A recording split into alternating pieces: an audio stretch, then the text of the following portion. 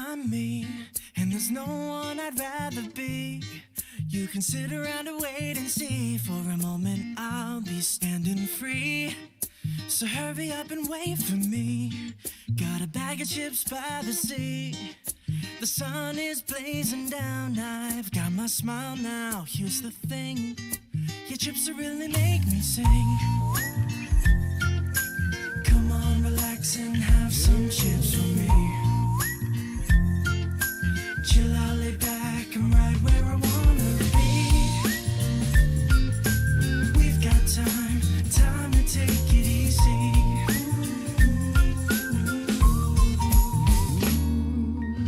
You always tell me to speed up, but slow down. I've been kicking my feet up and just going to town. A bag of chips in hand, I got nothing planned, yeah. Good treats by the sand, you know I wanna chow down. Oh yeah. So when you ask me if I'm gonna stay, I'm promising you I will. 'Cause there's one thing we gotta do.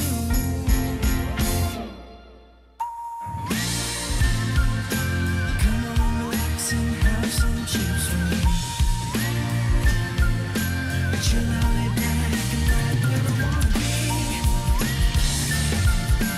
We've got time to take it easy. And all that I wanna be.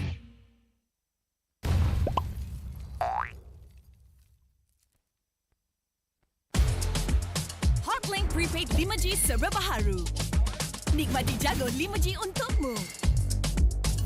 Dengan kelajuan internet 5G tanpa batas. Layan gaming sepantas kilat. Dan stream video paling lancar. Nikmati juga lebih nilai dengan 20% cashback hanya RM32 sebulan. Dapatkan sekarang.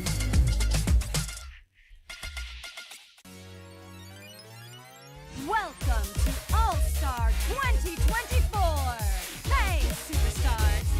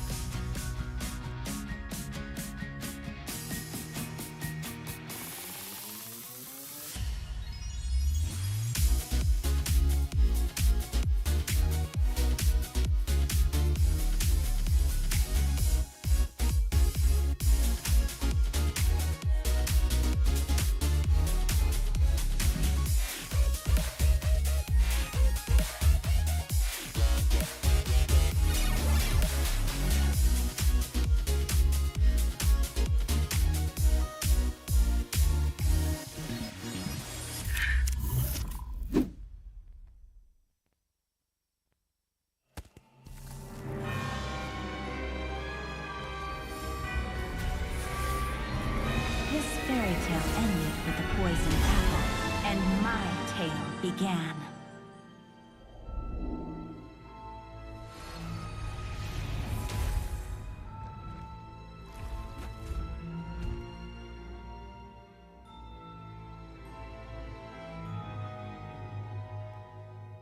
A princess in a tower is just a bird in a cage.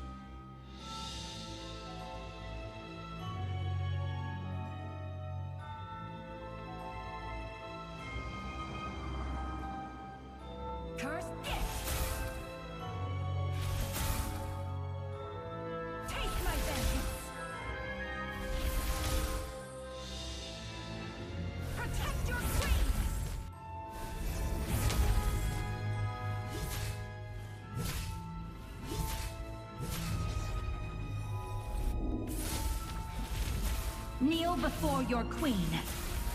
It won't take long, I promise.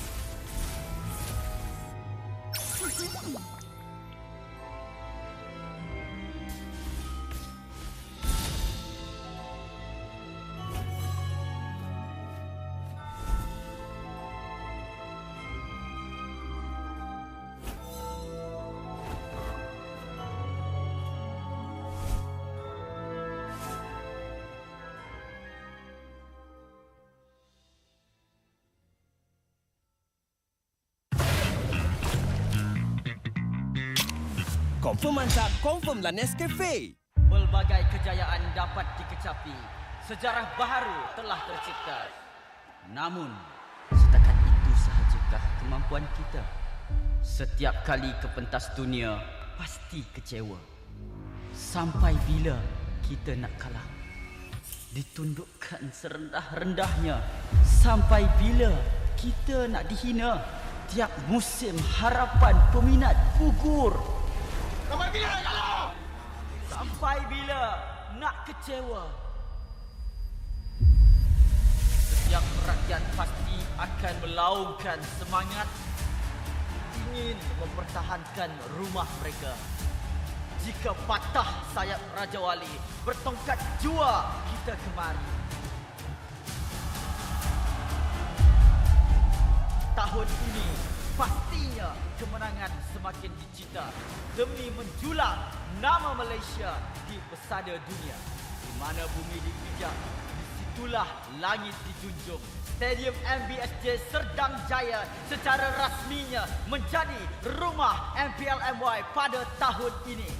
Seterusnya, melangkah ke arena besar di Timur Tengah, di Riyadh, Arab Saudi. Juara kita bangkit menghadapi cabaran, bersedia mencipta sejarah. Utara, Timur, Barat dan Selatan, kita semua MPL MY Playoff musim ke-14 akan berhijrah ke Johor, mendekatkan lagi silaturahim MPL MY bersama. Hasrat kita semua bersatu dan bangkit dengan satu tujuan yang sama. Naikkan martabat negara, kecari juara dunia, kemuncaknya di M6. Pastikan kemenangan dan kebanggaan dikecap di rumah kita.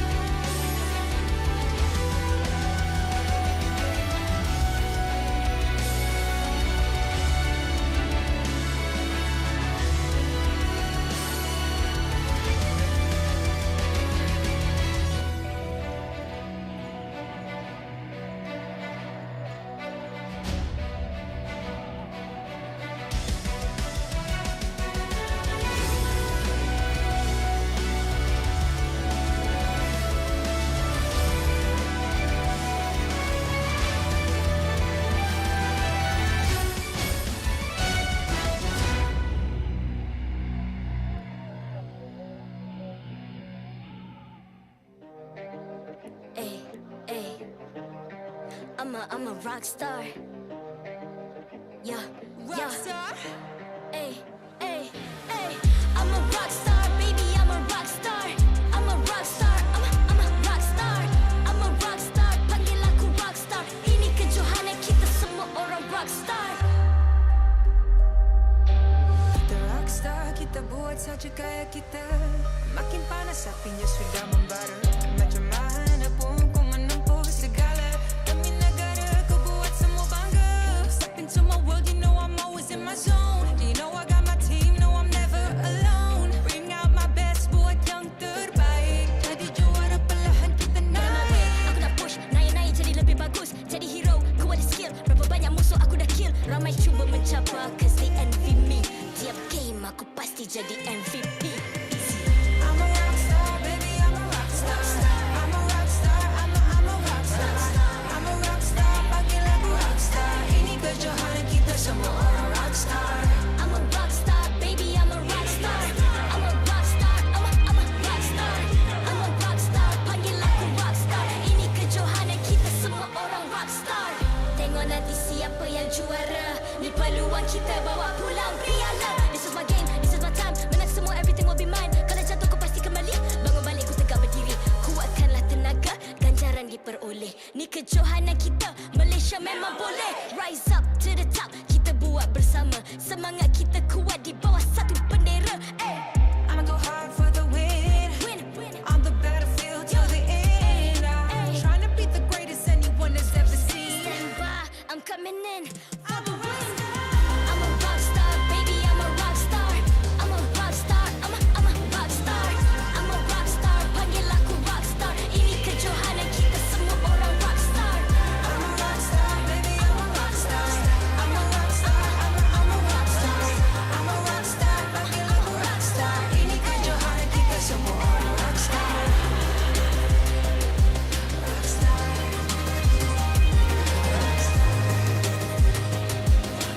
Ini kejohanan kita semua orang rockstar.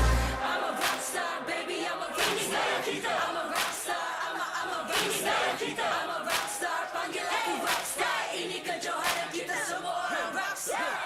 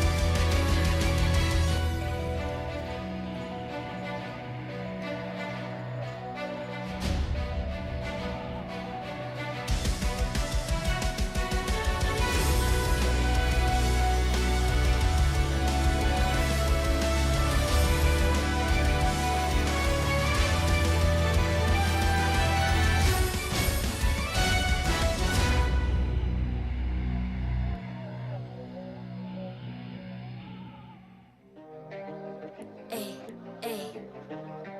I'm a rock star. Yeah, Rockstar. Ay, ay, ay. I'm a rock star, baby, I'm a rock star. I'm a rock star, I'm a rock star. I'm a rock star, panggil aku rock star. Ini kejohanan kita semua orang rock star.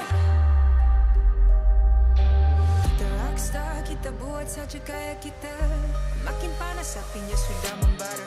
Macam mana pun kau menempuh segala. Demi negara kau buat semua bangga. Step into my world, you know I'm always in my zone. You know I got my team, no I'm never alone. Bring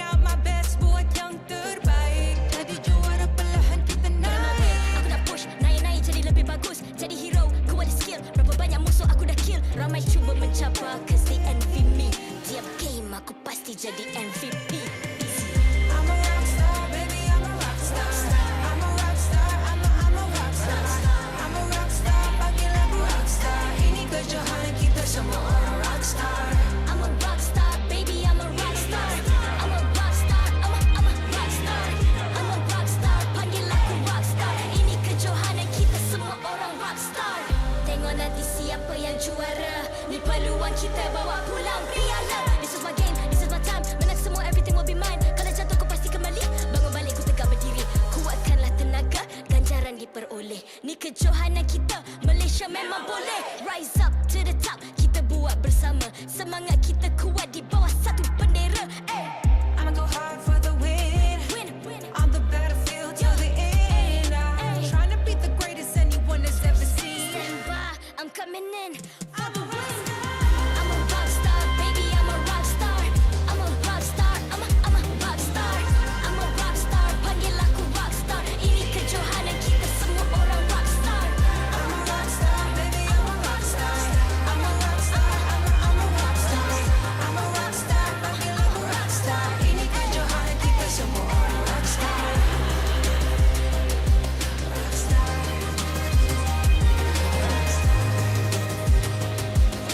Ini kejohanan kita semua orang rock star.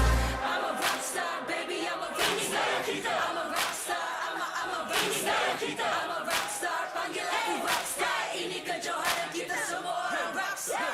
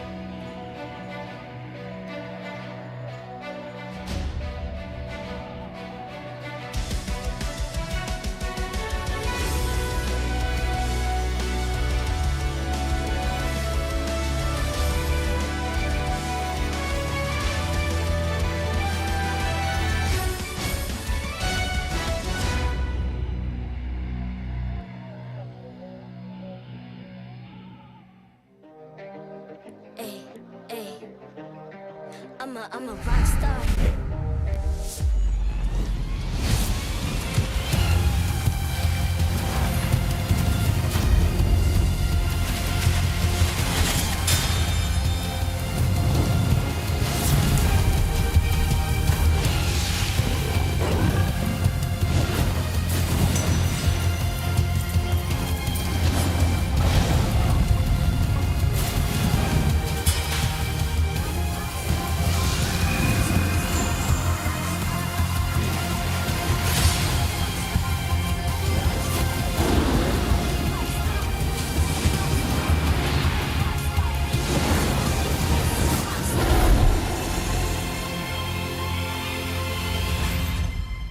MPL Malaysia Season 13 is powered by Bountee.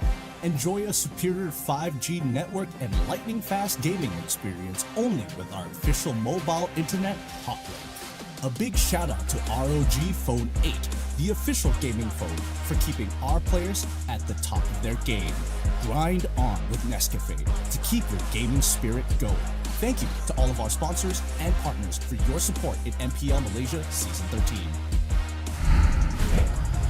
Sejak penubuhan MPL Malaysia Singapura musim pertama, bermula Januari 2018 hingga kini, penyaksian lebih 7 tahun dalam perkembangan dan pembangunan.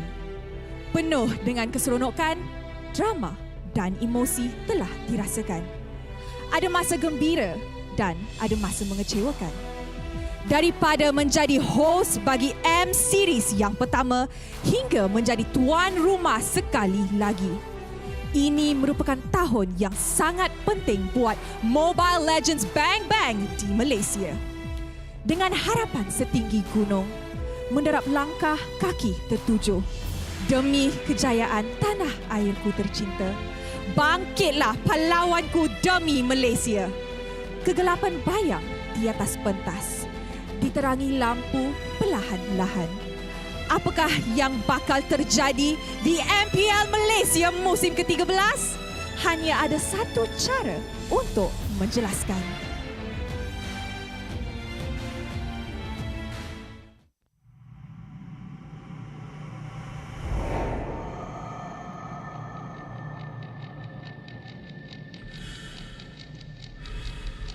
Menang, kalah, pressure, harapan, skill, mistake, dah ready.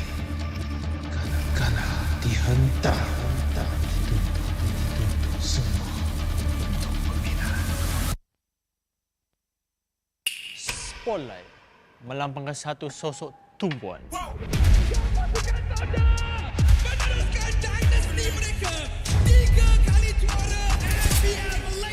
Tumpuan untuk melakukan yang terbaik. Tumpuan untuk menjadi seorang role model. Pelaburan, pengorbanan, semuanya. Sorotan itu penting. Ia membuatkan kita percaya. The supporters will witness our fights and our struggles. Memikul harapan untuk mempertahankan kemenangan. Menjadi cabaran terbesar untuk mencapai matlamat kami. Pastikan kemenangan dan kebanggaan dikecam di rumah kita. Harapan masih terpahat di hati. Untuk menjadi juara. Kembali merampas tahta. Meneruskan legasi kami. Di bawah cahaya, semuanya menjadi lebih jelas. Underdog, kuda hitam. No, kami adalah Monster Vicious. Cahaya impian telah menerangi pentas ini. Kejayaan bukan lagi dongeng. Not just a dream. Ia arti harapan yang sebenar. Mungkin ada yang sangka bahawa harapan ini akan hilang. Tapi bukan kami.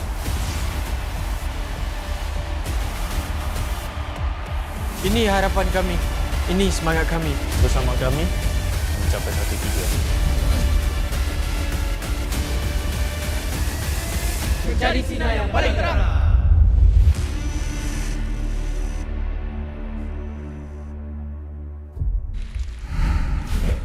Tema kita untuk musim ini adalah bangkit.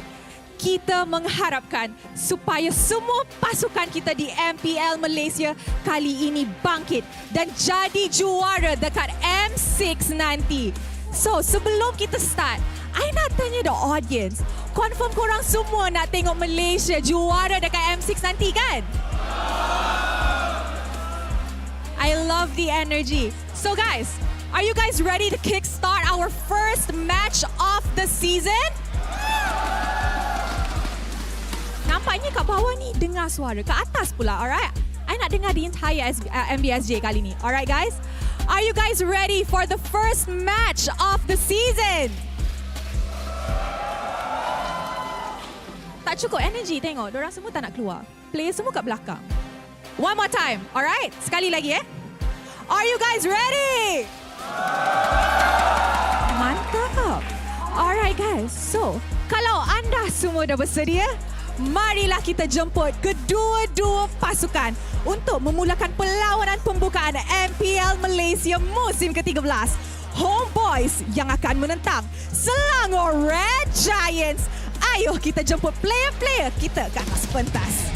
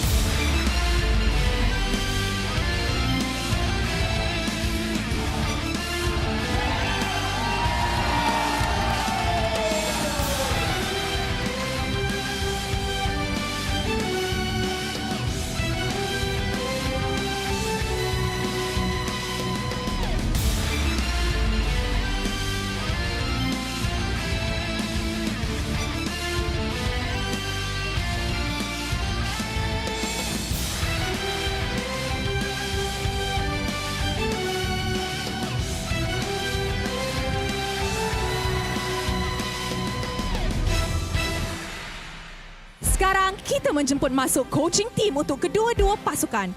The mastermind of the games. Kombinasi Arcadia dan Ozoroveki masih terbukti sangat berkesan. Mampukah mereka membaca dengan jelas draft pihak lawan dan bagaimana mereka akan mengugat juara bertahan di match pertama musim ke-13? Coach Pubs akan ditemani oleh assistant coach Nobody dari Filipina. Adakah gandingan ini akan meningkatkan taraf draft dan juga strategi Homebois musim ini bersama Head League Ops Cedric yang akan mengulas tugas untuk memastikan keadilan dan integriti dalam perlawanan. Alright guys, sebelum kita masuk match, this match is going to be an interesting one. So, can I please have Udil? And of course, Gorgeous. Mana Gorgeous? Gorgeous, come on out. Where is our Prince of Taunting? There he goes. You guys know what's coming, right? Okay. Hi. Hello. Hi. Okay, so, Gorgeous, I see you're not playing today, but it doesn't mean that you're not gonna say anything. Okay? So, Gorgeous, you guys akan lawan Homebois. First match korang untuk musim ini. Apa yang Gorgeous nak cakap? Tes. So, untuk Homebois, jangan try hard sangat lah. Sebab nanti takut kalah juga. Kalah juga. Aku yang takut kalah atau dia yang takut kalah? At least kamu main dulu lah, baru bisa cakap. Wow! Oh, wow! Alright. Dia dah cakap. Alright, thank you so much. Good luck for your first match of the season, alright? Alright. Thank you. Alright, so. Okay, Udil. Sini. Okay, pedas. Udil macam tak nak terima benda tu, alright? Tapi, sebelum we continue our interview actually, kita ada satu video khas yang disediakan untuk Udil. So Udil, take a look at the screen.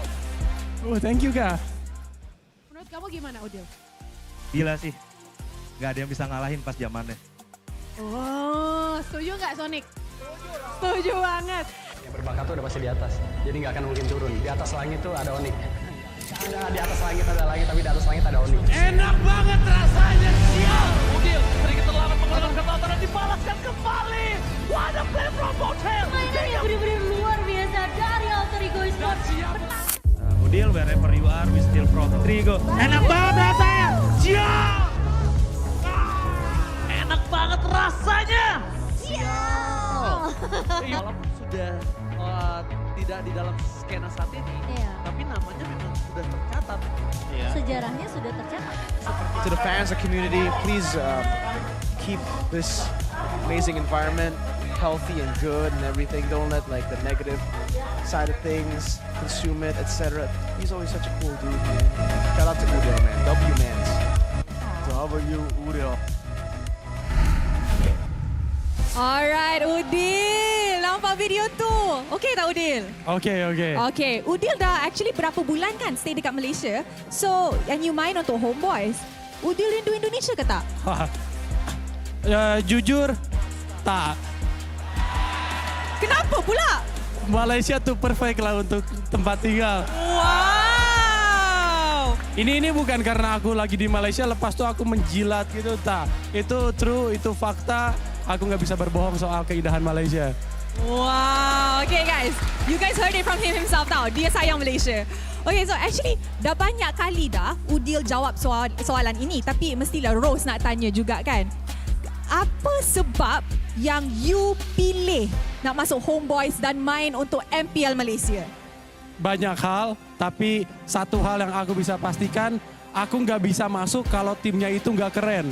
Kalau tim tuh takul, aku tak bisa masuk. Kalau tak ada taste, tak ada style, aku tak bisa masuk.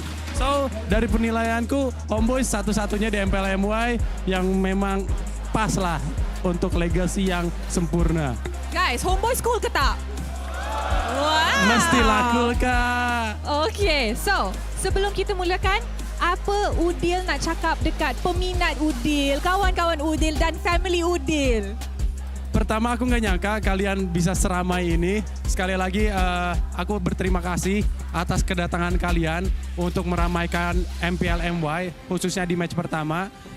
Really appreciate it. So aku harap ini terus meningkat dan aku harap ini selalu menjadi lebih baik hari ke hari, waktu ke waktu.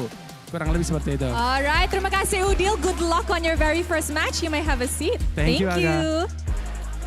Alright guys, dua-dua pasukan nampaknya betul-betul tak nak kalah. Korang dah dengar dari side Gorgeous, korang dah dengar dari side Udil. Tapi sebelum kita mulakan perlawanan kita MPL MY ingin menyambut kedatangan dua tetamu terhormat kita yang sudi datang ke Stadium MBSJ Serdang Jaya untuk menonton acara MPL Malaysia kita.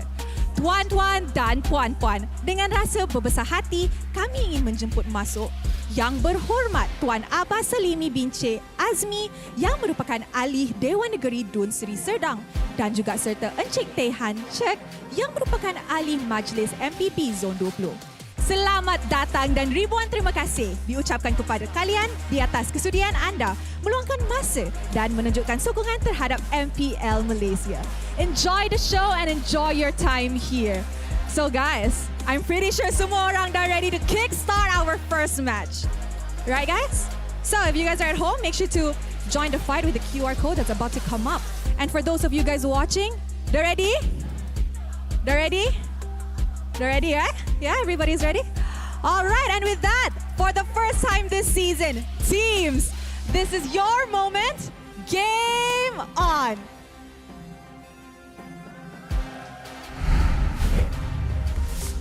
Thank you very much, Rose. Ladies and gentlemen, welcome to the new era of Mobile Legends Bang Bang! Woo! It's a celebration. This is season 13 of MPL Malaysia, and it is an honor for both of us to open up the curtains. It's me, Husky, and my partner right here is Gideon Q. Yep, it's going to be a great day today. One of the most interesting games to kick things off, to start it for you guys, for the most entertaining region in the world. Now, with today's games, and especially with the introduction of the legacy himself, Mr. Udil, I've seen this man play from his younger days, dominating the MLBB scene, and now coming to Malaysia. It's a great honor, but of course, will it stand the test of time in a more important matter? Can he hold on? Yeah, we got a sneak peek of this roster just not a long time ago, and I'd say it is already an honor to have Udil here because that means MPL Malaysia just got the addition of a second Kage, right? We talk about Sasa a lot. This man talked about retirement. He is still here in a new team, but now we got Udil with us. And the best part is that we have a chance to see the ex-teammates clash somewhere down the road. To kick it off with this series, the defending champions against the team that came so close to the grand finals last season, I couldn't have it any other way. Absolutely, and I think, it's a good way to kick things off, mainly because we are seeing these, I wouldn't even say rookies anymore. They're already coming in with some level of experience. If you don't know what we're talking about here, we're going to be pulling up the schedule just to keep you guys up to date with today's games. To start things off, it is going to be the legacy of the Homebois, previous season champions, up against SRG, the up-and-comers, now looking to find a trophy of their own. And immediately after that, it's going to be Team Hawk, and as well as the latest addition to the MPL MY of Season 13, BEST, or Bountee Esports. The Sarawakian representatives, the team that took out Team Secret in the MPL qualifier finals. I remember watching that series. I remember restreaming it. It was a heck of a best of 3, but Bountee Esports just swept the series away. And we have returning veterans, right? Dominus is coming back. Oh yeah. Malaysia is coming back. We talk about returning players. I mean, Udil, I wouldn't say he returned to Malaysia, but him loving this country and saying that it is the best place to stay, I foresee that he might be here for a while. He might just be here for a lot longer than most people would expect, and maybe he might invite the rest of the Kages to come along. Hey, Drian, hey, if you want to come on over and join the most entertaining region anytime, anywhere. Yeah, I heard that Anti-Mage has been talking a lot about MPL Malaysia, so maybe it's time to get the Kages here, right? So we actually have a format video for you guys to take a look at and understand how this is working out.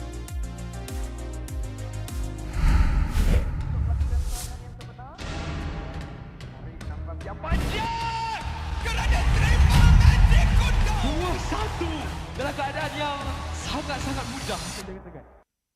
Selamat datang ke MPL Malaysia musim ke-13 di mana yang terbaik akan berentap dalam pertempuran sengit dan penuh strategi. Seperti pada musim yang lepas, 10 pasukan profesional akan bersaing selama 6 minggu dalam arena yang penuh aksi di regular season.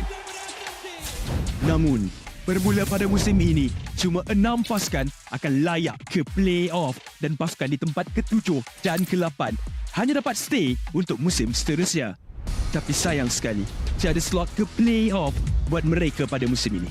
Bagi pasukan di tempat ke-10, slot musim ke-14 mereka akan diganti oleh tempat pertama MPL Conference Group. Mereka akan di-reset dan harus merebut kembali peluang melalui MPL musim kedua. Dan apa itu MPL? Mobile Legends Bang Bang Academy League adalah liga amatur di mana terlahirnya bintang-bintang baharu. 15 pasukan akan bersaing untuk meraih kejuaraan dan 2 pasukan MPL Conference Group teratas akan berpeluang merebut slot ke MPL Malaysia musim seterusnya. Okey, kembali ke MPL. Pasukan MPL Malaysia tempat ke-9 akan berentap dengan pasukan tempat kedua dari MPL Conference Group dalam pusingan MPL Malaysia Challenger Stage bersama format Best of 5 semasa Grand Final MPL musim yang pertama, di mana pemenang akan menentukan slot terakhir MPL Malaysia musim ke-14. 6 pasukan yang layak ke play-off akan berentap untuk meneruskan jalan ke Grand Final MPL Malaysia musim ke-13 dan merebut peluang untuk ke MSC 2024. Jadi, bersiap sedia. Persiapkan strategi anda. Bersedia untuk aksi profesional di pentas MPL Malaysia musim ke-13.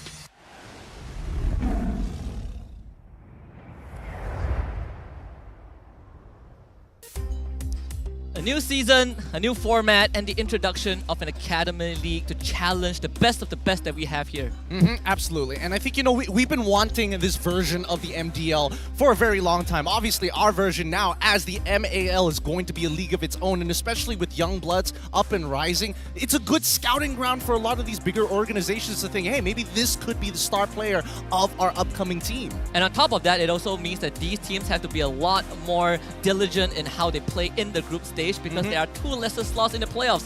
Sure, you keep your slot for the next season, but if you want to dabble in the playoffs for the trophy and then proceed to MSC, you gotta give it your best shot. Yep. My predictions right now, I'm going to say for a lot of these teams, especially with the way the MAL is currently right now, it's going to take a little bit of time, especially since a lot of patch updates keep on rolling through. You have to stay on top of your game by knowing what is the best of the best, and even so, the biggest changes, one of which is Chip. Yeah, Chip, the latest addition, the hamster technician into the roster. It's not available for week 1 yet, but when next week rolls around, these teams can whip this support out whenever they want. Another thing is Marsha has been revamped, right? And there's been a lot of TikTok clips popping up that they call it the nuclear Marsha. You do full damage, and every time you lose her HP bar, you just thunderclap someone for the one shot. And even yesterday, there was a hot fix for Marsha as well that buffed the HP consumption. You use less HP in order to let her stay in the fight longer. Yeah, and I mean, the developer notes itself say they want Masha to be that berserker style of hero, but a couple of other changes, and I think the most important one is the marksman attributes, right? The adjustment to the optimization of these 1v1 fights, especially with the attack speed. Now it's not going by tiers. You actually get to see it physically in game. Oh, this attack speed actually makes me feel just as quick. Yeah, and that also comes with attack speed from items and battle spells getting nerfed a little bit, right? All the items that give that stat is tuned down slightly, but I think the best quality of life changes for marksmen or any heroes that rely on attack speed is the attack move function. Now it's so much smoother. Yep, it feels a lot better as well, Yeah, you're right? gliding on air. Almost. Close. But I'm curious to see how these teams are going to adapt to all of these changes, right? Again, we have seen with a lot of the other regions having their MPLs already started, we have a glimpse of what the meta could potentially look like, but the Malaysian flavor is always there. I mean, we like to fight. Yeah, we like to fight, and when you want to fight at the highest level, you need the fastest internet for you. So we have Hotlink to secure lightning fast 5G connection for your Mobile Legends Bang Bang. So secure it with Hotlink.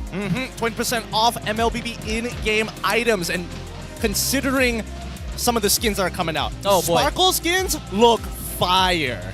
Yeah, we have Sparkle skins, we have the Vexana skin, that's a Fairy Tale Vexana. I saw a sneak peek. Edith is getting a new skin. I'm waiting for that one to come out. Yep. I mean, Zenith skin is what I'm going to be putting my eyes on, but you told me, you literally told me just before we got on how much it would total up in terms of capital to get the full pity if you don't hit it earlier than your 120 draws. 120 draws. 120 draws. But if you do the first 10 draws, you actually get a 50% discount. So it's not that bad. Let's take a look at our first team that's going to be playing on stage today. It's going to be Homebois, and this lineup, let me tell you, it is as spicy as the Spicy Boy itself. We have Udil and Nets joining the roster, alongside Chibi, Sabat, and Zorn. Yep, Homebois has been a long-stay team, a legacy team even at this point in time in Season 13. But more importantly, they're making really good decisions. They're keeping players like Chibi and Sabat and Zorn. It's great to see Zorn play again, but they're now supplementing them with even stronger laners, Nets and Udil, to make sure things kind of jive well. Yeah, absolutely. And also, there is this question I think I've been asking you, I've been asking a couple of our colleagues. I was like, well, now with Demon Kai gone from the scene, is Chibi going to be the best jungler we have? And perhaps this series will show us, because he's going up against the likes of Selangor Red Giants. You have Stormy and Yums joining the roster, Cram and Innocent coming in from the Philippines, and the only OGs from last season is Sekais. I mean, Sekais, I have to give it to him. He was a prominent player in a meta which didn't favor his specialties, right? Assassin-style heroes. The question is, now that they're adding the Filipinos, now they're having Yums, especially with Stormy, we've seen how both Yums and Stormy do with a snowball of a lead, or at the very least, the momentum with the rest of his team. Is that going to enable Sekais to play around his assassin? Is that going to allow Cram or even Innocent to play their own lanes? And the most important part, I think, for Sekais is that the current meta still does not really favor assassin junglers, right? The popular ones are almost always permaban, your Nolan, Joy. Sometimes you see a Lancelot here and there, but his signature, the Hanzo, I don't think we're going to see him play anytime soon. Nope, definitely. Unless teams really do genuinely fear, or he's been whipping it out and doing very well in scrims. I mean, either or. Yums knows that feeling the best. He's faced off against that Hanzo. He does. But with that being said, with the Homebois and especially SRG, who are you more curious for, or maybe even rooting for this time around, right? So a lot of people have been asking me, right? The team that I think is going to win, I would say Homebois, but the team I'm looking forward most to is actually Selangor Red Giants, right? Because only Sekais is the OG from last season. They brought in so many new additions. They have very solid and aggressive players, and I want to see how that can allow SRG to play a more different, a more aggressive dynamic against Homebois. Yeah, and as we jump straight into the draft, we immediately some of the picks. Interesting bans. We're already seeing the Angela, the Ruby recently hot fixed as well. The slow is just a little bit. The duration has been reduced down to about a second, and they also got rid of the farm as well. Dyroth, Harith, as well as the Matilda being banned down for the side of SRG. Yeah, and you see the Arlot, Vexana, Nolan getting picked up. In the Tier 2 scene, at least for MAL, Nolan is almost always a perma-ban, but MPL Philippines actually came up with a very ingenious idea to deal with Nolan. He likes to assassinate you, get a tanky lineup. If you can't one-shot you, he feels really uncomfortable staying in the teamfight for long periods of time, and I believe that is what SRG is going towards. You get a Nolan, we get a Joy, we also have a Grok. Absolutely. And I think, you know, with this, I am slightly favoring SRG only because with the addition of Grok, you're able to start to reset buffs. We've seen a Yaoi do it before when he was in his time in MPL PH and even now in MPL ID. Maybe that trick might be abused here. We'll see whether Homebois have an answer towards that. But how often do you get to see Joy versus Nolan? No, not much. At least not when I was doing MAL. It's either one or the other, and sometimes it doesn't go as planned. Now we see the second stage. Oh, the drums are going off. Oh wait, hold on! I just realized the entire family of the Homebois is right behind our desk. We have the entire Homebois camp behind. We're always blessed, right? Even last season, we get the hypest teams. This is just the first day of the season, and we got this. Yep, that's the excitement that Homebois brings to the table. And I'm not gonna lie, SRG side a little quiet, but it doesn't mean that they're not packed full to the brim. Now we see the next couple of bans. I do see the Hilda, I do see the Cho. They don't want people invading the jungle and messing up Joy's overall farming techniques with Paquito and as well as Phobius for the side of Homebois. Yeah, Paquito, at first I looked at it and I was like, wait, that's Sabat's signature pick, right? But perhaps they also want to eliminate as much potential that SRG has to kind of play that side lane. The Phobius, very straightforward answer. You have a bunch of grasshoppers on your team. The Arlott, the Nolan, Phobius is literally kind of a death sentence for those two. But now we see the Barats get picked up for SRG, and this is what makes it a bit interesting because Barats is a hero that can be flexed into the XP lane if you need it. Yeah, absolutely. And I think that overall, it wouldn't be too bad if Barats does go into the EXP lane, right? Because again, it's about sandbagging your opponent. It's not like you have to actively trade, and the biggest problem with having Barats in the side lane is the fact that you don't have the purple buff to keep you topped up on mana, so he has to pick and choose his fights. We see the CC get locked in, we see the carry get locked in. Very good options for the side of the Homebois. Carry especially. You see 2 tanks on the enemy side, maybe you've got a chance, and especially with the tank carry build, you might be able to power through the Joy. Yeah, and for a CC, you have a sandbag Barats, I have a sandbag CC. Let's duke it out. Let's fight. Let's fight. We'll fight for days on end. But I do like what Barats is bringing to a composition overall, whether you're in the XP lane or in the jungle. You're just such an annoying hero to deal with because if people want to dive you, your ultimate is always there. The Daytona's welcome welcomes you into the belly of the beast, and suddenly you're not only eliminating a key target, but you're also breaking the tempo of a team that wants to play fast. Yep. And I think, the argument can be made from both sides. We do see the Roger come out for the side of SRG. Innocent's going to be playing it. Yo, Skylar has inspired a lot of Roger gold lanes, I'm going to tell you that. All right. We ran into a few like Roger gold lane into a claw that apparently is a very deadly matchup. And now into carry, I assume it brings upon the same effect. Roger gets the corrosion side, turns into werewolf form, and suddenly he just beats you 1v1. Yeah, especially with the stats that he gets on top of it. The way that I see it, SRG, that when they are going to go for those team fights, they can take it in many different directions, whether it's front to front, whether it's going into the back line for that big dive in the flank. At the end of the day, it's going to be either Sick Eyes or Innocent cleaning up the fight. Whoever goes in, ideally Sick Eyes.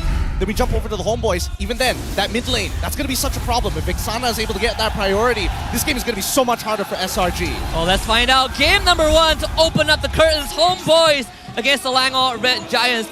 We're seeing kind of the bipolar, the contrasting personalities, right? The sword being the Homebois and the shield being Selangor Red Giants. Homebois want to play fast, but SRG says if you want to play fast with a couple of means to kind of break that momentum. Yep. The question is how they're going to attack each other on the map, right? I'm seeing that Zorn is going to be on this Arlott as well, going to be as annoying as possible to Sakai's in the meantime, and this is what I want to see from SRG. Just mid-lane dominance, making sure that Vexana doesn't get to move out of that lane freely. Especially when you have a Valentina on your side, right? Valentina doesn't clear the wave as fast as the more popular mainstream mid laner, so you always need assistance to get that going. And I like how Homebois are just defending this jungle, especially making sure Chibi gets all the resources he needs to get this Nolan online and kind of speed it up as fast as possible. But of course, as all game number 1 kind of gives us, we gotta get a little pause to make sure that everything is okay. Yep, let's double check. First technical issue of the season, of course. It's the first week. We gotta get these out of the way, and hopefully it's going to get progressively better throughout, right? Now, I'm curious to see, once we hit those level 4s, right, that very first turtle fight, I don't think SRG is going to commit to that, personally. I was thinking the opposite. Really? I feel like SRG, I'm looking at SRG's lineup and I'm like, before 2 minutes, you're going to have your mid laner go to the XP lane, and both of them hit level 4, and give that mid lane away to the roamer. You have a Grog, you have a Barats. I'm thinking perhaps you are going to start to fight for the turtle just so you could kind of smother the snowball of this Nolan. I can see that absolutely happening, and I definitely agree if we are talking about if we're getting Barats into the mixture, right? So I'm guessing this is where the Nolan comes into play. I'm guessing that Nolan's going to look for a chunk out. If maybe the lane doesn't go well, CC is able to dominate. If we can force out Barat to use his ult a little bit sooner than he would like to, then you can see the immediate shift, right? It just shows how ult-based this entire team, both sides, as a matter of fact, are depending on them. Especially for the roamers, you have both the Grok on SRG and then the Zorn on his Arlott. One ultimate could change the entire tide of the fight. If Zorn gets a good final slash, that could not only displace SRG, but also kind of force him away from the pit and land Homebois a couple of kills. Same can be said for Grok, right? If someone catches the Nolan in the fray, then you have a completely different story. Another potential attempt that he could make, instead of saying, hey, let's give them the turtle. We don't actually need it in this point of time, right? It's about scaling up into the game and then eventually smothering their leads. I think that Homebois could potentially try to make a setup dive on the bottom side of the map. If we see Zorn, if Zorn is able to get that kind of information, not too bad. If SRG decides to send Grok down, that's maybe a potential attack from the side of the Homebois. My God, I can barely hear myself with the Homebois showing their support through the technical pause. Honestly, I wouldn't mind if they give me one of those flags. I feel the wind that the flag is bringing to the. Whoa, this feels really chilly. I like it. It is. But they're bringing the heat, man. That's why they're called the Flame Boys for a good reason. You're right. You are absolutely correct. And that also kind of brings us to kind of the draft, right? The composition that SRG has. We talked about MPL PH kind of showing us if you want to do it with Nolan, you don't necessarily need a Phobius, you don't necessarily need a Franco. You just need someone that Nolan cannot one-shot even though he has a good early game. And I look at the side lanes, I have the Barats, I have the Roger who has iframes, Valentina with some sort of movement capabilities, and then you have a roaming Grok. All have means, all of them have a means to stop this Nolan from kind of getting that one shot. I agree. And that's why I truly believe that MPL MY is the most entertaining region, because it's not about how do I hard counter your opponents, it's more so can I outplay you? And and it's like, we'll take that risk. If it's a 50-50, that's more enjoyable than saying 100% we're not going to let you play the game. Well, definitely inspired by Indonesia a lot more, because I believe in one of the podcasts, was it with Wolf, where they talked about how Indonesia is more focused on the micro mechanics, right? Like if I outplay you, I'm automatically a better player. I suppose, yes, that he did have that conversation when he was having the conversation with both Coach Yeb and as well as Ducky. Yes. Yes, that's the one. I was trying to pull it up in my mind, man. I can see their faces. I couldn't pull up the names. But it's time to get back into this game, and the early game matters so much for either side. Where is the lead going to eventually be developed? You see Zorn already making Yoom's life a bit difficult. That base damage for this Arlott Vengeance is, ever since that buff, it has made Arlott such an annoying hero to deal with in the early game, because he's just beating you 1v1 while being tanky and gaining health back. It's just the base stats that he provides, right? And he opted to actually go for the Quantum Charge. He doesn't actually want to go for the Concussive Blast. Sakai's now caught out in the open here. He might just go down. This could be first blood on the way, and of course it is. Who better to get it than Chibi himself? To kick things off the very first season, now Zorn is all by himself. He should be able to get back out of this. Chibi is going to supplement him as well, right? And that's what we want to see from the side of the Homebois, right? Develop those early leads. And playing a very skirmishy style of having the 2v2s, I like the way the Homebois is thinking about this. We don't need to go for more than 2 people. Yeah, especially when you have a draft that wants to play fast and you get first blood on the enemy jungler. Oh, this opens out so much more avenues for Homebois. Now they have an option to say, we don't necessarily need the turtle, but if we can get a couple more kills on this Nolan, it is the same as getting the objective anyways. The lead is already there, right? Chibi, he is going to need his purple buff before actually attending to this turtle, and I think SRG recognized that as well. But it's just going to be the annoyance.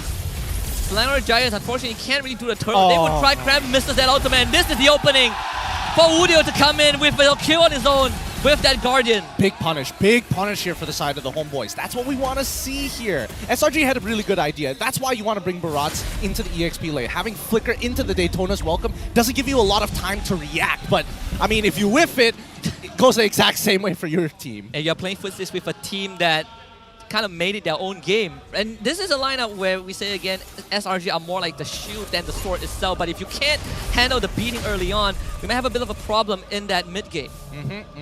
So far, I'm curious how the gold lane has been going on between both the Carrion as well as the Roger. Doesn't seem like it's going too far in anybody's favor just yet, but now Zorn, he's in the middle of a lot of people. It's going to be picked up by the Roger. So very well done by SRG, at least getting something back, right? You can't let Zorn just take up so much space. If Yooms can't hold him back on his own, you gotta bring a bit of backup. I don't know. They've also got Stormy's Flicker as well. That could be a potential vulnerability for the side of SRG, because again, even if Grok is able to move out of that mid lane first, doesn't necessarily mean that Stormy is going to be safe as well, right? The IMU can only be utilized, well, there's not too many ults that you really want to utilize here. CC ult doesn't exactly help you that well. Nets' ult doesn't really help you. Udil's most likely with the Eternal Guardian, but even so, you would much prefer a Final Slash. Yeah, you're definitely looking at Zorn. Maybe Udio for that bit of an extra damage, right? Since the scaling does work well, but you do force out that Joy ultimate and also the Retribution just to make sure the purple buff doesn't get stolen. I mean, anything you can do to kind of even up the score, they've just got to make it happen, right? Cram. He's in a lot. Oh, Final Slash brings him back. Nope, can't even gobble up Zorn.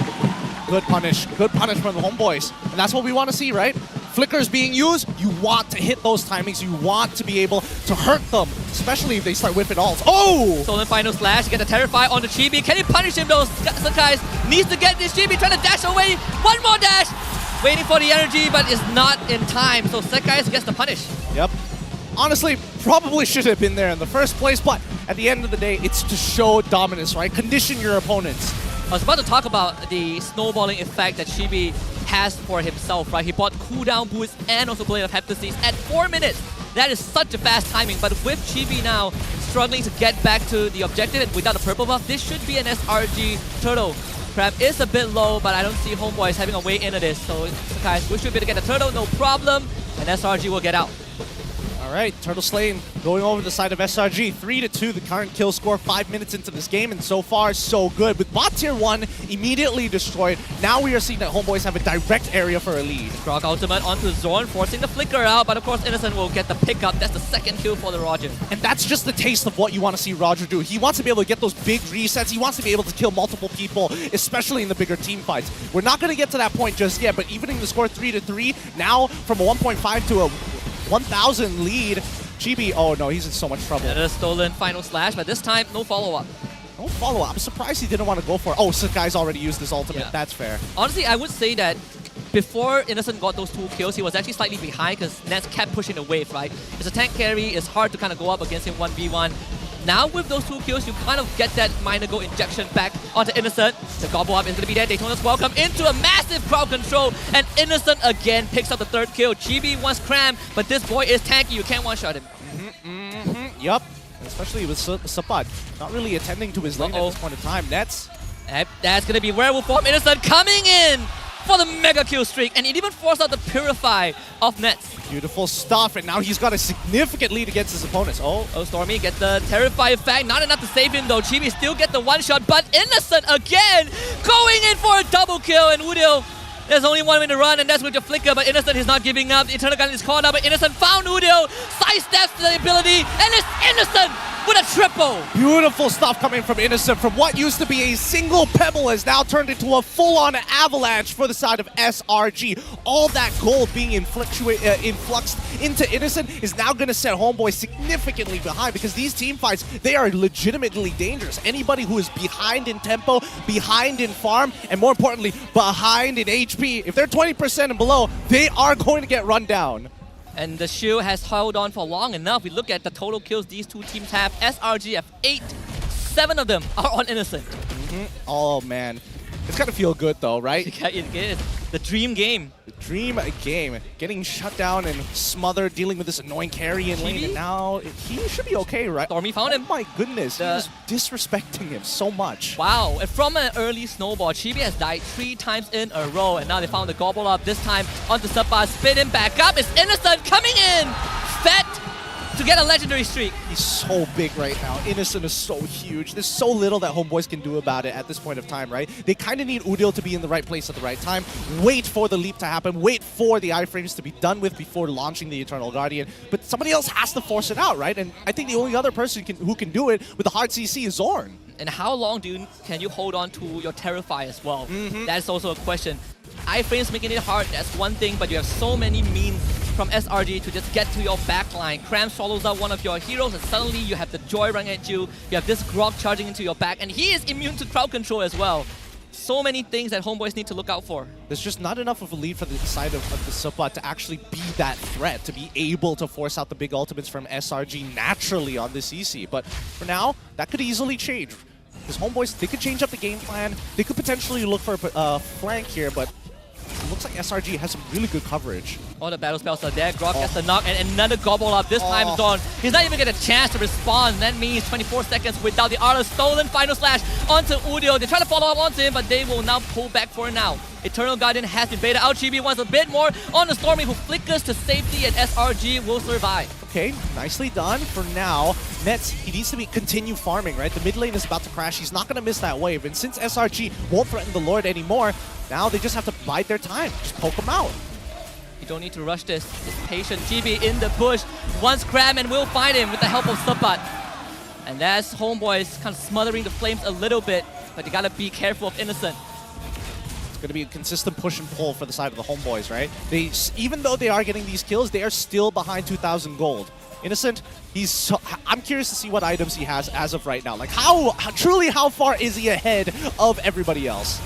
I would say that the goal lead that SRG has right now probably is on Innocent. Oh, another fight going up. It's Udio this time, being fed to Sakai's, and Zorn out of position, has to fall back. Does Homebois want to continue this chase? And doesn't seem like it's possible. Okay. Good play coming in from Yums with the initial pick here. And I think it's going to be a rinse and repeat. There's no reason to take the Lord. It's not like they can get much value of it, especially if they're losing 3 or 4 members in the fight just to obtain it. Better to just head back into your waves, clean them up, focus on managing them before you start setting up for this Lord. Innocent is 9-0 at 10 minutes. This man is getting fed 1 kill, almost 1 kill per minute. All right, I mean, we're in the 10th minute, so I'm waiting for the next one here. I mean, what a way to start off the first game of the season. Just pure aggression. A couple of ego challenges going on. Sabat, gotta watch that position. Almost blocked off by the wall, and SRG back on the Lord again. All right, now that GB has his purple buff, he should be able to start walking up here, but he doesn't want to fall into that same trap. Where is Cram? They figured him out. Yep, stolen final slash once more. Storm his hands, the guys to the back. Take some chip damage. GB now jumps forward, but runs into Innocent instead. Innocent going ham and bringing 2 members of Homebois low. And at the back, Cram, he just gonna buy as much time as possible. With Yun's following up with that wild charge, SRG will get the Lord, and Nets falls once more. Innocent doing whatever he wants in this team fight, and Chibi goes down to Sekai Zorn with the conceal. Can't run away. It's Sakai's with a double, and SRG gets everything. That's got to be so frustrating. Saban Mudil can't even participate in this fight cleanly, with the rest of SRG slowly chunking them down, and more importantly, finding these opportunities against the Homebois who are trying to poke around to see any vulnerabilities in this defense. Just great coverage and making sure that the front line stays in front and keeping that back line at the perfect distance. And you have Innocent zoning out 2 members of Homebois on his own. That's gotta be a headache for Homebois to deal with, and it's not gonna get any easier. The gold lead is going to start ballooning for SRG. Yep, he's already got 4 items complete here. Underbelt, endless battle. Oh my breastplate. Oh, the Demon Hunter sorted now. Another wild charge into Daytona's welcome, and welcome back to the fountain. Innocent. That one, of course he will. 11-0 already. It's not looking good. Homebois, it's fallen out of their control, and SRG with a 5k lead. I mean, they're gonna muscle their way into this. Yeah, Laura still coming in from the top side as well. So you will have 2 waves crashing for SRG. Not the most synced up waves. Zorn will be back in less than 10. No ultimates for the side of SRG. That's why they're really just taking their time with this. They guarantee a tier 2 down on bot side, and now if they can get an inhibitor, that's already a very big win. The guys will zone all of them away, and here comes Zorn with the conceal. Can't find a target, unfortunately, and also they cannot defend that inhibitor. So that's 12 minutes in, and SRG have broken the base of Homebois. Yep, that's perfect. Perfect. Coming up for the side of SRG. I'm just happy that at least for Innocent, he is having the time of his life. He feels like he's smurfing right now because he is so full of gold. One of the best intros to the league, I suppose. Oh, wow. I'm surprised that Udil is doing the most damage here. I thought Innocent was definitely going to be rocking the charts. You do have the Eternal Guardian. Yeah, that's fair. Help you do some damage. Your AoE pokes. It can be deceiving when you're playing Vexana. It's like playing Novaria, right? You're doing a lot of damage, but how much of that is converted into something that benefits your team? Something of substance here, right? And I think for Homebois, how are they going to get around this? Because it feels like there's just too many disengaged mechanics for the side of Slango Red Giants. They've got Stormy sitting in the back, and he doesn't necessarily have to make the play himself, right? Most of the time, and based on what we've seen so far, it's always Yums, Cram, and some +1. And it could be anybody. It could be Stormy, it could be Innocent, it could be Sakai's. And we've seen the deadly combo. Yums builds a wall, wild charges you, Cram eats you up, and that's GG for you. Yep, there's so little you can do about it, right? If you look at the gold difference, just a 3k gold difference, 3.5k gold difference between Nets as well as Innocent. Just 3.5k? Yeah. I mean, look at the kills, right? It's like 11 kills difference. I mean, I don't know. There's nothing I can really say about it to make the situation better for Nets, because it's not like he lost the lane. It's just there's just so much gold being introduced into his lane out of nowhere. Like, he's technically winning the lane by a little bit. You know, he's keeping Innocent in check until the first 2 kills started happening. Innocent just went wild. Yeah, and that's when it's like, now I can't even go for the all-in. This guy's winning out big trades against Subot here, but once again, yeah, Nets, he just cannot find any gold on the map. SRG are just freezing them out of the economy. Purify and ain't getting you out of that. I mean, what do you do as Nets? You can't even reach late game. I mean, late game is going to be delayed by so much, judging by the state of the game right now. Even our AI winning prediction from minute number 4, and I believe that's even before Innocent started getting a couple of kills, has predicted SRG to win. But right now, the state of the game is that SRG is going to win no matter what, unless the Final Slash becomes something substance. Unfortunately, it's only a crowd control, and Sapat, he'll have to yo-yo his way out of this. Maybe Cram taking a bit too much damage, still stands his ground as Innocent shows up. Slummy did use the stolen Final Slash. Doesn't hit on anybody, but they at least know that Cram, he's got everything, right? He just holds his own. He's got plenty of health to deal with, and Homebois, they can't cut through it fast enough. And Nets, at this point of time, just has to just wait it out, wait for the right opportunity. Because Selangor Red Giants, they're playing this perfectly, right? They're making sure at this stage of the game, no more mistakes. We need to close it out quick. SRG has not beaten Homebois in the last season. It's not even a 2-1, it was a 2-0. This could be the first game of taking down Homebois in the series in 2 seasons. Sapan was able to keep SRG back, and the rest of Homebois will take care of the Lord. We'll see the damage from that, but a bit too far forward, and he's going to get punished right now by Innocent. Kill number 13. And Innocent, he's going on the zone, changing his target to Sapan. Sapan, you can't stand there. Innocent, he's not going to relent. And he gets his 14, and this could be game 1 from SRG. Zorn also goes down to Sekai's. SRG have found 3, and this could be the final push. I mean, I gotta give it to SRG. Their mid to late game so far has been so very clean. I don't know who's making the calls between the team members, but whoever is deserves a medal.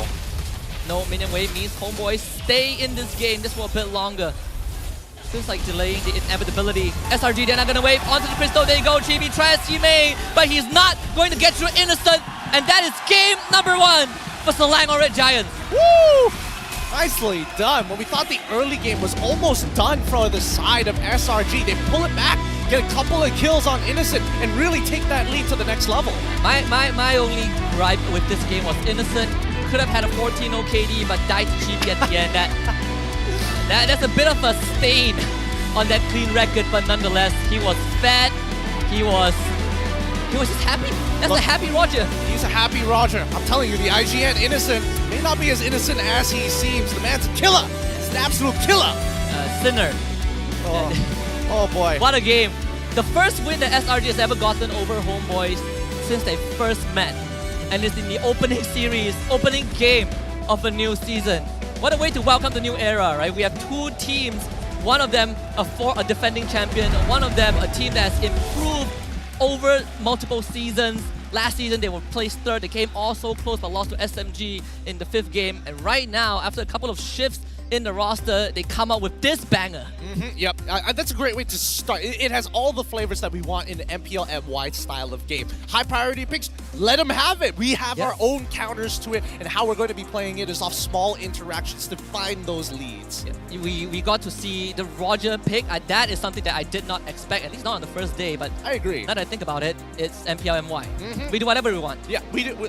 There is reason why I keep calling this the most entertaining in the region. I wouldn't say the most competitive, as some may like to argue, but interesting, fun, or at the very least really pushes the limits of some of what the meta has to offer. That's what MPL MY is all about. Let's go back to the Selangor Red Giants camp to check out our MVP for game number 1. Of course, it's going to be Innocent. Who else can it be? This man, 14-1 on the Roger.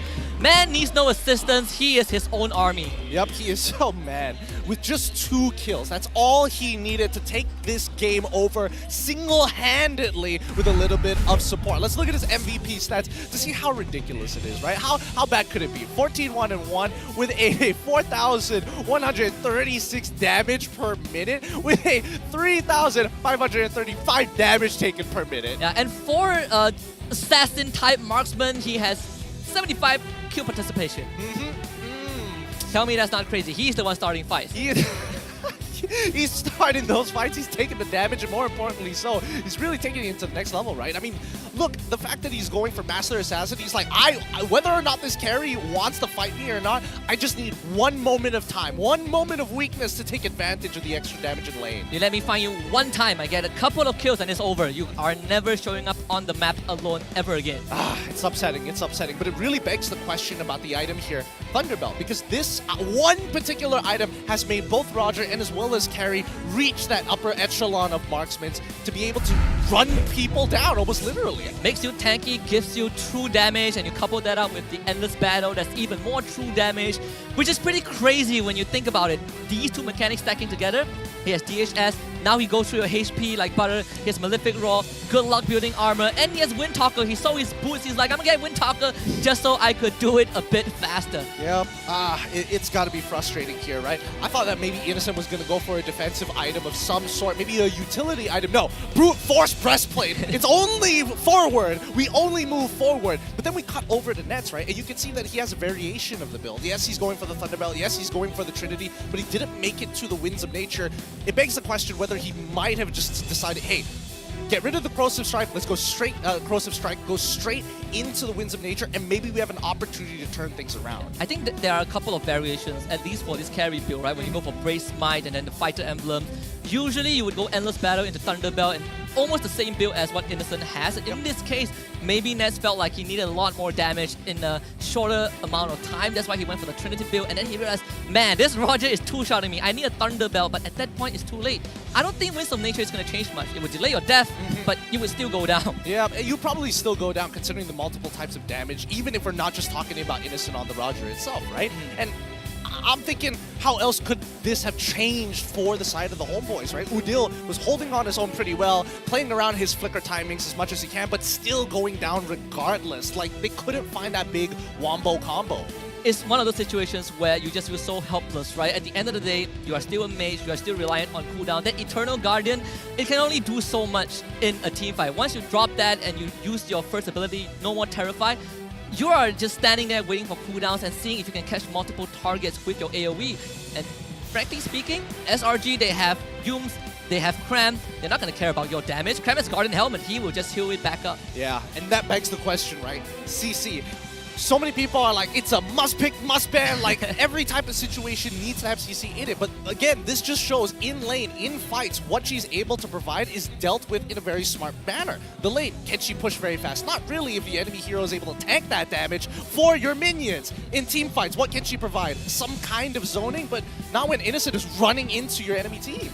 I think one of the kind of caveat about CC is that it depends on what battle spells you take as well. If you have Vengeance, sure, you can stay in fight a bit longer, but at the end of the day, it kind of reminds me of Fredrin when he was playing the XP a lot more often. He still clears way faster than the CC. Oh, yeah. He still sticks onto you. He technically has a lot more burst but lesser sustained damage. Overall, if you're not a hit as a CC, life becomes so much harder for you. How do you get to the backline, right? Not with this barrage around. Every single time you show up, you get the Daytona's welcome and it's goodbye. Yeah, it's difficult. It's difficult to snowball, like ultimately dominate your lane as a CC unless your opponent really makes continuous mistakes and then starts chain dying. Then it's not because, oh, I've outplayed the situation. It's your opponent is weaker. And I think, you know, Cram, especially going up against Suppa, I would say that both of these are very, very mechanically well-structured players when it comes to their lanes. They knew exactly what they had to do. And it's just unfortunate that, man, it's just a hero diff at this point. You look at Cram, he has tanked like 177,000 total damage, right? Of course, with the help of the Guardian Helmet, he did suffer a couple of deaths early on before he got his core items, but once he got it, it takes so much out of Homebois to even bring him down to critical health and not kill him. Yep. And I've seen a couple of examples, right? Because I've been following MAL very closely. They also like to pick CC. The problem is, if the enemy has a super minion pushing down that lane, CC cannot deal with it. There is no way a CC can push a lane. You can kind of split push, but only if you're in the lead. And even if you're in the lead, you gotta make sure that the minion wave is in your favor. If it's a neutral state, you are just as good as any other hero. And when I say any other hero, you're just as good as a cannon minion. Yep. I mean, that's the thing about CC. CC is very much about, I need to get up in your face no matter what, because then I don't have a lot of tools to manipulate the wave in my favor, right? Let's have a look at the total healing here to see if this is going to make any much of a difference. Oh, actually, quite a bit of a difference for Sakai specifically. Rather interesting. I thought maybe Cram would be on top of that list overall, but obviously Suppa for the side of the Homebois. Overall, I just think that the composition that Homebois created is all about, I'm going to punish you for your mistakes, and if I have a lead, then I can start making plays of my own. But if I fall behind, then it's all up to, hey, you better hope that Cram whiffs the Daytona's welcome flicker. Yeah, it's more of a linear comp, right? I mean, there's certain insurance policy like nets for the late game, but this feels very Homebois. At least it's Homebois at its rawest form. We snowball you, we ego challenge you at everything. I spam recall to break your mental, and hopefully that's going to get us the win. But you're up against SRG. They've been to trial and tribulation. Right? They have seen this so many times, and they are forged in MPL Malaysia. At one point, you are not going to get through to them. And just like how this bulwark of SRG has been able to withstand the constant offense of Homebois. Let's take a look at our Hall of Fame. Of course, Innocent, our rich guy. Udir with the most damage. Cram with us as the sandbag, and Yums as our best wingman. Best wingman. He is not forgotten this time around. And I think, you know, with the score 7-20, I think Coach Arcadia has done a very good job at understanding what the meta is supposed to be, right? Because we've seen time and time again for some of the best teams in the world, right? It doesn't matter how hard you lose the early game, because once you come to mid-game, it takes one fight to turn that gold around. A simple 10k lead is not enough anymore sometimes to close out a game cleanly prior to 12 minutes. And I think SRG also has grown in terms of the shot calling and the discipline in game. Last season or season 11, sometimes the SRG not knowing what to do when they're behind. Sure, we call them a very resilient team. They've had some very incredible comebacks against some of the best teams in the previous season, but right now you are seeing SRG cool, calm, and collected even when they're behind. Let's take a look at the heat map between these two gold laners from the 2nd to the 7th minute. So most of the time they're staying in lane, but then you look at the kill feed and you realize that Innocent is racking it up. Within 5 minutes, he got 6 kills for himself. Yep, and this forces Carry in, like, Nets specifically in an awkward position. After dying one time, it's like, man, I can't walk up into my lane. I've already lost to tier 1. I even go into the mid lane to maybe find some extra supplementary gold, but even then, I'm just met with constant resistance of the front line coming in from SRG. And when you look at Homebois, them trying to shift their focus to the top side of the map to maybe give support to Nets, and they just can't do it, right? Every time they show up, there's the barrage waiting for you, there's Yums being the break wall, and you just can't get through to Nets. And for SRG, we don't need you to get to Nets. You can do whatever you want. We will pick you up before you even get there. Yeah, man. It's dangerous. It's one of those things where you really have to be on top of the cooldown timers for flickers on everybody on the opposing team. Because it's not necessarily like, okay, it's just Yums. We just need to stop dying to the charge plus flicker. We need to stop getting caught by the Daytona's welcome. And then guess what? It's Stormy flickering forward to go for the big final slash play. And at the same time, you look at Homebois, they do have, I believe they brought 2 purifiers, right? That means we get rid of a bit of that mobility in terms of escaping our opponents in order to play more confident in a team fight. But Purifies sort of falls off if you have people constantly jumping you, and you can kind of see in the highlights. Started off in Homeboy's favor, Chibi got out to a good start, he's feeding himself, Zorn is doing everything that is correct to kind of smother the tempo of SRG. And then the kill for Innocent happens in the top side, and it was just downhill from there. Yeah, it really has been. Because again, after the mechanical mistakes, SRG really locked in, and then they stopped missing abilities. They started playing as a front-to-back style of composition. Once they returned low, Innocent can just clean up the rest. But more importantly, just the smothering of the momentum developed by Chibi, right? You would have imagined that being able to get 3 kills in the game and chain killing them together as well is going to be a death sentence for SRG to not be able to have stable control over their lanes. But I don't know. I would say that this is on the calling, the shot calling from the side of the Homebois more than anything else. It feels like Chibi was overly confident playing in this Nolan, and yeah, he has the right to be. He has been to an international, but I don't think that's going to be enough against a team who's going to be well coordinated. And at one point where I sort of brought it up at around 4 minutes, right? He had his boost, cooldown, extra cooldown reduction, player hapticity, feeling really good about yourself as a Nolan. You're getting all the purple buffs in the world. At one point, he even stole SRG's purple buff, but one death is all it takes to kind of stop that momentum. You lose the purple buff, you're not contesting Turtle, and at the end of the day, you have SRG running at you. And I'm most impressed at the manner it happened. Yes. It is so fast. At first, you don't really feel it. And then you spend a couple more minutes looking at it, and you're like, wait, this is not going well. And then it's going worse and worse and worse, and okay, guys, it's go next. Yeah, it's just, there's nothing you can do at that point, right? Once you've hit that critical mass, especially when the composition of SRG comes online, I think, you know, a lot of good decisions have been collectively being made by the whole team of SRG in comparison to the Homebois. Cram, he's even sacrificing waves. He's not even fully stacked sometimes when he goes in with the Daytona's welcome. That's how much you're willing to play as a team to stop momentum. It's like, I'm not here to do the damage. I'm here as kind of that brick wall, right? I'm here as a sandbag. My objective is to stop any sort of dive, and I know I have Yums with me. And I think it's a good time to talk about Yums as a player as well. He's been on Toad Up for for so many seasons, and there are certain occasions when you look at Todak, yeah, Yums have moments where the nerves got to him, but one thing he is good at is being a team player. He's always there for his team, through thick or thin, and in that game one, you can see him really locked in as the Grok. I think more importantly so, we need to get a mic check from SRG. Who's making the calls, right? How are they communicating with each other? Who's the shot caller? That's exactly. Who is the shot caller of this team? I know that Stormy knows both English as well as Bahasa Melayu, so he can be a middleman to between all of them. I know Sakai speaks English for sure. Yums, on the other hand, I know he knows a little bit of English, but generally speaks in Bahasa for the majority of the game. Yeah, I think you can keep it simple. Right? We actually have this MPL Malaysia insider, and you can see this WhatsApp conversation that we have from Pops itself. And Pops himself said that he thinks Homebois roster is the strongest roster in the season. And not just in MPL Malaysia, mind you, the entire world. Ooh! Yeah. Oh, that's a tough one. That's a tough one. I mean, showing this after that game one, oh. Yikes. Yikes. Big yikes. I mean, there is a lot to prove, and I don't mind coaches who are setting themselves up for failure because, again, it just means that the expectations need to be high and you have to rise to the occasion rather than, it's okay if we kind of break our goals. Oh no, it's just our personal best. That's kind of mediocre. You gotta shoot high. You gotta look towards the stars. I think the main difference between whether decides how far you can go is how content you are, right? I think the hungrier you are, the further you can go. And I don't have a problem. You can call yourself the best team in the world, and now you got to set your sights on that goal itself.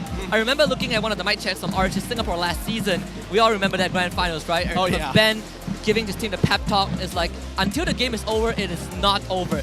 This is not how you think it will end. This is not how you think it's going to go down. We have one more game. We play until the very end. And I hope this is also instilled into Homebois, especially when you are in a slightly new environment for some of the players. Yeah, I mean, they've got plenty of veterans on their side. Like, adversity is something that they have faced constantly, and they're no strangers towards it. I just think that as of right now, SRG are looking more as a team, and I'm a little concerned whether Homebois coming into this game, is it because of the new environment, or is there actually a deeper issue? I would like to bank on the latter, honestly, because they did participate in tournaments before MPL Malaysia, right, with the same roster, and they have faced off against not just local teams but international teams, and we're talking about in a tournament setting, in terms of scrims, and based on those results, they're not too bad. So I would say even if they go down, I don't want it to be a snowball, and that's the least I'm asking for. Okay. I mean, let's start with the draft first. Yeah. I think a lot of people are going to be critical about Game 1's draft after seeing how it starts panning out into the latter stages of the game. I think there needs to be a major adjustment here for the side of the Homebois. We need stronger synergies amongst the composition before we even start thinking about the players. And I think Homebois do excel when it comes to having the first pick because they like the priority heroes. For SRG, you give them second pick, Arcadia has everything under control. But now we're going to swap sides, and the bans also has shifted for both as well. Fireman's and Valentina banned by SRG, and Homebois banning out both the Nolan and the Joy. Okay, getting rid of top-tier jungle assassins is probably a smarter idea. Let's go back to the basics, follow our fundamentals, play what works out in our scrims, and I'm guessing it's going to lean towards the tank jungle side. This could be an opportunity for Fredrin to show up. This could be an opportunity for even Barats as well, which seems more in tune with the snowbally side, with the snowbally style of the Homebois. Martis, Baxia, plus an Angela. That was also one of the bans in Game 1, I believe, from Homebois' side. SRG banning out the Harif, one of the up-and-coming dominant gold laner, mage gold laner that we have seen in recent times. And when you look back at game number 1, even in terms of the lane itself, we didn't get to talk about this during the pre-show, which is Stormy against Udil, right? We're talking about Stormy, the mage prodigy of Malaysia, very solid mid laner, and then you have Udil, of course, Spicy Boy, Kage, whatever you want to call him. But in game 1, I would say we didn't see this direct confrontation, but as well as it could have gone for Homebois, these two are still kind of keeping up with each other. Yeah, and I think, a lot comes down to what the draft provided. I mean, it was Valentina versus Nexana, right? And I think Stormy looked over at you and was like, you have to help me out of this lane. I don't want to sit in here all day clearing minions before we get into a fight. You help me clear this, we go together. Deal? Deal. You help me clear this. You see Zorn? I am Zorn. I support you, you support me, that's how it goes. And the handshake comes through. Fredrin going to be the lock-in for the side of Homebois, while Matilda given over to SRG. Now, scary, scary stuff because a lot of people consider Matilda to be top cream of the crop. Cream of the crop. De la creme. Must ban. You let it through, most of the time, you lose the game. Exactly. And the stats back it up as well. Yep. I see a Barrage pick coming in, right? Barrage's biggest weaknesses, not mobile. You put a Matilda by his side, this Barrage is flying everywhere. Oh, that might be a pretty good idea here because, now keep in mind, we're looking at the previous draft up on your screens, right? We saw the Brats getting picked up. It looks like to be a higher priority, whether as a flexible pick or even a jungler. But there it is. There we go. There we go. We have it all. And even the Nana. This is something I wanted to mention earlier on because, again, if we're talking about lane priority while still having some relevant team fighting experience, have something with slightly lower cooldowns. And what comes to mind is Nana. Yeah. Hard crowd control, right? Two different crowd controls. Yes. Both are AoE. One does massive damage. And then you look at Homebois, at least for the Fredrin in particular, I want to stay in a fight. I want to stick onto you like elephant glue, and I cannot do that if someone swallows me. If someone gets pulled away by the Matilda, if I get turned into a plushie, then I can't do any of this. Yeah, I'm not encouraging you to eat elephant glue or soft toys in that manner, but I do think that it is going to be a problem that needs to be addressed. And I think that Homebois here, they're taking it one step at a time, right? We're seeing that the Nana pick comes out for SRG. All right, we take Novaria. We've seen how that interaction works. If you're really accurate, if you've got sniper's precision on this Novaria, you can break that passive before she even gets in on these fights. Nana has such a low base health that it puts her in some tough spots when you're dealing with high burst damage. And the recent changes nerfed the passive as well. You no longer get that bonus movement speed, so you're a lot more susceptible to being finished off after the passive goes off. And because Novaria has so much longer range than Nana, you're matching up in terms of wave clear, and you have the kind of the first opportunity to damage Nana, and she can't even kind of retaliate. We see that Roger getting banned out by Homebois. They've tasted Innocence Roger, they don't want that. And we even have the Ixia being banned out. Of course, Ixia Matilda. Yep, Ixia Matilda, and it feels like Homebois kind of want to have a concentrated fight overall. They don't want SRG to be able to kind of reposition some of their mobile heroes, and more so somebody who is able to kind of dominate the lane for the most part. Who can you choose to find that Novara? That has always been kind of one of the golden rule of thumbs when you're up against a Novara. Someone needs to find her. I know there's the Matilda, but Matilda has a lot more responsibility than just looking for a Novara in a team fight, right? This could be us looking at SRG's XP laner to do the job. Yeah, I'm guessing that they are. I mean, technically, they could let it through. They are on blue side, so they will have to finish their composition first. And I think, you know, Homebois is really taking advantage of that, right? With the Arla as a very, very good flex pick, and it's something that we both know that Zorn as well as Supat both can play. Now they just have to show off who their gold laner is. If the gold laner, you know, is going, if Nets is like, hey, it's fine, I'm not going to counter pick, just let me have it. Give me the Bruno, give me something a little bit more lane dominant, the Swiss Army knife of gold laners, and we'll be fine. Yeah, without the Harith and the Ixia, Bruno now feels a lot more comfortable. I think the closest hero that can match up to with Bruno in an ego challenge is probably the Brody, but we haven't really seen too much of Brody. We're seeing a lot more Claude being picked up as the late game insurance. And at the same time, you also get to keep Sappas here for last, right? And the Paquito was led through this game. Yeah, and I'm curious to see whether or not what the EXP lane choice for the side of SRG is going to be. Because whatever it is, it's going to get counterpicked at the end of the day, right? And keep in mind, it's got to have a good amount of burst damage here. It doesn't necessarily have to be ultra tanky. It's got to be semi-tank. So I'm thinking of the likes of Rizla. I'm thinking of the likes of Yuzong. Even if they really want to play, Arla in those types of situations, it's got to be something with enough impact in the game. So we see the carry and the Yuzong being picked up. Yuzong, perfect ultimate to just find that backline. And even if you can't finish off the Novara, at least you are a distraction. Right? You are someone that is opening up kind of this battle zone for your team. That carry into Bruno matchup, that's what's going to make or break that gold lane. Whether how much Nets can punish Innocent in the early game is going to dictate how much this carry gets. Yeah, and now we see what this final pick is going to be for the side of the Homebois. I mean, they see the full composition. They have a strong dive. They can push and pull. So many different options to get across the map. It's going to be a little frustrating, but it looks like it's going to be the X-Borg. Now, this is a skill matchup here. It's not necessarily favored one way or another. Yuzong has a couple of good options to deal with the X-Borg until the X-Borg gets his first item, which again, it depends. If he goes for the War Axe, there's a good chance that he might lose. If he does opt to go for something a little bit more defensive, for an example, if he goes for Ice Queen Wand, or even if he decides to go for the Dominance Ice, there is a possibility of losing lane control. Or more or less seen build nowadays is the first item Immortality, right? That could be an option. not ideal, but it also comes down to how that lane goes. I mean, if the Yuzhong is constantly breaking on armor, Fear God armor, especially before the first turtle fight, that's where it might get a bit tough for the Explorer. Look, it's MPL MY. They're gonna ego challenge it, whether they forget First Blooded or not. They're like, I'm gonna die, I'm still gonna commit to the War Axe, I'm gonna kill you later on, just give me some time. The best offense is the best defense. Have you not seen Roger? Yep, Have you not seen Innocent?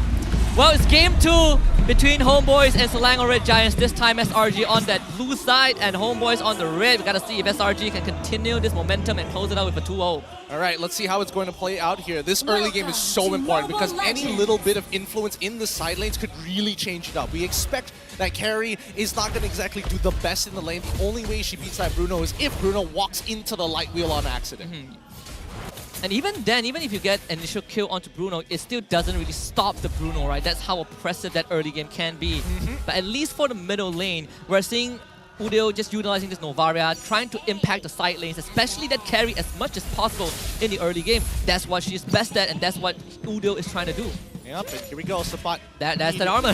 That's the armor, right? That level 1 can be so dangerous, and now the question is, how much can Cram get off of this, right? How many minions can he make him lose in the meantime? And Stormy doing a very good job of just dodging the Star Shatter. That is very, very crucial for the Nana. You talk about that low base health that Nana has. A couple of Star Shatters and you are missing out waves. But Zorn also pushed away by Yums, and look at that one. That burst, bringing Yums down low. Man, Innocent up against someone like Nets. Like, we know that Nets is a very good laner, right? Very lane dominant laner. But Innocent wants to ego challenge him, takes Master Assassin and is like, just give me that one chance. One more time. I've been seeing a lot of that, of Master Assassin being taken in that gold lane, whether it's Bruno, whether it's Carrie, I mean Roger, I've seen it on Brody as well. Even Claude. Claude, a hero that doesn't fight in the early game. He's taking Master Assassin because he's like, you ignore me for one moment. I hit level 4, I get max stacks on my Art of Thievery, it's lights out for you. Yeah, that's the crazy thing. It just shows what the play style of this player is, the mentality this player has, right? It's just one moment, one opportunity. That extra bit of damage usually is going to make the difference. Because so many times, oh, you took Tenacity, you want to play defensive, you're expected to get dove at some point of time. Oh no, I take a bad trade, I make a single mistake. Oh, I've used my slide tackle, I miss my empowered auto. Then you're in a lot of trouble. Yeah. Carry all-ins you. What can you do with a Master Assassin's extra damage? Craziest thing is that the resurgence of this emblem, right? Back then it's like a meme emblem. Oh, Hayabusa emblem. And Hayabusa doesn't even go for it. It goes for Monster Hunter. Maybe Yin, but Yin wants to farm fast, so Monster Hunter. Who goes for Master Assassin? Well, apparently gold laners do now. I mean, they'll take anything. They'll take anything to supplement that early game. Push the advantage. Yep. That's the way to do it, right? Because again, when you're thinking of EXP laners, how often do you actually want to take Master Assassin? Because most of the time you're like, man, I just don't want to buy Bloodlust Axe. Just give me Festival of Blood. Yeah. Let me greed out on a War Axe or something like that, and let me really go to town on my opponents. You see the mentality is so different on both the side lanes, right? Gold lane is, I want to kill you fast. XP lane is, I'll kill you, but slowly. Just give me some time and maybe a battle spell. Wait, I'm gonna wait for my health to come back. I'm gonna go take a sip of coffee. I'll be back. You watch out. You keep freezing the lane. Keep freezing the lane. Look, brace Mike. 5 seconds off cooldown. It's back up. Let's do it again. One more round. Oh man, I just wish that would be the same case for the mid lane as well, where they take Master Assassin and try to go for the kill at each other. But no, usually it's just like, I clear the wave, you clear the wave, we handshake, we walk away. It's like Wooden's blessing. Go, you're going top lane, I'm following you. Unless you're playing certain heroes like, it could be Vexana sometimes it's Xavier. Most of the times it could be heroes like Xavier, you just take Bargain Hunter. It's like, oh, you're going to the side lane, alright, I get a discount on my items. Next time you see me, Lightning Truncheon.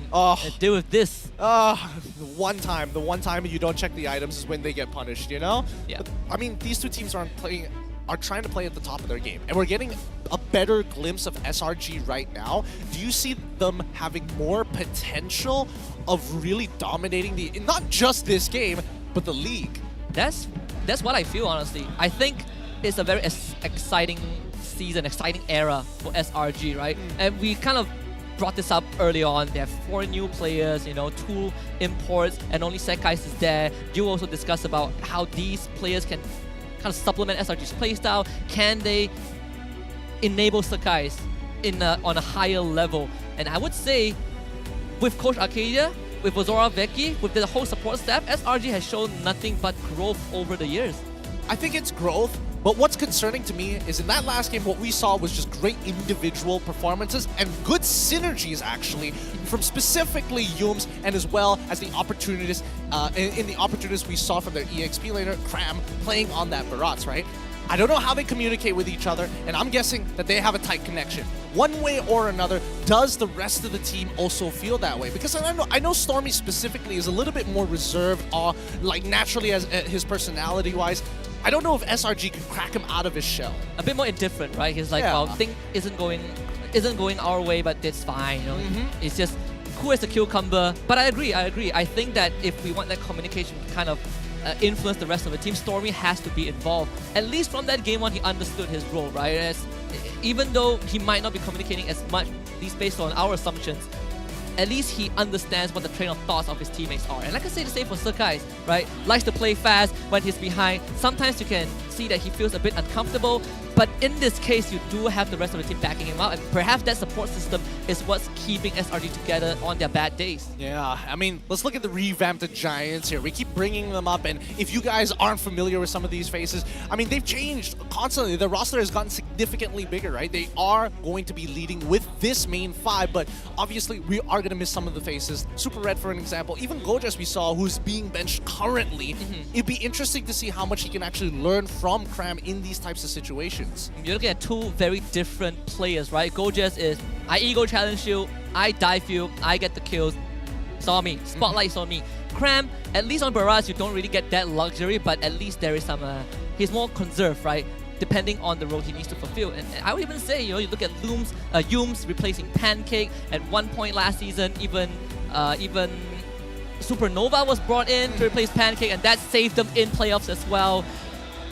I would say it's too early to judge, but it's going in a positive direction for SRG. Yeah, we're only hopeful for it, but let's continue on with this game as we're looking at the current state of it. Not much of a lead on either side, but it looks like SRG with just minor leads all across the board. So guys, on this Barats, just looking for any kind of gold on the map for the time being to maintain the stacks more importantly. So looks like Matilda's still on the top side of the map, does not want to actually go for this turtle just yet. Different role for Sakai as well. This time not on an assassin. Takes a chunk of damage. Here comes the Black Dragon form. They want to contest the turtle. Sakai is already at the turtle pit. They're looking for the Fredrin, and they found him. Chibi gobble up, and it's going to be swallowed for first blood.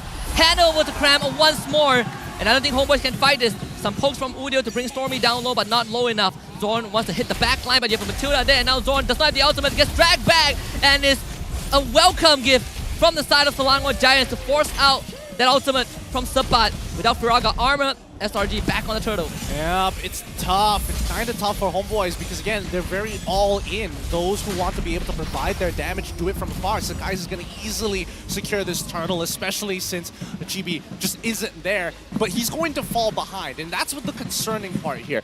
We know that Barats is able to snowball off of just a single kill and really push that lead into the enemy jungle. It's about oppressing your opponents more than looking to make significant plays of your own. Speaking about oppression, Innocent is giving Nets that treatment. Nets is behind in XP, and he just hit level 5. Innocent has been level 5 for quite a while. And you can see how safe Nets is playing. He's hiding in the bushes, he's not showing his face. And Innocent, he is hard shoving waves. He's taking the gold crab, and he's just kind of chilling in the lane. There's nothing that's threatening him right now. Zorn can't afford to spend time going to the gold lane when the rest of the lane needs his attention. Final slash onto Yums. Here comes that Astral Echo. Yums, can he get away? The Fredrin ultimate does miss, and Yums re-engages with Circling Eagle. This time onto Zorn, who gets gobbled up by Sekai, spat into a wall, and it's going to be Yums to pick up the kill. Yep, and I mean, it's great. They even have Cram as a, with the Black Dragon form as a insurance policy, right? He will be sacrificing a full wave down on that bottom side, and I mean, it's not much of a loss. There's still that gold plating, but look at the EXP. It's so minuscule to each other. Cram has already out-leveled Subpod. He hasn't even evened it out, even with the extra wave. And it's the same scenario as last game. Cram willing to give away his wave. He's getting something done elsewhere, right? It's not about playing for myself for the entire game. It's about playing for my team, and Nets, he's going to feel that heat. 4 members of SRG in the top lane. Nets, no chance to get away. Hand it over to Sakai. Big play coming off for the side of SRG. As soon as you saw it, right? Cram spotted out 2 members in his river. He's like, oh boy, I'm out of here. SRG, decisive on the dive on top side. It's like, wow, this Fredrin is bot side, but Turtle is spawning up top. They can't come top anyways. Let's make a play, and this gold plating fed to Innocent. He's gonna get as much as he can, and Udil will clear out the wave. Half a plate, more than half a plate is gone. And here comes the turtle contest. I don't know. Udil is kind of running low on mana here. Homeboys, they're going to pull the turtle initially first. They just want control over it. They don't want to commit to it just yet. And Udil is trying to chip out Stormy's help as much as possible. You can see them positioning themselves in that mid wave. Stormy is going to be the target, but fortunately Chibi doesn't get the knockup. That means Stormy gets to clear the wave. Udil doing his absolute best to make sure that this Nana isn't fit to join the fight, but Zorn, he's already down low. Look at Cram forcing him away with the passive. And up top, he's got a solo kill onto Nest by Innocent. Sapat forced to use the last Insanity as a means to escape, and this turtle fed to the barrage once more. Yep, SRG doing a phenomenal job. They're going to walk straight in towards their orange buff jungle. I mean, guys, he's playing very warily of this export, but he's got to move out of this lane sooner rather than later. And speak of the devil, Sapat just went down. I believe it's a full Molina Blitz combo. The top tier one is dead. Disgusting. Remember early on we had the smack talk session between Gojes and Udil was like, talk less, play more. Oh, but then you can say, well, we lost, but Gojes, you're not playing. You know? I mean, that's essentially, either or, depending on the way you want to translate it, means exactly the same thing, right? Because again, Gojes is not up on that stage, and Cram is doing a phenomenal job right now. Phenomenal. He is putting so much pressure on this map single-handedly, zoning them out before the fight even starts. Chibi, where did that health go? He's gone. Wait, it's what, like 6 minutes? It is, yeah, 6 minutes and he's already chunking out Fredericks. Yep, they can just get pulled away. That's the advantage of having Matilda, and so far SRG are still deathless in this game. Both side lane tier 1s have been cracked. This is going to go on for at least another 3 more minutes, right? Like, Slanger Red Giants basically can take whatever they want off the map. The mid turret just needs to stay strong for the Homeboys. It's such a big contention point, and SRG, if they see Homeboys overcommit to one side for the defense, they want to take that mid turret down as soon as possible. Well, the Monena Blitz does miss.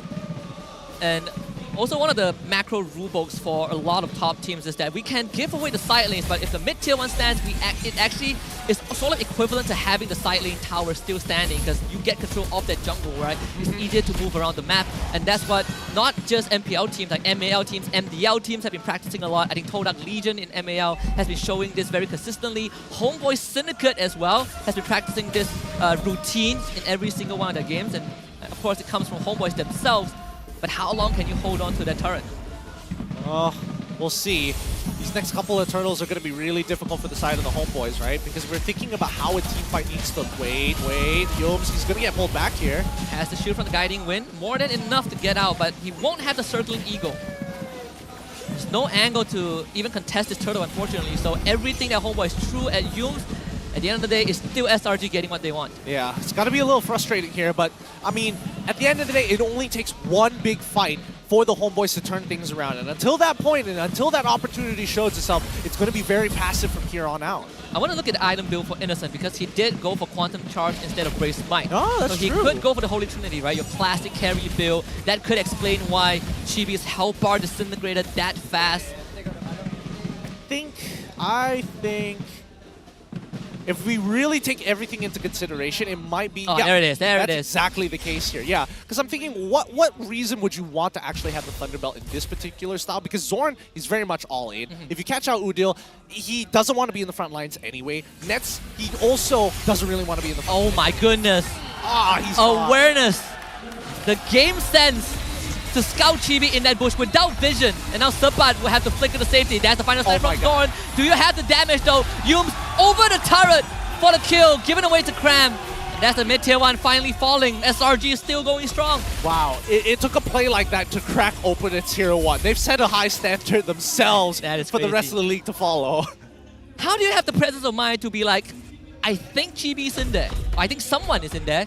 Here comes the full combo. I think it's process of elimination, right? Because again, we're seeing nobody being shown. They know that the purple buff is generally coming up, because that was the last buff that Sky specifically stole. So they have a timer on it, right? Then they know that the orange buff is already there, and a couple of the side waves are missing. So therefore, it's a process of elimination. There's 2 possible places that he could be, either by Pixel or River Brush, or which they did eventually check, or the exact brush which they jumped into. I don't think there's any loss even if you whiff the ability, right? At least for right now, I think when you look at SRG's state of mind. They're definitely feeling really good about themselves. Yoon's making active move.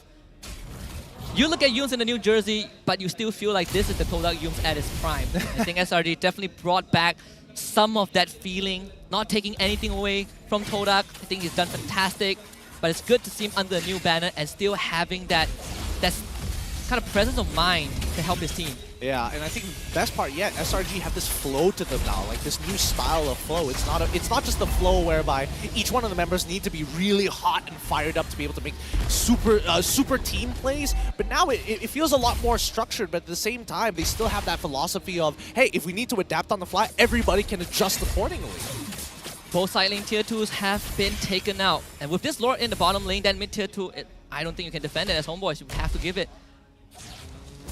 Say SRG, give SRG, take, but they're not giving an inch, they're taking every inch. Yeah, this tier 2 should eventually follow off of the next wave here, but I don't know. At the end of the day, if the Homebois are able to hold out for at least one of their inhibitor turrets, they might have an opportunity, because I think the SRG aren't in a position to fully commit just yet. Yes, they are 6,000 gold ahead, but they're currently at the 33,000 mark, not at the 42,000 mark, right? So that even if they want to like tank turrets, they can't necessarily tank it forever. But I think if you're SRG, you can just continue to be patient, right? Why take that big leap of faith when you can just balloon this lead as much as you can? And it's also one of the fundamentals when you are pushing high ground. When you have this advantage, you take everything that you can. Starve up the jungle, starve up the wave, freeze your own wave, in fact, so that Homebois can't even walk out the map. Look at that mid wave, it's been reset. SRG, they can take their time clearing this out. Good stuff from the side of SRG, right? They just posture for it. A lot of teams need to learn how to posture a lot better, and I think this is maturity coming out from the side of SRG, whether it's from the experience and the teachings of Coach Arcadia, or whether it's the fact that Innocent and as well as Cram are willing to follow these rules. To also give a bit of attribute to Veki as well. He himself is a very controlled player back then, across multiple titles. I do wonder what the dynamic is between these two coaches. Well, hold on thought for a while, because Jums has just found a big circling eagle onto 3 targets, and Chibi can't even land that Appraisal's Wrath, dodged by Innocent. Big catch for the side of SRG, but can they convert this into an inhibitor turret? I think they might be able to. Yep. It still has a ballista. If they zone nets out, yep, that's an inhibitor turret down. Chibi's life and an inhibitor turret, and maybe even a second one? Second one, here comes the polymorph onto Zorn's, but trying to brick wall this, they're barely holding that structure together. Oh man, if they lost the second one, like losing an inhibitor is bad enough on top of, as a conversion for the side of SRG, but losing 2 inhibitors, that's just ungodly. This is painful for Homebois. And we thought game 1 was clean enough, but this one is as clean as it can get. Final slash bring Cram back into the base, and Cram just leaps out with a furious dive, and Sabat, he has to flicker away from the Manila Blitz. The Boomerang, another 4-man lockup with the circling eagle, and Yums helping his team to get the second inhibitor down bot. Alright, I mean, the boys currently, as of right now, are just too far behind to really do much or look for that big punish, but if SRG keeps on playing this controlled and honestly not making too many, not making mistakes at all for the time being that Homebois could exploit, it's going to eventually fall into the lap of SRG. This next Lord itself, with the empowered minions, the strong Lord, the only person who can really take those things down with high health pools against neutral creeps is going to be Nets. He's got his 3 items, he's got the gold, but unfortunately he just does not have the space. Can't even show yourself, right? Bruno, by default, someone with shorter attack range compared to everyone else. And you look at SRG, their spells, you are within arm's reach of their spells. Anything can hit you. You don't want to be caught by Stormy, and that is actually the most threatening hero compared to the Yuzhong, which is pretty ironic, considering Yuzhong is the one diving you. Yeah, that's also true. But let's not forget, right?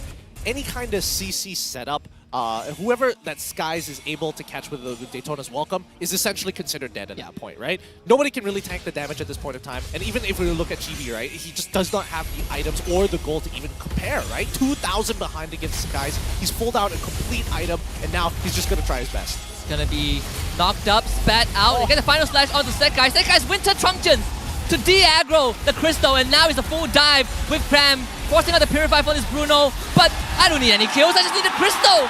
Clean as a whistle from Selangor Red Giants. Nicely done.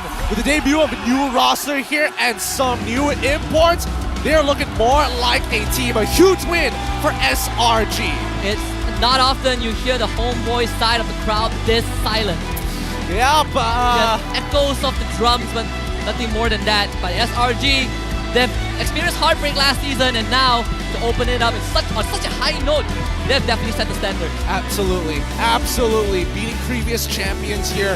It's going to be a big defeat for the side of the Homebois, but it does show that there's still room for improvement. There's ways to grow. Homebois, they're not going to be dropping any tears just yet. They understand, all right, it's going to take a little bit more time before we find the secret sauce. This is just the beginning, but a strong one at least for SRG. Game 1, clean as it can get.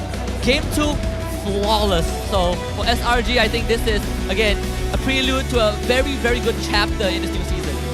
Yep, a clean 2-0. Hopefully we get to see a couple more in today's games and the rest of the week. Let's hand it over to Rose on the stage to talk to SRG about their first win. So, Rose, what do you got for us? Let's hear it from you and SRG. Kemenangan pertama untuk musim 13. 2-0 and that last game 10-0. Okay guys, amazing game. Amazing entry to the season. Sebelum kita continue kita punya interview, I would like to hear the support daripada the side of SRG.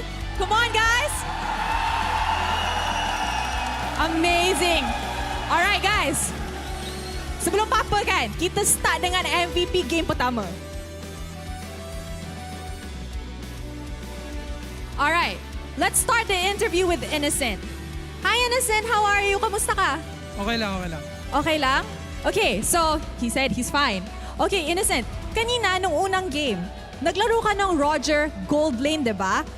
What made you guys choose Roger and bakit nyo naisipan ilagay siya sa Gold Lane? Okay. Because I want to pick stronger... Because I want to pick stronger heroes that can duel and laning. Feeling mo ba na medyo underrated ang Roger ngayon? Siguro depende sa gagamit. Okay, so I asked him, kenapa SRG pilih Roger game pertama tadi? Sebab dia baru je actually start muncul dekat MPL balik kan, lagi-lagi Gold Lane. Dia cakap actually dia rasa pick Roger ni ikut pilot dia. So kalau pilot padu, gameplay padu lah. Macam tu. Wow, Innocent padu kan? Alright, Stormy, new season, new team. How are you feeling? How is our SRG? Okay tak SRG? Yeah, it feels like family though. Feels like family? Yeah. I nak tanya, you rindu your old teammates ke tak? Sikit je. But more lagi selesa dengan sini lah. Wow! Lagi selesa dengan sini maksud ni, season ni, apa goal korang? Champion of course. Boleh tak? You rasa potential SRG season ni tinggi macam mana? As for now, 90%.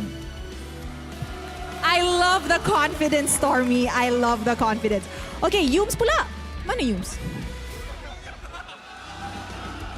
Come on lah, Yums. Team baru juga, Yums. So, Yums, sekarang dekat SRG, okay tak? You rasa selesa dengan dorang? Selesa? Selesa. Dorang layan Yums elok tak? Dorang layan Yums elok ke tak? Elok. Macam King. Macam King? Kenapa macam King? Sebab Captain kot. Wow, Gorgeous ajar dah. Okay, Gorgeous. Since you tak main game ni, tapi dah bagi kata-kata tadi, apa pula you nak cakap kepada fans SRG? Tengok guys, Day 1 MBSG hari ni full house. Hari pertama musim ini, apa yang you nak cakap dekat dorang? Jap, sabar jap. Udel mana Udel? Udel! Tak, tadi aku dah cakap. Tak payah try, nanti kalah. Nampak telur kan?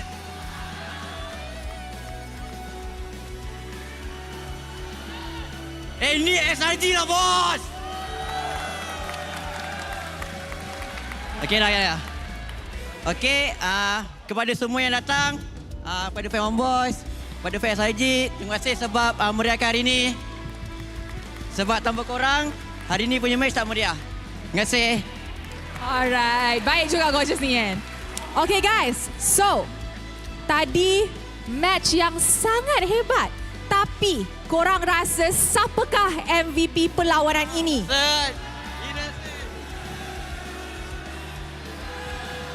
Okay guys, in 3, 2, 1, MVP kita ialah Innocent. Innocent, ito yung opening match mo sa MPL Malaysia and your MVP of the match. Anong nararamdaman mo and feeling mo ba na magiging mas mabuti pa yung performance nyo throughout the season? Masaya kasi yung mga teammates ko, same kami ng goal this season is makuha yung champion din makapunta sa MSC. Tapos gusto ko lang sabihin sa mga fans na thank you sa lahat ng support and sa family ko, lalo na sa girlfriend ko. Alright. So, I tanya, ini adalah match pertama Innocent main dekat MPL Malaysia. Ini adalah debut match dia. Apa perasaan jadi MVP? And dia cakap dia sangat-sangat happy. First of all, dia nak cakap terima kasih kepada semua fans yang datang sokong dekat family dia, dekat girlfriend dia. Dan dia cakap SRG, semua dorang ada satu gol sahaja. Yang itu dorang akan menang season ni dan juga qualify ke MSC dekat Riyadh. Alright guys. Thank you so much. You guys may now head on over to the media room for your media interview. Okay guys, congratulations, nice win. Alright guys, perlawanan pertama untuk musim ini, 2 berbalas kosong. I rasa match ini sangat-sangat hebat to kickstart our season because you know, musim ini tema kita ialah bangkit. With that, mari let's show it back over to the casters untuk mendapat tahu apa yang menjadi dalam game 2 berbalas kosong ini. Casters, silakan. The cleanest series to start off the new season, SRG just giving Homebois a bashing. The defending champions cannot even hold a candle to them. It's not looking good, and especially with a season that really, truly matters. Like, MSC is around the corner here. Yeah. 3 million prize pool. You want to look as clean as you possibly can. Yeah, first time out of Southeast Asia as well in Riyadh. Ooh, that is also something to look forward to. But I want to kind of jog our memories a little bit. Remember last season when Homebois played a debut series against RSG MY? Yes. The MVP was Rise of the Gold Laner. Wow, how ironic the MVP for this season's opening series is also a gold laner from SRG that demolished Homebois. Yep, there's nothing much you can really say about it, right? Because when we look at this MVP score, how can you fault him for not being the MVP? Coming out 19-1 off of this game. Man, if only, you were mentioning in the Sasuke, if only he didn't die that one time on Roger, it would have been literally the perfect KDA. Chibi was like, I lose the game, but I want to ruin that KD. This is going to be on your track record. I would take you down with me, one way or the other. One way or the other, but you can see his mentality, right? He wants to win his lanes, he wants to be aggressive, he takes Master Assassin both times in those matches, and he's looking to dominate. And a very confident gold laner as well. Rose asked him, what do you think about Roger? He's like, well, it depends on the person playing it. And I'm good at playing Roger. Hence, I get a good Roger game. Oh my goodness. I can't imagine what he's like in all-star matchups where he's able to play whatever he wants and he's still going to be dominating on it. And he's gonna probably a Layla player. I'm just gonna call it. Hey, Mia got recently updated. Got a couple of buffs for herself. Who knows? Innocent might have some blood on his hands. But with that being said, let's have a look at the post-game stats here, because it's not just about Innocent, it's the way they kind of set things up, and a lot of it has to do with Yums and as well as Cram. Again, both of these games, we see this particular duo doing so much work. One getting information, the other executing on the plan. And I like how, SRG in particular have been, they show that they are very flexible in terms of their roles, right? Game 1, Cram was on that barrage, a bit more of a frontliner. Game 2, he's given the luxury to start dealing damage, to start being the one diving the backlines. And he performed both pretty well. You can say the same for Sekai's. First game on the Joy, backline assassination, that's his job. Game 2 on the barrage, a bit more of a beefy frontliner, not his usual assassin pick, and he still was able to carry out his duty very diligently. Yeah, I think that overall, SRG just came in with a stronger game plan from early to mid to late in comparison to the Homebois, where they kind of struggled to understand where they actually had their power spikes or what they wanted to abuse in the first place. I would have imagined that Zorn might have wanted to work with Nets to get a early cheese kill or at least skew the lane in Nets' favor early on, especially at level 1, before they even consider doing anything, right? Because we saw what happened to Subbot, and that happens in this matchup time and time again between Xborg as well as Hutong. You don't want to walk up that far up, and especially if you proc the shot residue, that you're going to lose your Faraga armor almost guaranteed. And also, level 1, when you lose your Faraga armor, it already makes life so much harder.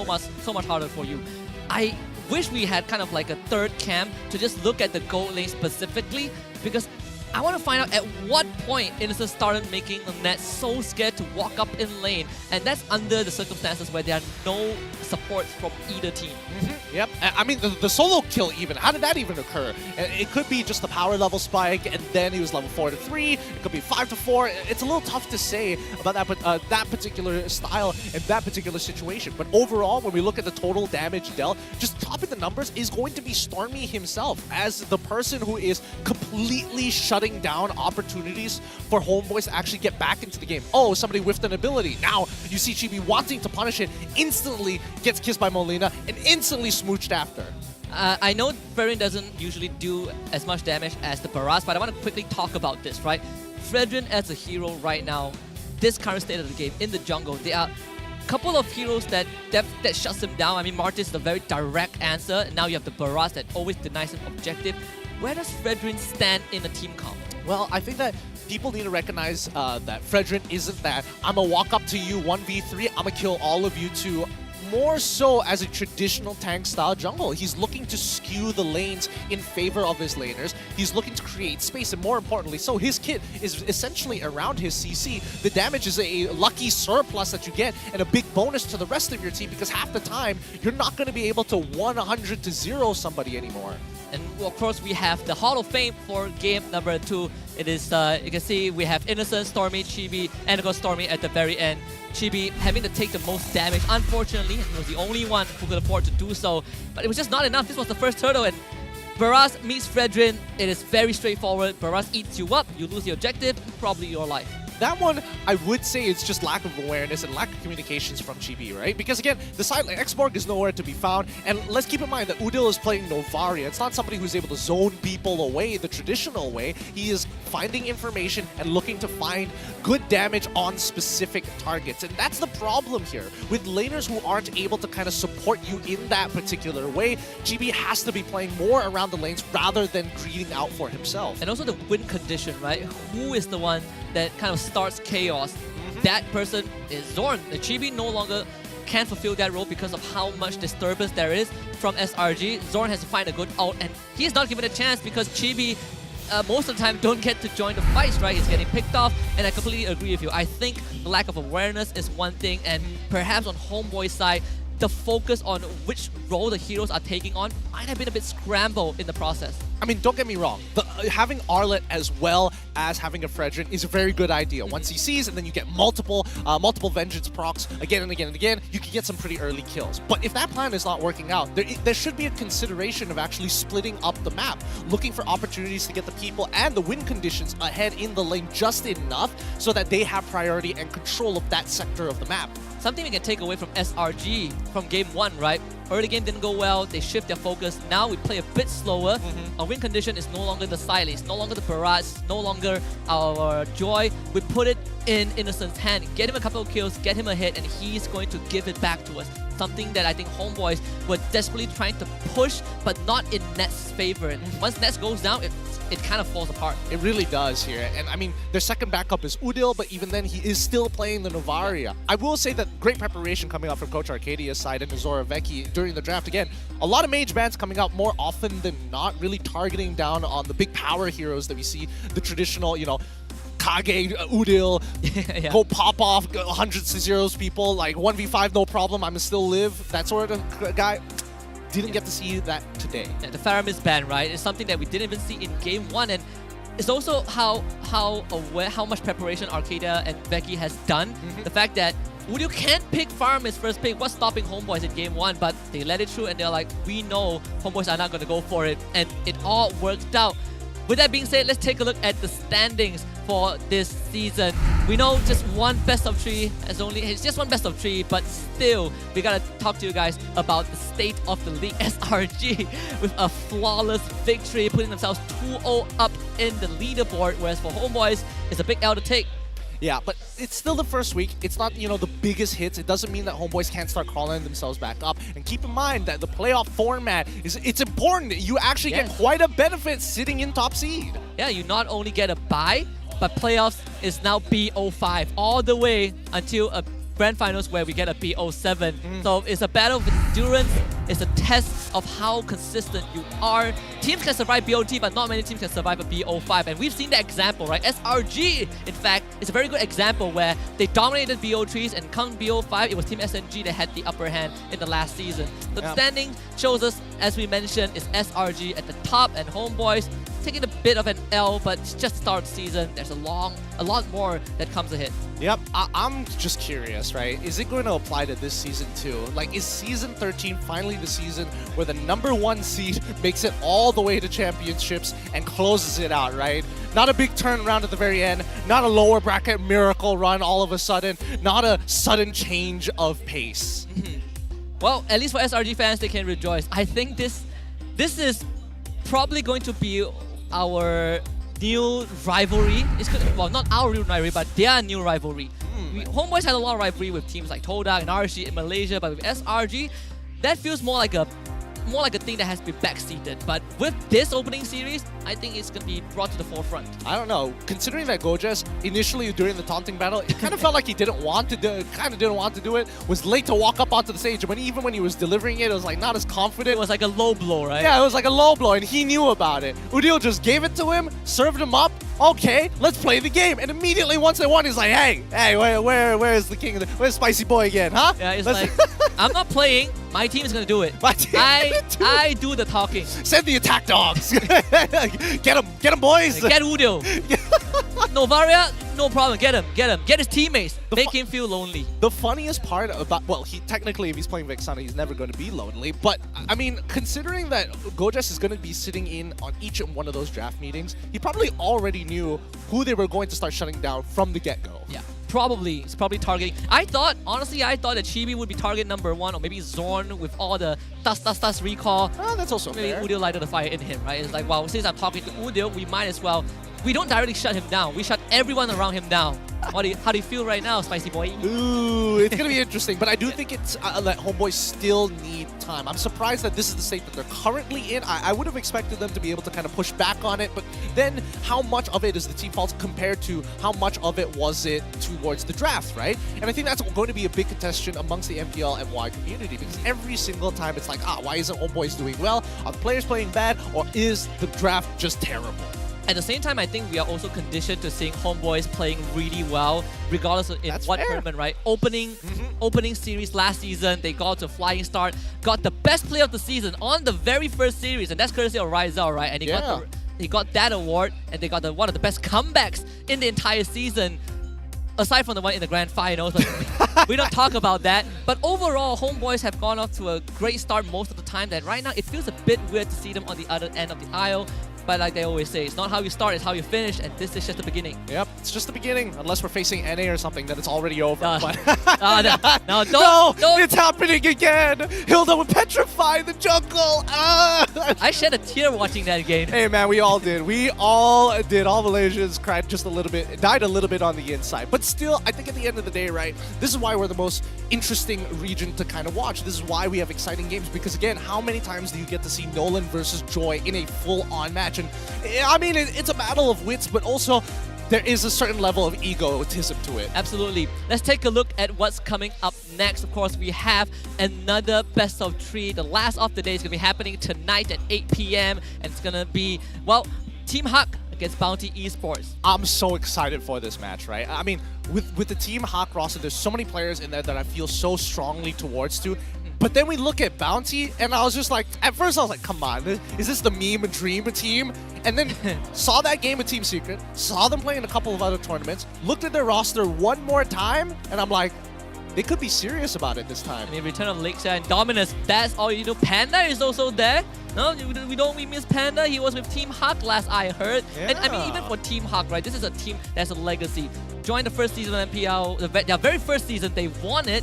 Then it went out on the slump, came back into MPL, performed mediocre, and almost didn't make it to this season. So it's a very turbulent journey for both these teams, but of course, one of them feels a bit hungrier than the other. Absolutely, absolutely. And personally for me, I'm hoping that it's Team Hawk this time around. I mean, they've gotten imports. They've invested so much in this team. They've got to be able to get some results. Yeah, and I think, you know, for Bountee Esports, if they can start it off hot, then I think it's going to be incredibly crazy.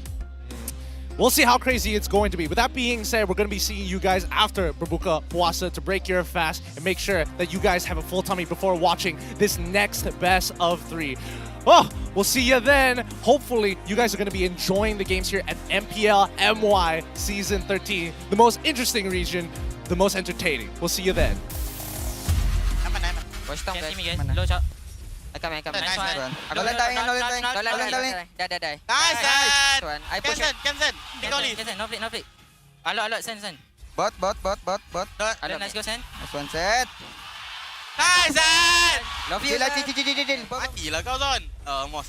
Nice one guys. Nolan missing. What are you doing, Nance? Alah, Nance. Buat. Hey, why so many kill ah? Why so many kill, Cok? Nice. Okay, kenapa? Aman, chill lah. Oh, chill lah. Aman. Alot. Tidur lah Zon. Apa ni Zon? Alamak, walau you want to fight again? Tak, boleh kill side. Boleh. Aitang. Okay, done. Chill lah, tahu. Have luck, guys. It's work no play. Aman. No pilih pa ya. No pilih. Tower. Let's go!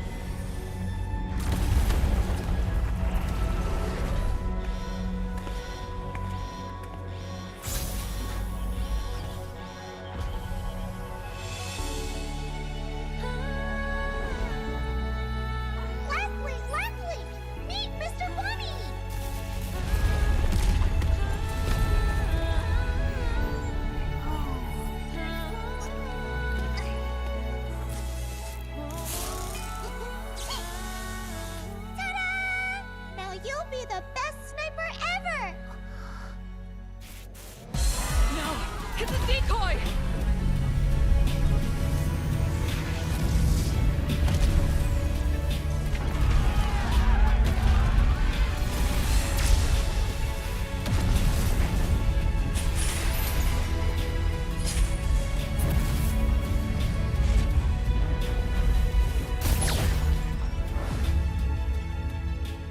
I'm sorry.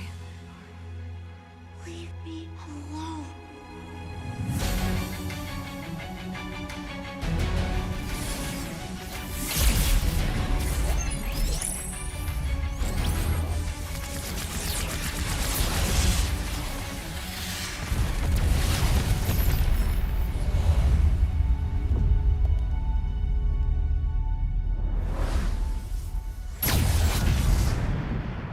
Over here, Ender.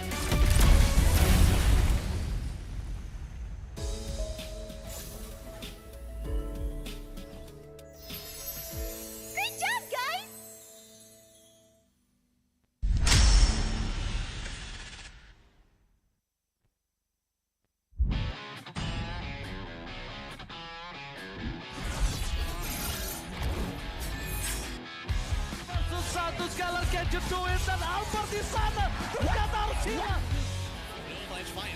Instantly shot down by the Blazing Duet, as well as the Electro final blow. This is going to be easy cleanup for Todak as most of the... Apat yun, pero nasipa din siya. Yung ninakaw na sipa, buhay pa rin. Ang 41! Backline already, and you're running for the lives, gunning it. David trying to drag the members of RG right underneath turrets. Not enough though. Gray coming all the way, and he cleans it all the way out. Jump, no way for him to run. Just... Kita akan ada satu buah reward di Malaysia membuat pergerakan dari Liga tuh langsung benar-benar slow. Rafanya sudah tuh.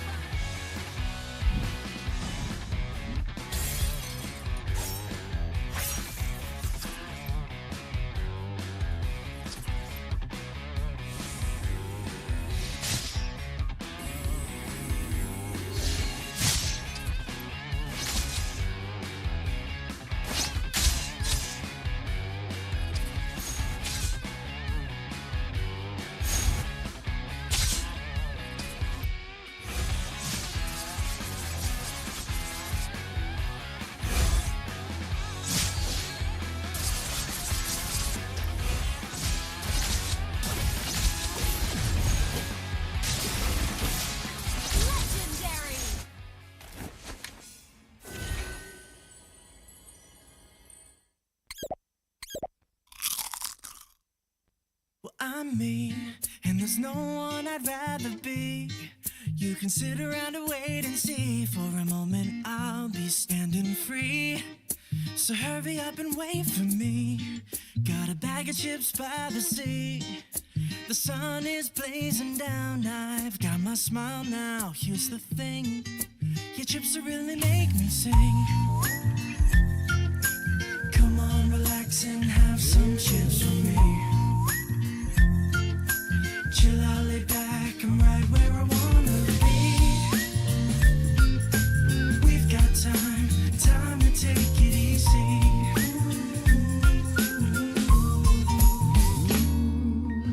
You always tell me to speed up, but slow down. I've been kicking my feet up and just going to town.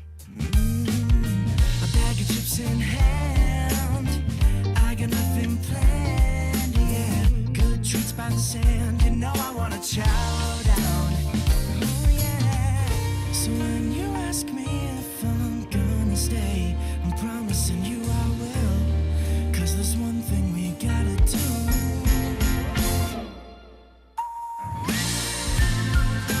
Come on, relax and have some chips with me.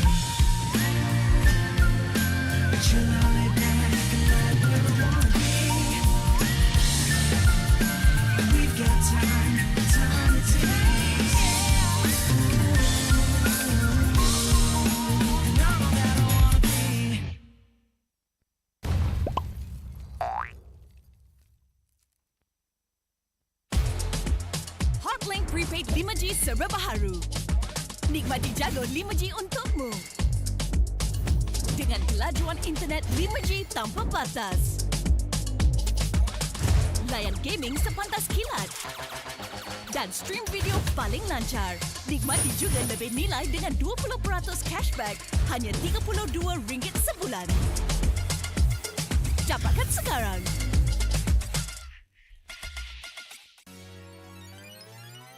Welcome to All-Star 2024. Hey, superstars.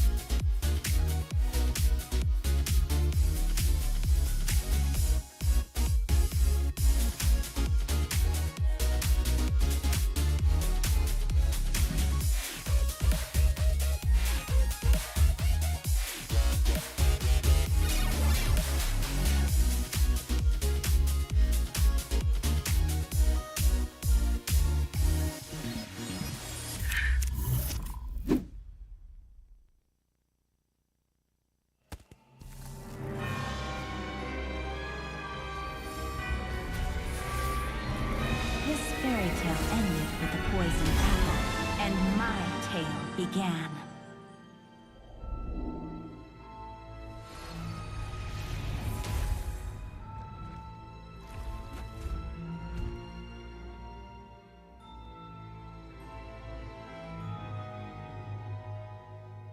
A princess in a tower is just a bird in a cage.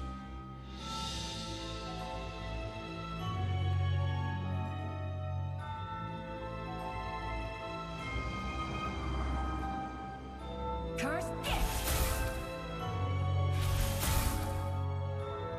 Taste my vengeance! Protect your queen!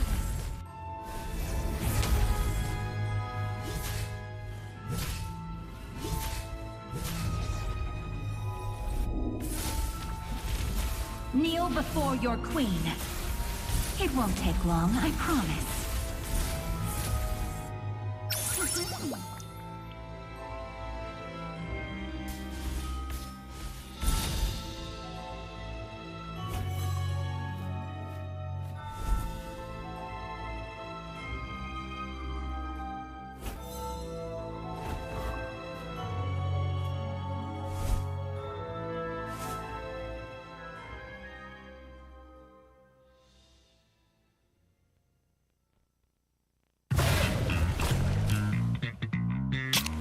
Confirm mantap, confirm lah Nescafe. Pelbagai kejayaan dapat dikecapi. Sejarah baharu telah tercipta. Namun, setakat itu sahajakah kemampuan kita? Setiap kali ke pentas dunia, pasti kecewa. Sampai bila kita nak kalah? Ditundukkan serendah-rendahnya. Sampai bila kita nak dihina? Tiap musim harapan peminat gugur. Sampai bila nak kalah? Sampai bila nak kecewa? Setiap rakyat pasti akan melaungkan semangat. ingin mempertahankan rumah mereka. Jika patah sayap Raja Wali, bertongkat jua kita kemari. Tahun ini pastinya kemenangan semakin dicita demi menjulang nama Malaysia di pesada dunia. Di mana bumi dipijak, disitulah langit dijunjung. Stadium MBSJ Serdang Jaya secara rasminya menjadi rumah MPL MY pada tahun ini. Seterusnya, melangkah ke arena besar di Timur Tengah, di Riyadh, Arab Saudi. Juara kita bangkit menghadapi cabaran, bersedia mencipta sejarah. Utara, Timur, Barat dan Selatan, kita semua MPL MY Playoff musim ke-14 akan berhijrah ke Johor, mendekatkan lagi silaturahim MPL MY bersama. Hasrat kita semua bersatu dan bangkit dengan satu tujuan yang sama. Naikkan martabat negara, kecari juara dunia, kemuncaknya di M6. Pastikan kemenangan dan kebanggaan dikecap di rumah kita.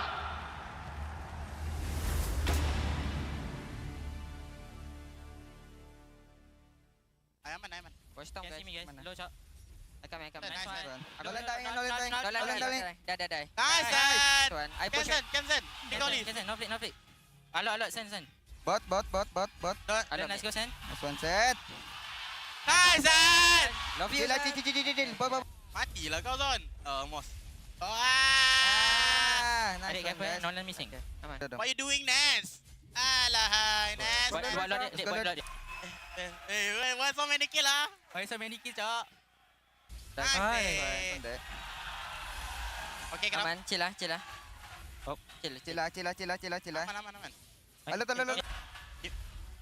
Tidur lah Zon. Apa ni Zon? Alamak, walau you want to fight? Tahu tinggal sah. Nice. Boleh. Aitang. Okay, done. Chill lah, tahu. Have luck guys. It's work no play One kan. more. Aman. No, Pilih pa ya. no poli. Tower. Let's go!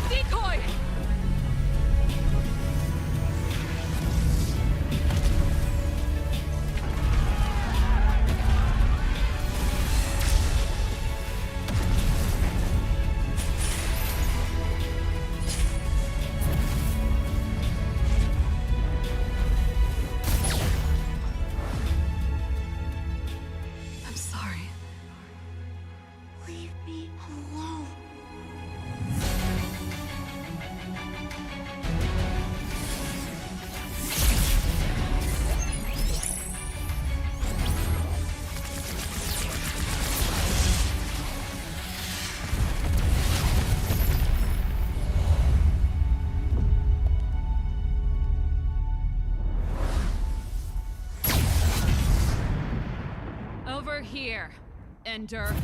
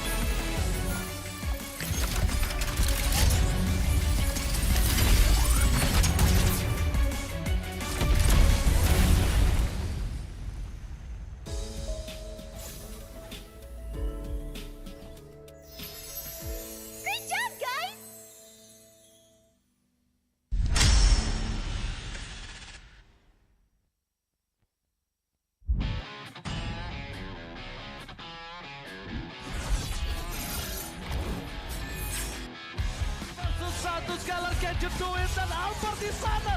Ternyata harus hilang. Is one gets instantly shot down by the Blazing Duet as well as the Electro final blow. This is going to be easy cleanup for Torak as most of the... Apat yun, pero nasipa din siya. Yung ninakaw na sipa. Buhay pa rin. Ang Bountee! Backline already, Enya running for the lives, gunning it. Davey trying to drag the members of RG right underneath the turret. It's not enough though. Gray coming all the way in. He cleats it all the way up. Just nowhere for him to run. Kita akan ada satu warrior weapon di Malaysia membuat pergerakan dari hingga ke lalu benar-benar slow. Rafanya sudah tuh.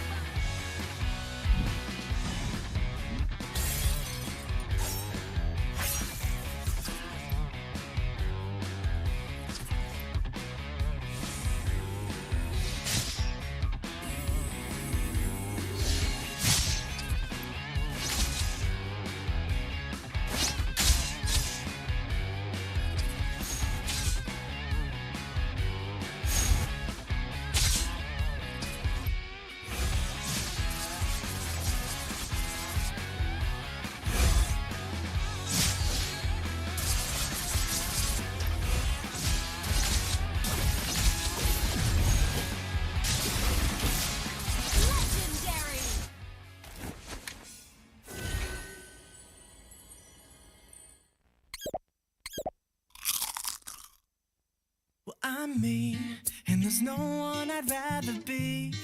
You can sit around and wait and see. For a moment I'll be standing free. So hurry up and wait for me. Got a bag of chips by the sea. The sun is blazing down. I've got my smile now. Here's the thing, your chips will really make me sing. Come on, relax and have some chips for me. Chill out, lay back, I'm right where I wanna be. We've got time to take it easy.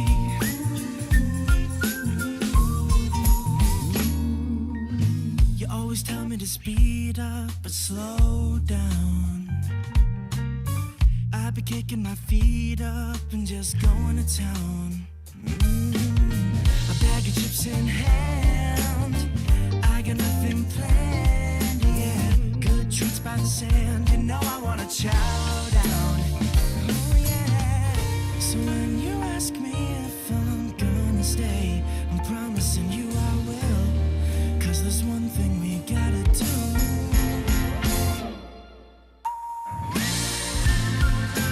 Come on, relax and have some chips with me.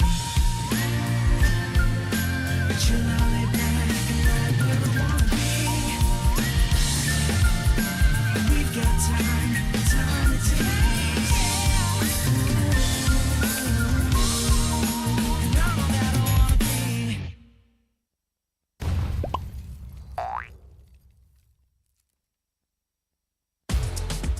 Hotlink Prepaid 5G serba baharu. Nikmati jago 5G untukmu. Dengan kelajuan internet 5G tanpa batas. Layan gaming sepantas kilat. Dan stream video paling lancar. Nikmati juga lebih nilai dengan 20% cashback hanya RM32 sebulan. Dapatkan sekarang.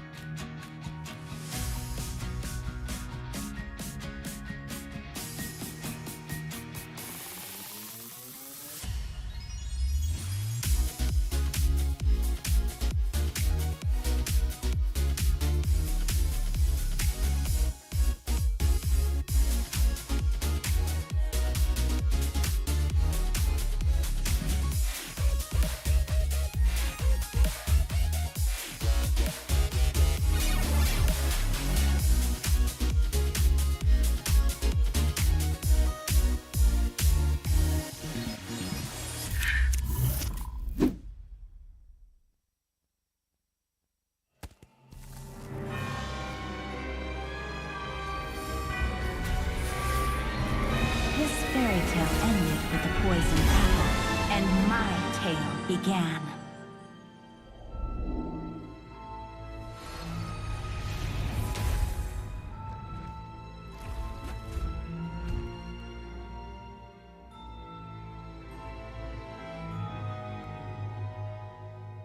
A princess in a tower is just a bird in a cage.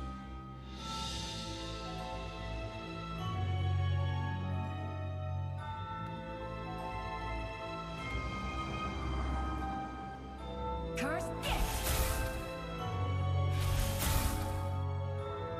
Take my vengeance! Protect your queen!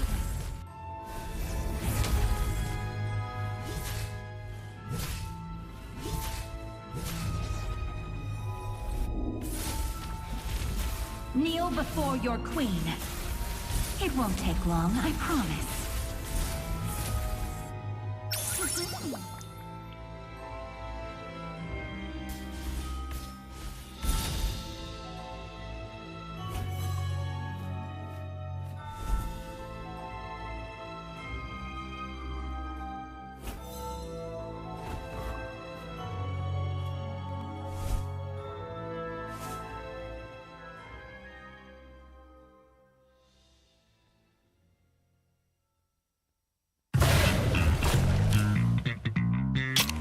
Confirm mantap, confirm lah Nescafe. Pelbagai kejayaan dapat dikecapi. Sejarah baharu telah tercipta. Namun, setakat itu sahajakah kemampuan kita? Setiap kali ke pentas dunia, pasti kecewa. Sampai bila kita nak kalah? Ditundukkan serendah-rendahnya. Sampai bila kita nak dihina? Tiap musim harapan peminat gugur. Sampai bila nak kalah? Sampai bila nak kecewa? Setiap rakyat pasti akan melaungkan semangat, ingin mempertahankan rumah mereka. Jika patah sayap Raja Wali, bertongkat jua kita kemari. Tahun ini pastinya kemenangan semakin dicita demi menjulang nama Malaysia di pesada dunia. Di mana bumi dipijak, disitulah langit dijunjung.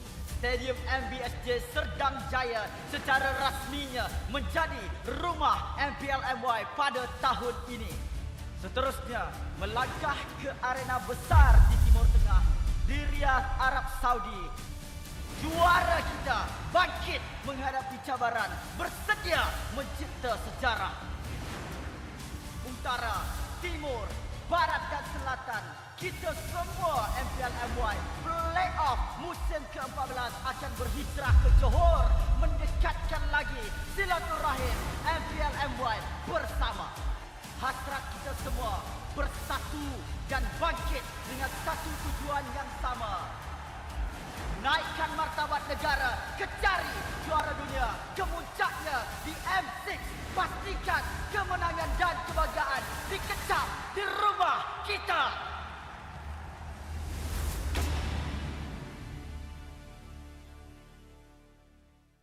Aman. Watch down guys. Low shot. I come. Nice Nice one. one. Don't let die.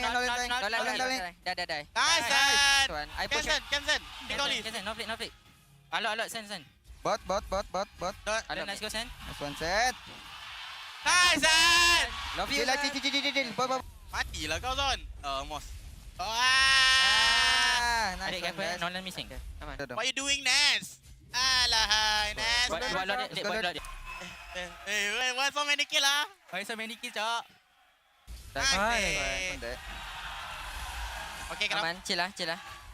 Oh, chill. Aman. Alot. Tidur lah, Zon. Apa ni, Zon?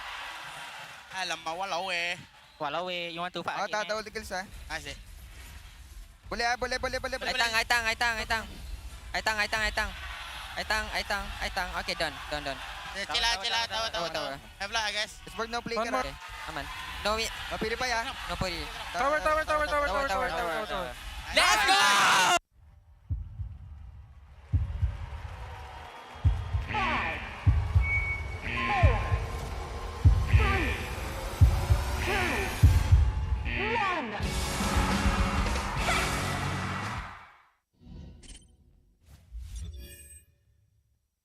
dekat situ dan sekarang ini Cram dan juga Yum cuba Oh, melarikan diri. Stormy hilang. Yum jauh sangat-sangat rendah tapi sempat juga menerima yang sama malam bersama Giant. Masuk lagi dan lagi. Udian dicari, Udian dicakar. Sekarang Isekas membaling seorang lagi pemain. Cepat akan coba untuk ditumpangkan juga. Hilang Viraga Ama. Terus terbang ke bagian dalam dan terus Lagi kalau mereka tak berjaya untuk dapatkan Matilda.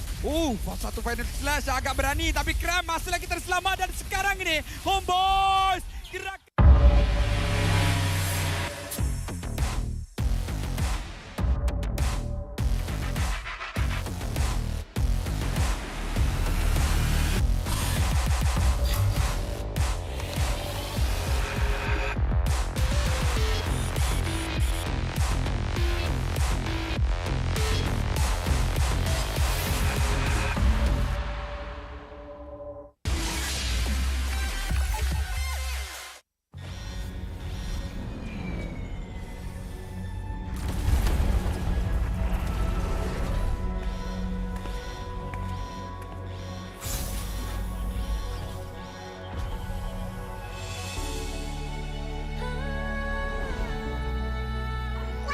Leslie!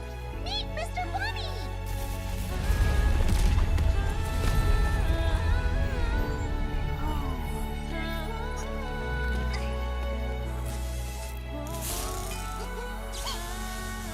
Ta-da!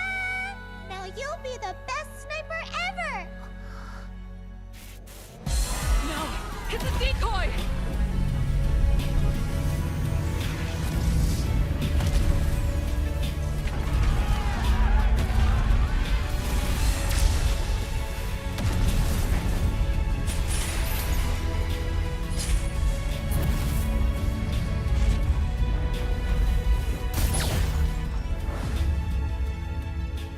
I'm sorry.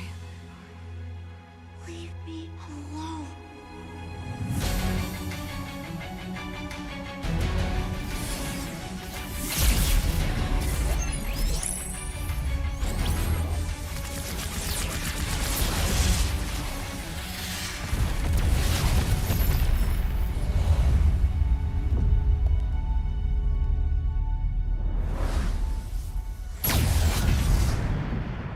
Over here, Ender.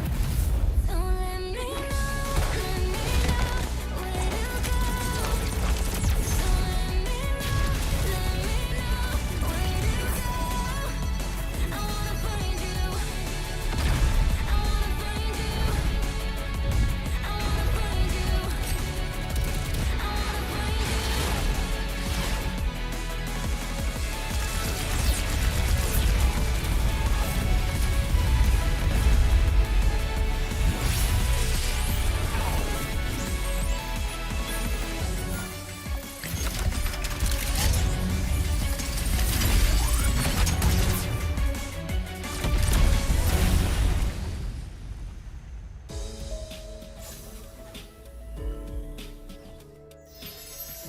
Great job, guys!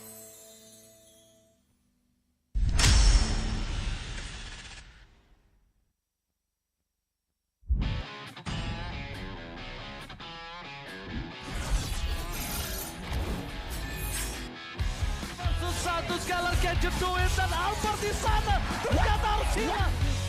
Avalanche minus one gets instantly shot down by the Blazing Duet as well as the Electro final blow. This is going to be easy cleanup for Todak as most of the...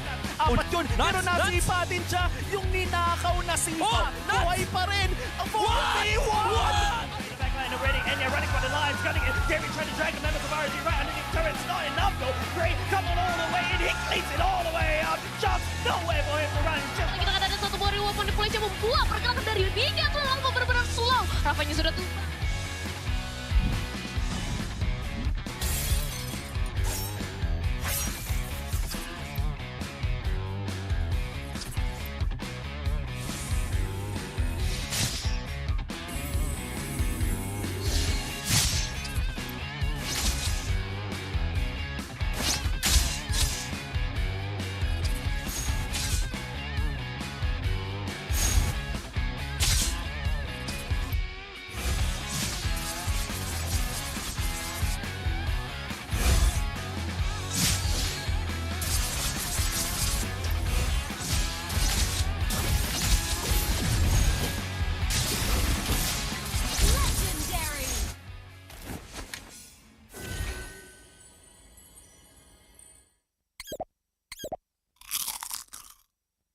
Well, I'm me, and there's no one I'd rather be.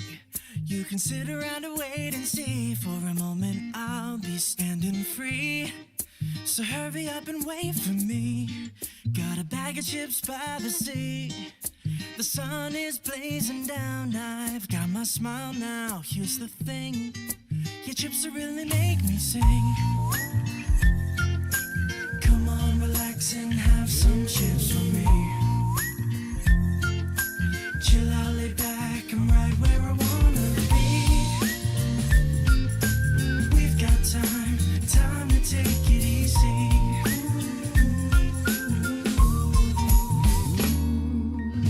You always tell me to speed up, but slow down.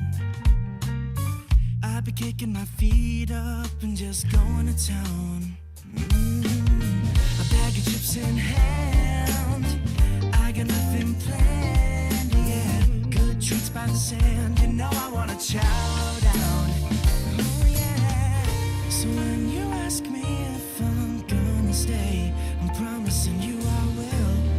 'Cause there's one thing we gotta do.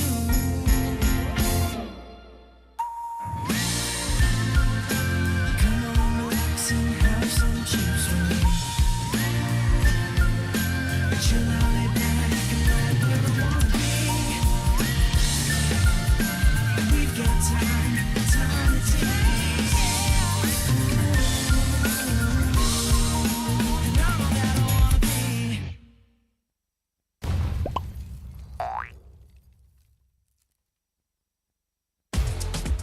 Hotlink Prepaid 5G serba baharu. Nikmati jago 5G untukmu. Dengan kelajuan internet 5G tanpa batas. Layan gaming sepantas kilat. Dan stream video paling lancar. Nikmati juga lebih nilai dengan 20% cashback hanya RM32 sebulan. Dapatkan sekarang.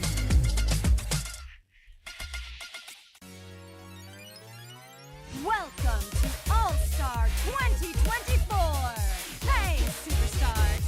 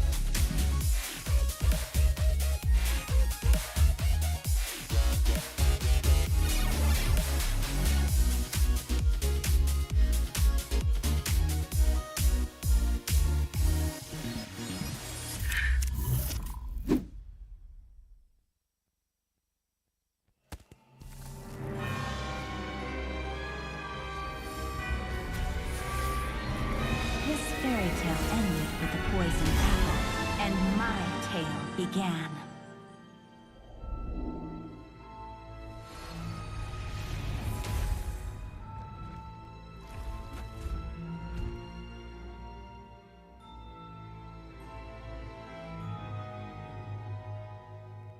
A princess in a tower is just a bird in a cage.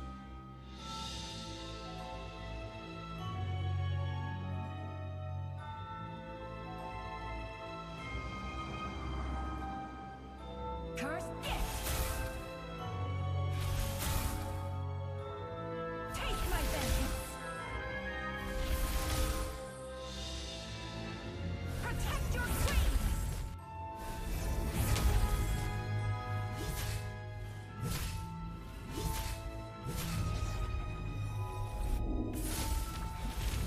Kneel before your queen. It won't take long, I promise.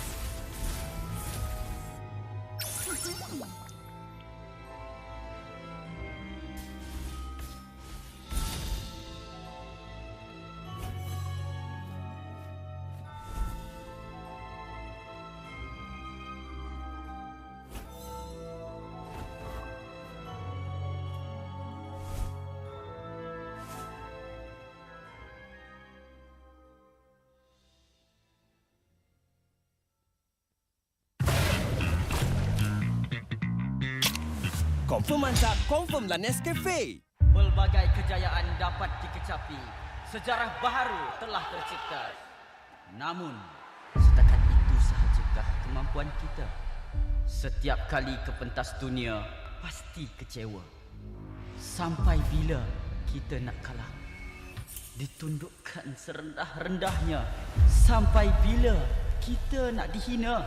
Tiap musim harapan peminat gugur. Sampai bila nak kalah? Sampai bila nak kecewa? Setiap rakyat pasti akan melaungkan semangat, ingin mempertahankan rumah mereka. Jika patah sayap Raja Wali, bertongkat jua kita kemari. Tahun ini pastinya kemenangan semakin dicita demi menjulang nama Malaysia di pesada dunia. Di mana bumi dipijak, disitulah langit dijunjung. Stadium MBSJ Serdang Jaya secara rasminya menjadi rumah MPL MY pada tahun ini. Seterusnya, melangkah ke arena besar di Timur Tengah, di Riyadh, Arab Saudi. Juara kita bangkit menghadapi cabaran, bersedia mencipta sejarah. Utara, Timur, Barat dan Selatan, kita semua MPL MY Playoff musim ke-14 akan berhijrah ke Johor, mendekatkan lagi silaturahim MPL MY bersama. Hasrat kita semua bersatu dan bangkit dengan satu tujuan yang sama.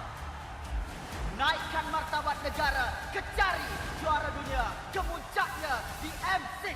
Pastikan kemenangan dan kebanggaan dikecap di rumah kita.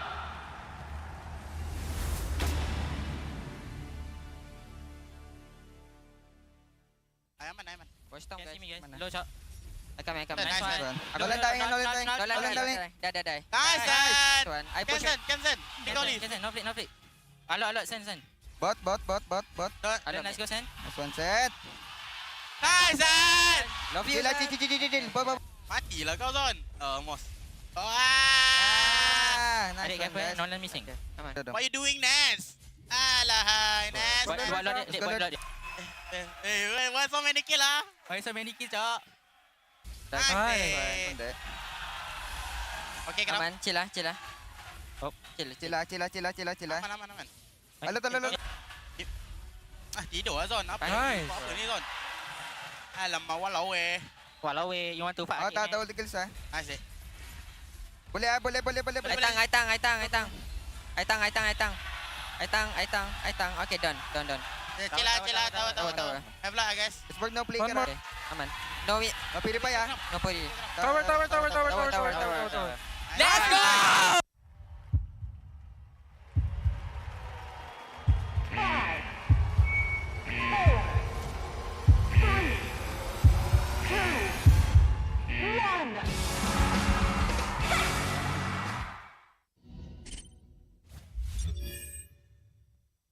Dekat situ dan sekarang ni Cram dan juga Yum cuba melarikan diri. Stormy hilang, Yum sangat rendah tapi sempat juga menerminasi yang sama malam bersama dengan Giant. Masuk lagi dan lagi. Udiel dicari, Udiel ditangkap. Sekarang ni Sekais membaling seorang lagi pemain. Cepat akan cuba untuk ditumpangkan juga. Hilang Piragama. Terus terbang ke bahagian dalam dan terus. Lagi kalau mereka tak berjaya untuk dapatkan Matilda.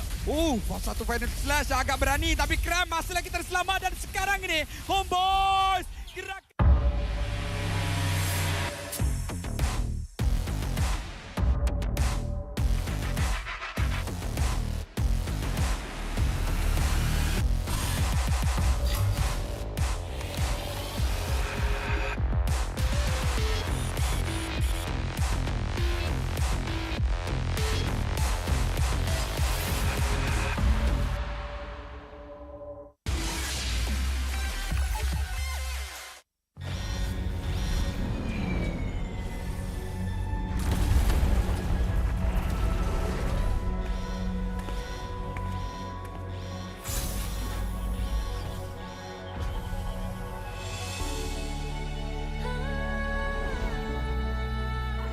Leslie! Meet Mr. Bunny!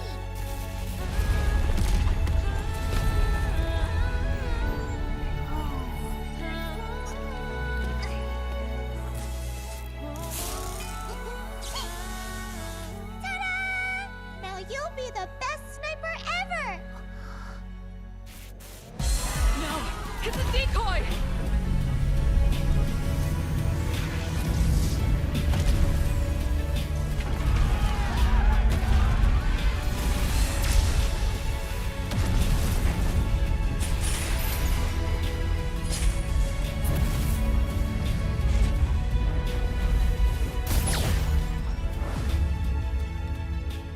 I'm sorry. Leave me alone.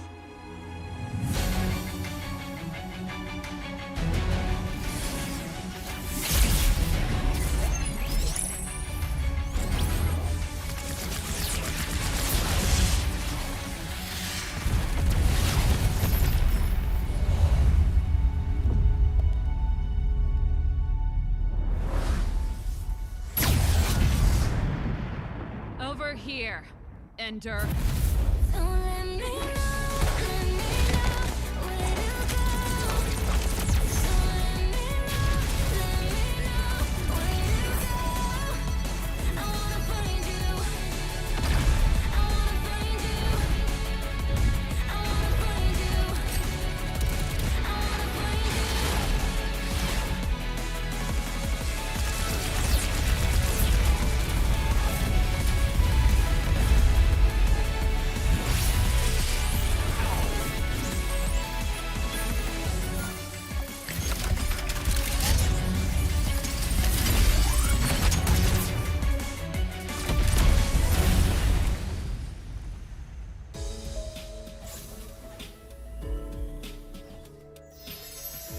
Great job, guys!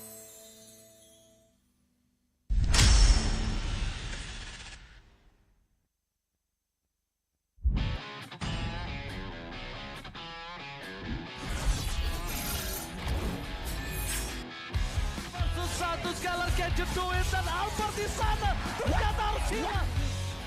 Avalanche fight as Long gets instantly shot down by the Blazing Duet, as well as the Electro final blow. This is going to be easy cleanup for Todak as most of the... Apat yun, pero nasipa din siya yung ninakaw na sipa. Buhay pa rin ang 41! Backline already, and they're running for their lives, gunning it. Derry trying to drag the members of RZ right underneath turrets, not enough though. Gray coming all the way in, he cleats it all the way up. Just nowhere for him to run. Just Kita akan ada satu buah reward di Malaysia membuat pergerakan dari hingga ke lama benar-benar slow. Rafanya sudah tuh.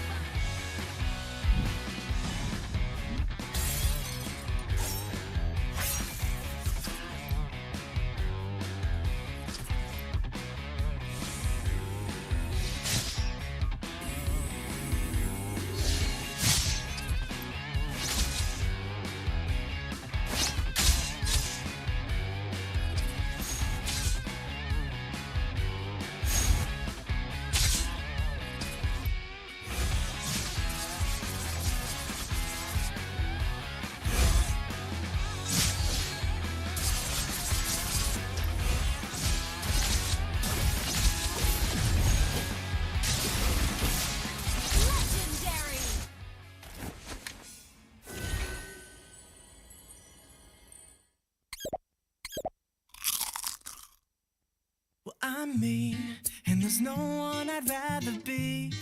You can sit around and wait and see. For a moment I'll be standing free.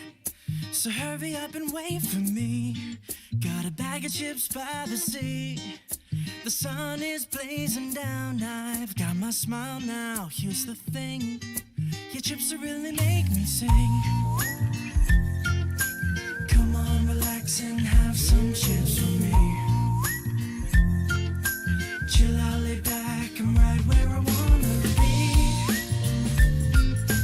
We've got time to take it easy.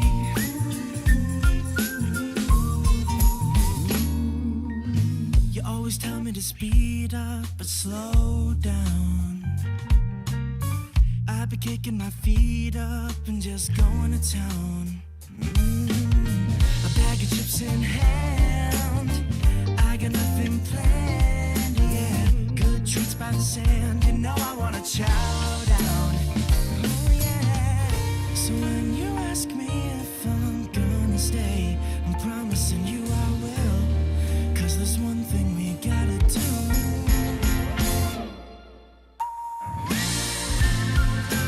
Come on, relax and have some chips with me. Chill out, lay back, and right where I wanna be. We've got time to take it easy. And I'm all that I wanna be.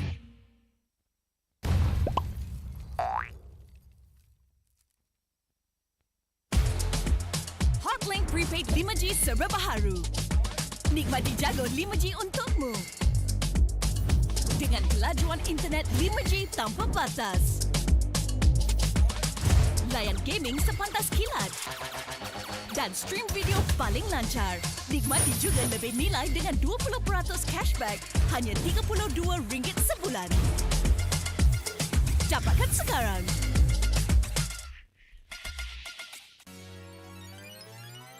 Welcome to All-Star 2024. Hey, superstars.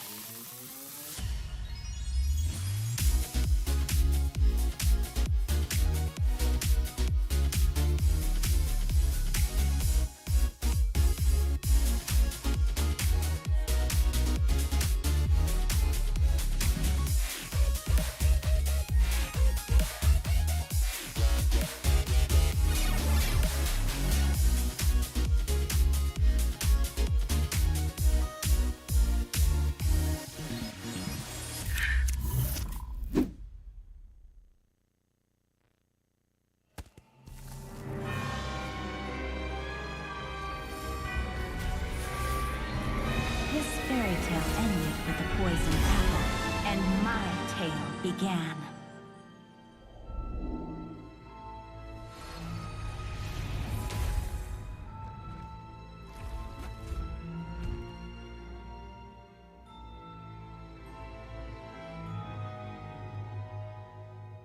A princess in a tower is just a bird in a cage.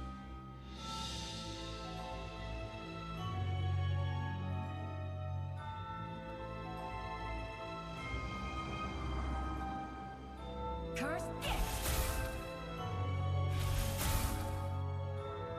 Take my vengeance. Protect your queen.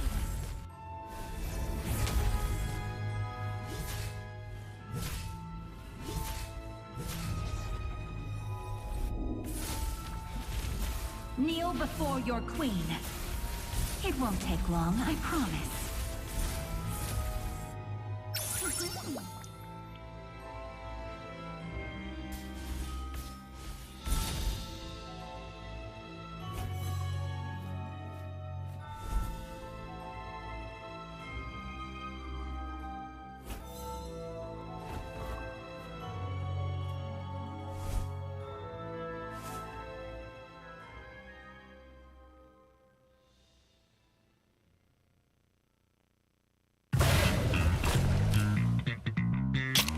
Confirm mantap, confirm lah Nescafe. Pelbagai kejayaan dapat dikecapi. Sejarah baharu telah tercipta. Namun, setakat itu sahajakah kemampuan kita? Setiap kali ke pentas dunia, pasti kecewa. Sampai bila kita nak kalah? Ditundukkan serendah-rendahnya. Sampai bila kita nak dihina?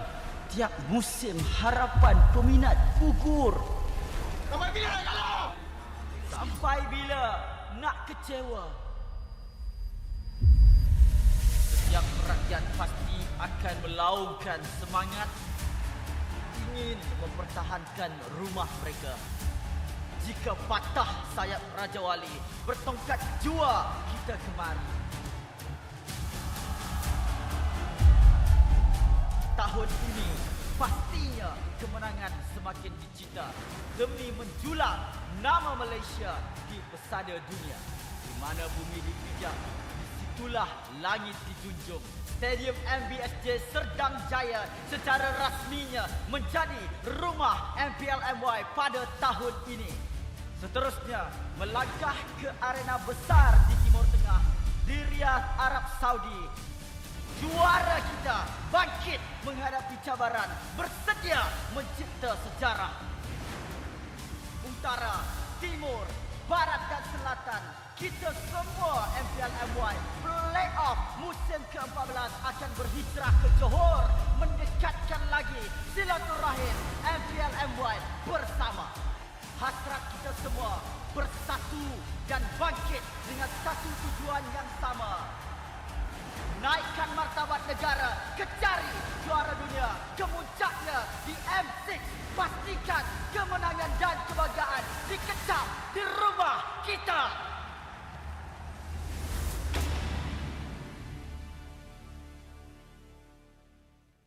Aman. Watch down guys.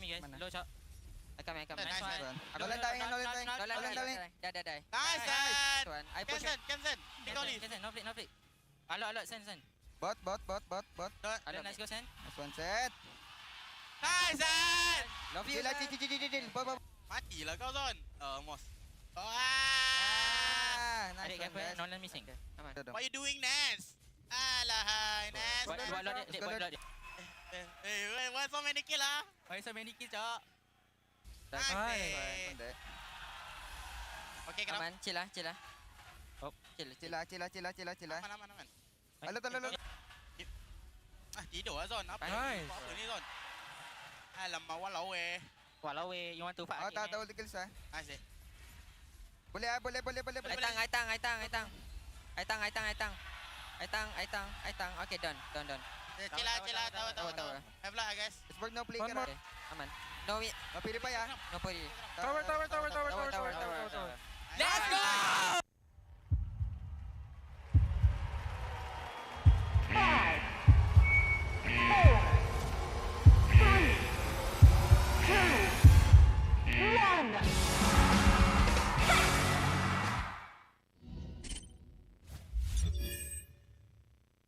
Dekat situ dan sekarang ini Cram dan juga Yum cuba melarikan diri. Stormy hilang, Yum sangat rendah tapi sempat juga menerminasi yang sama malam untuk Giant. Masuk lagi dan lagi. Udiel dicari, Udiel ditangkap. Sekarang ini Sekais membaling seorang lagi pemain. Cepat akan coba untuk ditumpangkan juga. Hilang Viragama, terus terbang ke bagian dalam dan terus kalau mereka tak berjaya untuk dapatkan Matilda.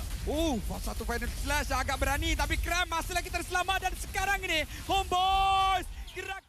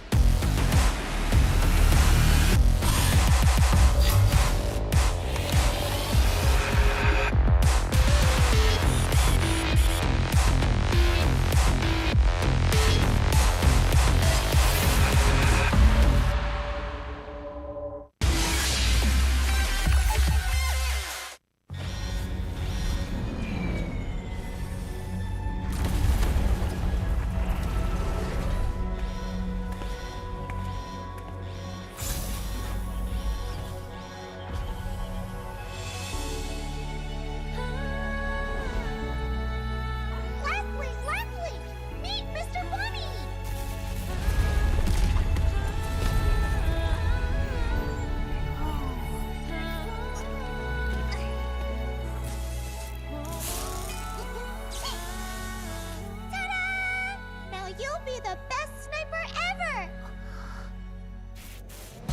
No! It's a decoy!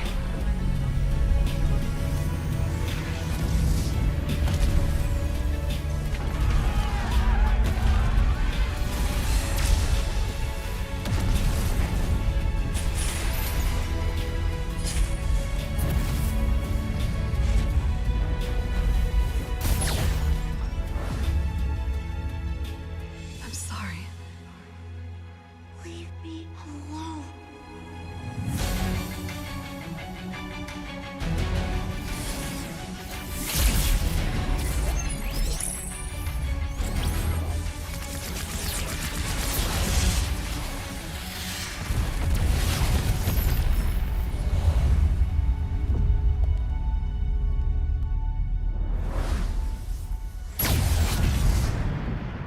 Over here, Ender. Don't let me know where to go. Don't let me know where to go. I wanna find you. I wanna find you. I wanna find you. I wanna find you.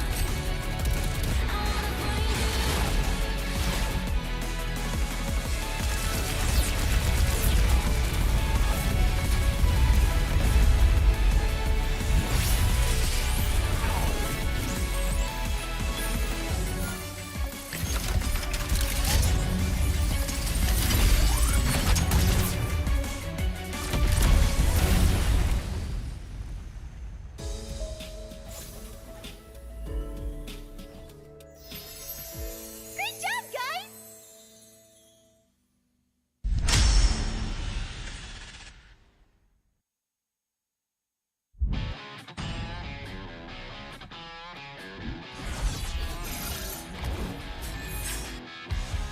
Satu sekali gadget duit dan Albert di sana. Ternyata harus hilang. Rematch fight as one gets instantly shot down by the Blazing Duet, as well as the Electo final blow. This is going to be easy cleanup for Todak as most of the... Apat yun, pero nasipa din siya. Yung ninakaw na sipa. Buhay pa rin. Ang 41! Backline already, and you're running for the lives, gunning it. David trying to drag the members of RG right underneath turret. It's not enough though. Gray coming all the way, and he cleans it all the way out. Just nowhere for him to run. Just Kita akan ada satu buah weapon di Malaysia membuat pergerakan dari hingga ke langsung benar-benar slow. Rafanya sudah tuh.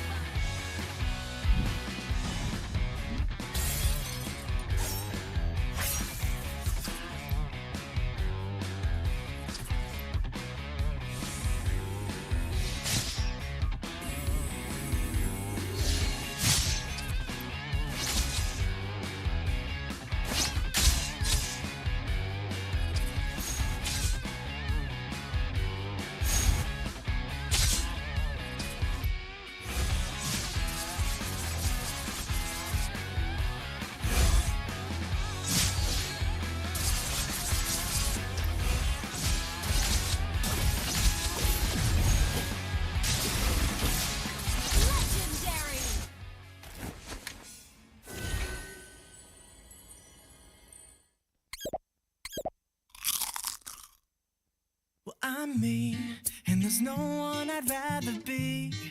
You can sit around and wait and see. For a moment I'll be standing free.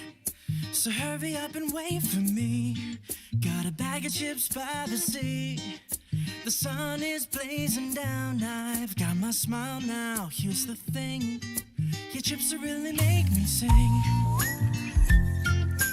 Come on, relax and have some chips for me. Chill out, lay back, I'm right where I wanna be. We've got time to take it easy.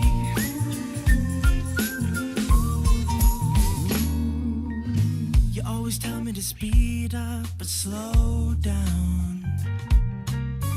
I've been kicking my feet up and just going to town.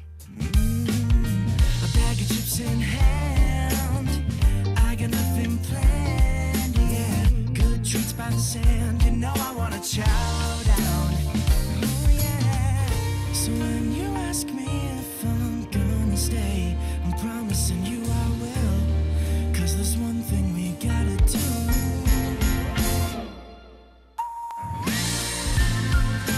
Come on, relax and have some chips with me. Chill out, lay back, and right where I wanna be. We've got time to take it easy. And I'm all that I wanna be.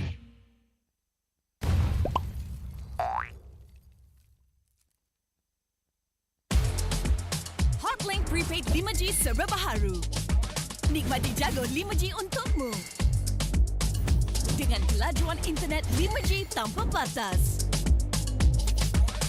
Layan gaming sepantas kilat. Dan stream video paling lancar. Nikmati juga lebih nilai dengan 20% cashback hanya RM32 sebulan.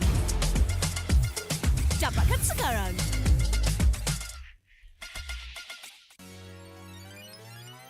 Welcome to All-Star 2024. Hey, superstars.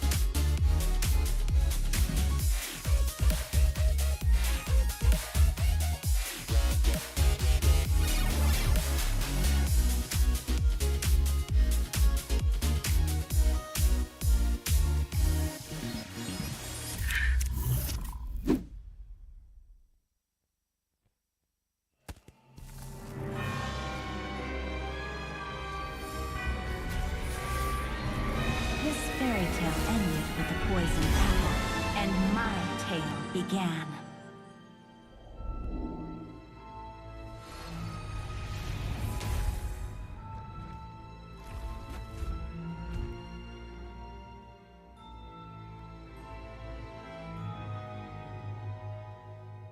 A princess in a tower is just a bird in a cage.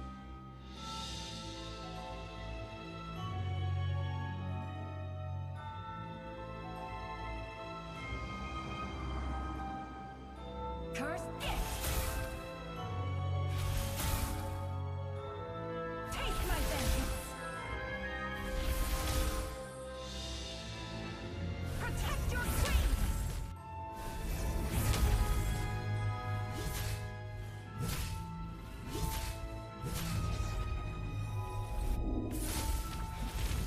Kneel before your queen. It won't take long, I promise.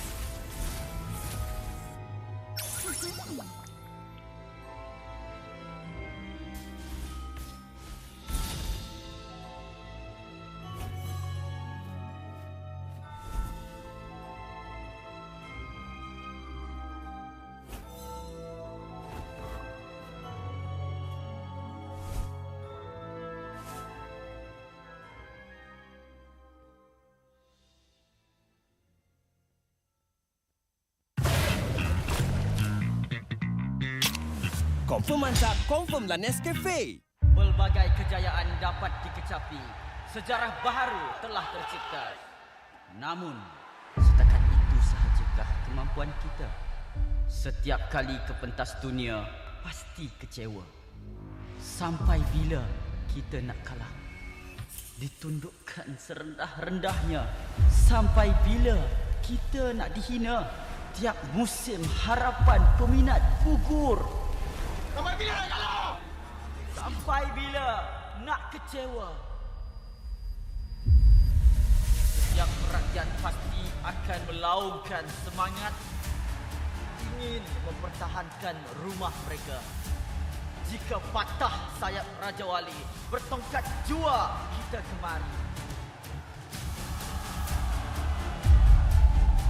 Tahun ini pastinya kemenangan semakin dicita demi menjulang nama Malaysia di pesada dunia.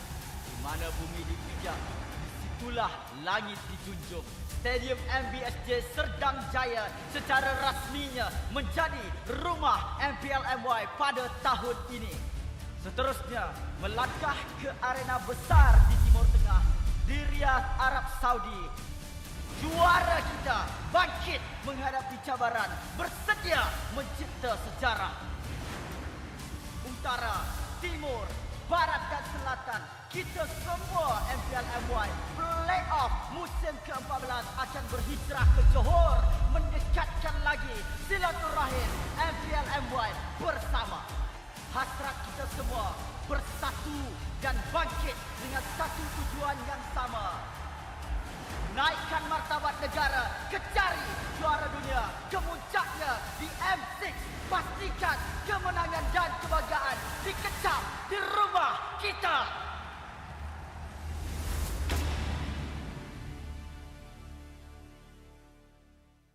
Aman. Watch down guys.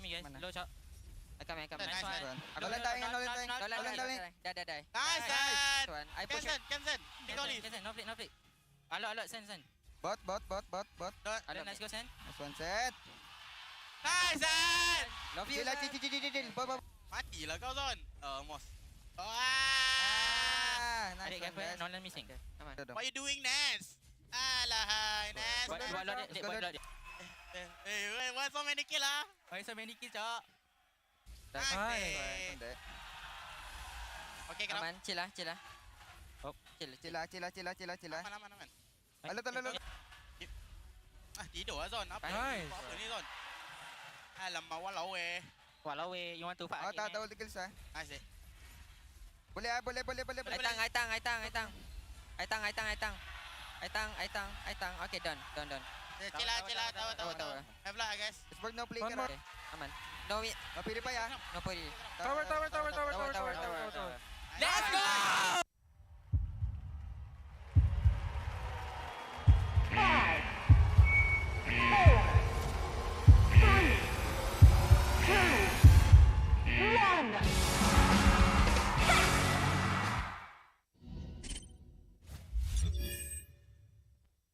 Dekat situ dan sekarang ni Cram dan juga Yum cuba melarikan diri. Stormy hilang, Yum sangat rendah tapi sempat juga menerminasi yang sama malam bersama dengan Zayan. Masuk lagi dan lagi. Udiel dicari, Udiel ditangkap. Sekarang ni Sekas membaling seorang lagi pemain. Cepat akan cuba untuk ditumpahkan juga. Hilang Piragama, terus terbang ke bagian dalam dan terus Kalau mereka tak berjaya untuk dapatkan Matilda.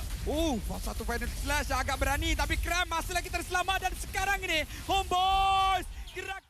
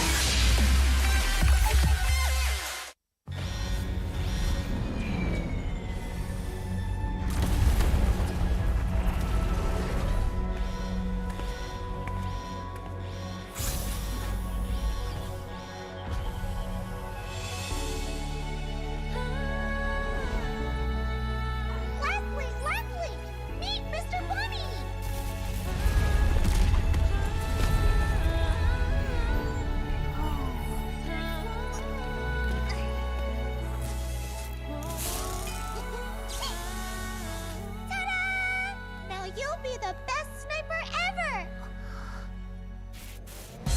No! It's a decoy!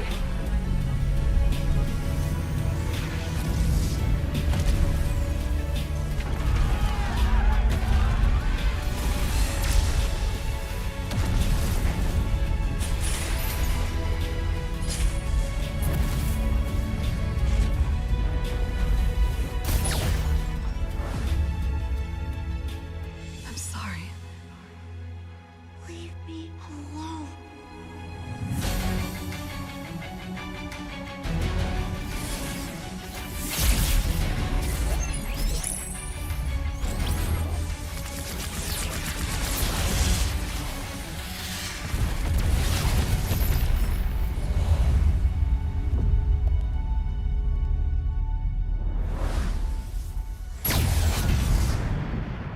Over here, Ender.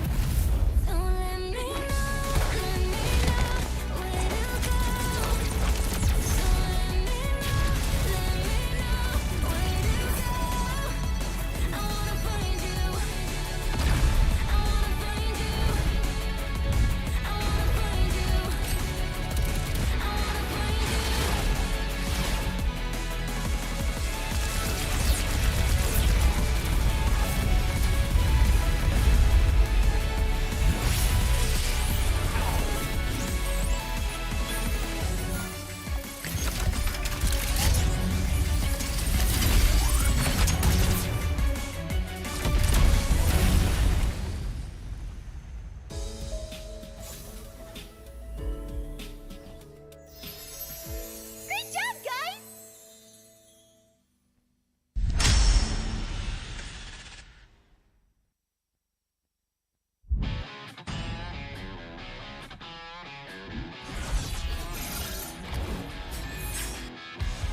Versus satu Skylar can you do it? Dan Albert di sana ternyata harus hilang. Rematch -1 gets instantly shot down by the Blazing Duet, as well as the Electro final blow. This is going to be easy cleanup for Todak as most of the... Apat yun, pero nasipa din siya. Yung ninakaw na sipa, buhay pa rin. Ang Bountee, Backline already, and they're running for the lives, gunning it. David trying to drag the members of RSG right underneath turrets. Not enough though. Gray coming all the way in. He cleans it all the way up. Just nowhere for him to run. Just Kita akan ada satu warrior weapon di Malaysia membuat pergerakan dari hingga ke lama benar-benar slow. Rafanya sudah tumpah.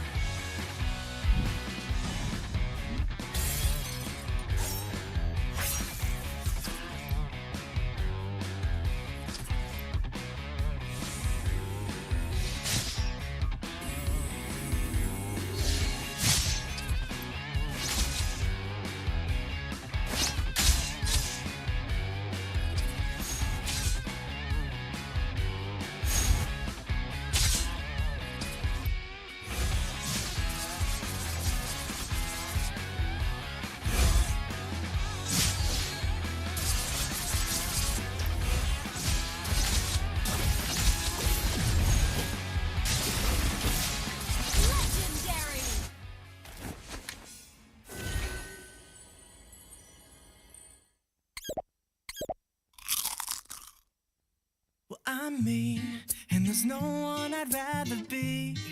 You can sit around and wait and see. For a moment I'll be standing free. So hurry up and wait for me. Got a bag of chips by the sea. The sun is blazing down. I've got my smile now. Here's the thing. Your chips will really make me sing. Come on, relax and have some chips for me. Chill out, lay back, I'm right where I wanna be. We've got time to take it easy.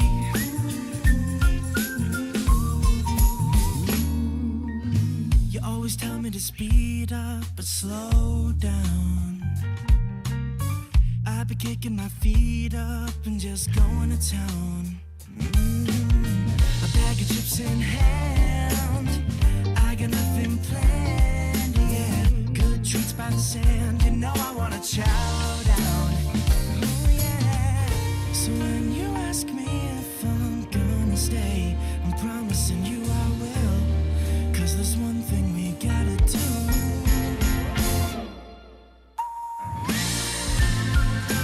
Come on, relax and have some chips with me. Chill out, lay back, and right where I wanna be. We've got time to take it easy. And all that I wanna be.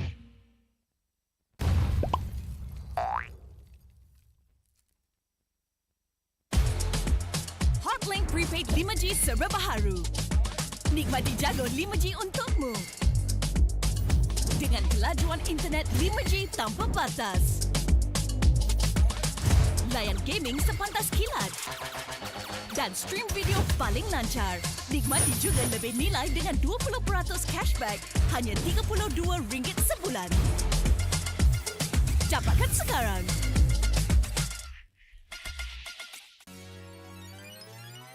Welcome to All-Star 2024. Hey, superstars.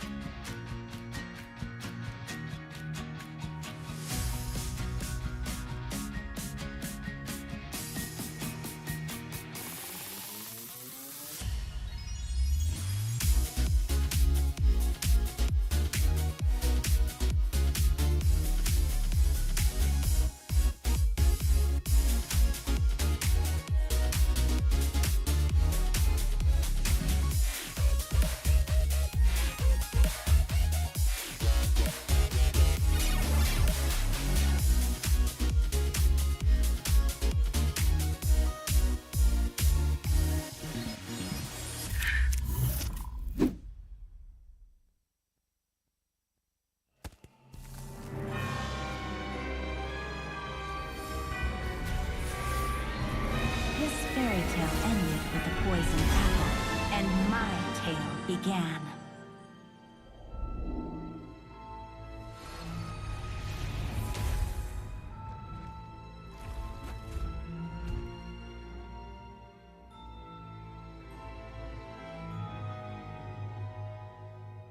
A princess in a tower is just a bird in a cage.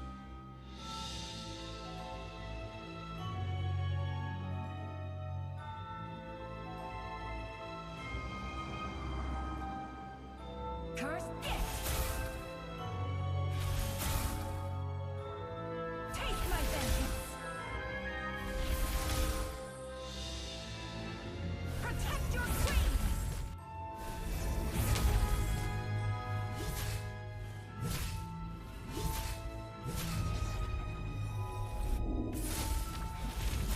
Kneel before your queen. It won't take long, I promise.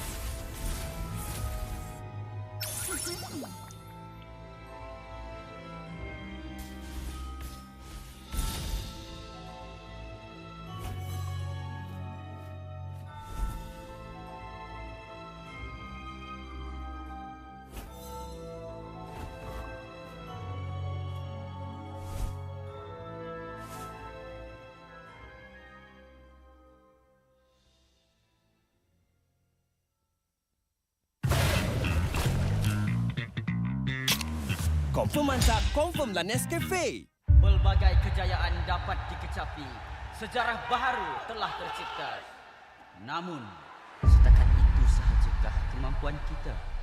Setiap kali ke pentas dunia, pasti kecewa. Sampai bila kita nak kalah? Ditundukkan serendah-rendahnya. Sampai bila kita nak dihina?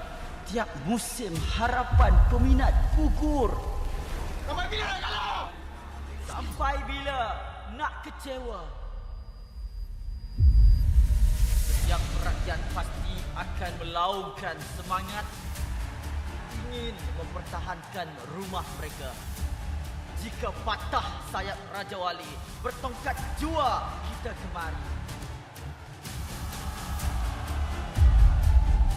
Tahun ini pastinya kemenangan semakin dicita demi menjulang nama Malaysia di pesada dunia. Di mana bumi dipijak, disitulah langit dijunjung. Stadium MBSJ Serdang Jaya secara rasminya menjadi rumah MPL MY pada tahun ini. Seterusnya, melangkah ke arena besar di Timur Tengah, di Riyadh, Arab Saudi. Juara kita bangkit menghadapi cabaran, bersedia mencipta sejarah. Utara, Timur, Barat dan Selatan, kita semua MPL MY Playoff musim ke-14 akan berhijrah ke Johor, mendekatkan lagi silaturahim MPL MY bersama. Hasrat kita semua bersatu dan bangkit dengan satu tujuan yang sama. Naikkan martabat negara, kecari juara dunia, kemuncaknya di M6. Pastikan kemenangan dan kebanggaan dikecap di rumah kita.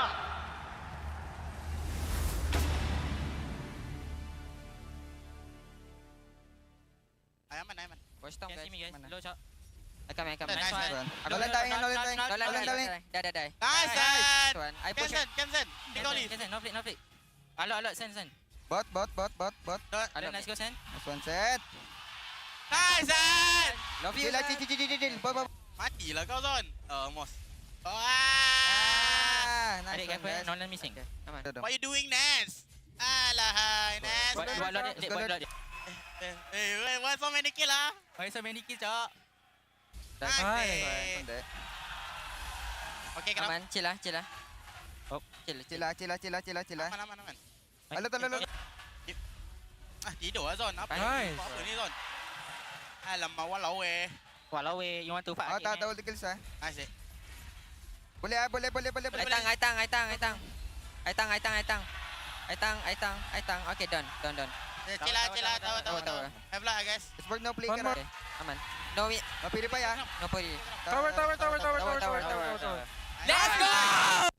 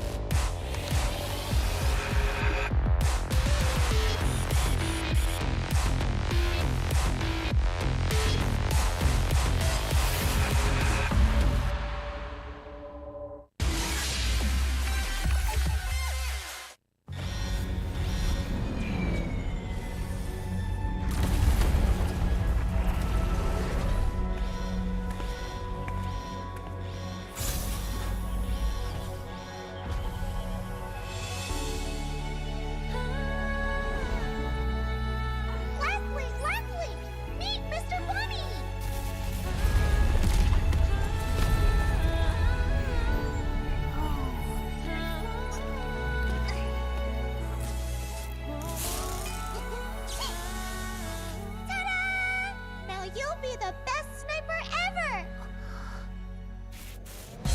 No! It's a decoy!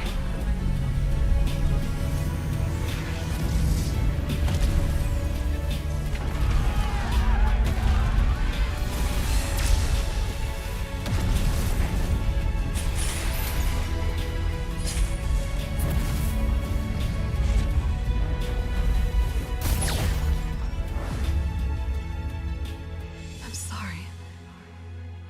Leave me alone.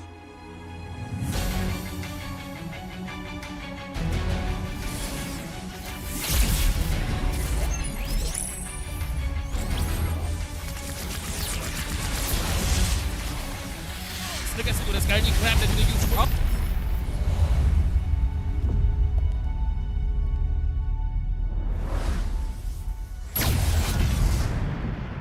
Over here, Ender. Don't let me know where to go. Don't let me know where to go. I wanna find you. I wanna find you. I wanna find you. I wanna find you.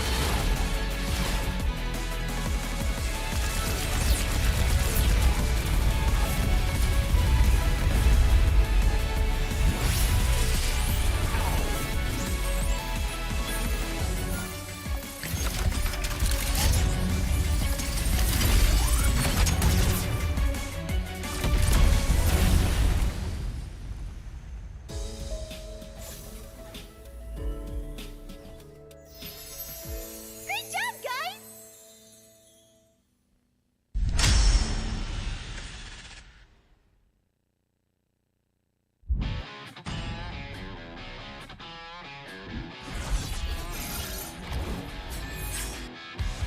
Versus satu Skylar can you do it? Dan Albert di sana ternyata harus hilang.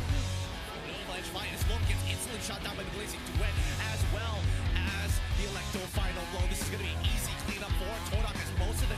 Apat yun, pero nasipa din siya. Yung ninakaw na sipa, buhay pa rin ang 41! Backline already, Enya running for the lives, gunning it. Derry trying to drag the members of RG right underneath the turret. It's not enough though. Gray coming all the way in, he cleans it all the way up. Just no way for him to run. Just Kita akan ada satu warrior weapon di Malaysia membuat pergerakan dari hingga ke lama benar-benar slow. Rafanya sudah tumpah.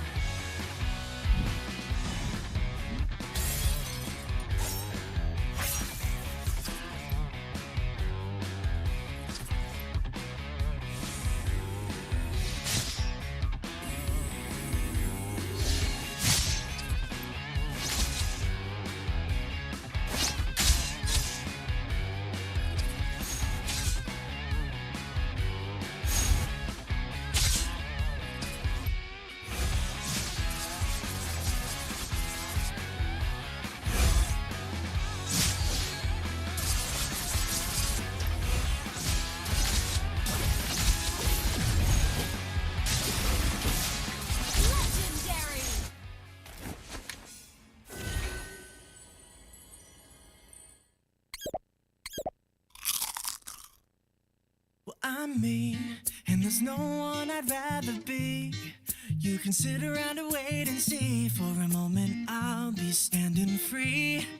So hurry up and wait for me. Got a bag of chips by the sea.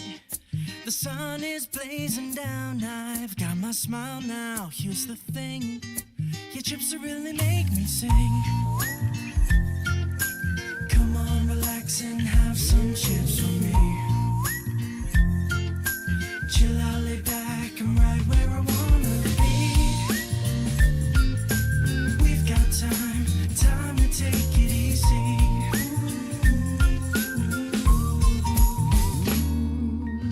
You always tell me to speed up, but slow down. I've been kicking my feet up and just going to town. A bag of chips in hand, I got nothing planned, yeah. Good treats by the sand, you know I wanna chow down. Oh yeah. So when you ask me if I'm gonna stay, I'm promising you I will. 'Cause there's one thing we gotta do.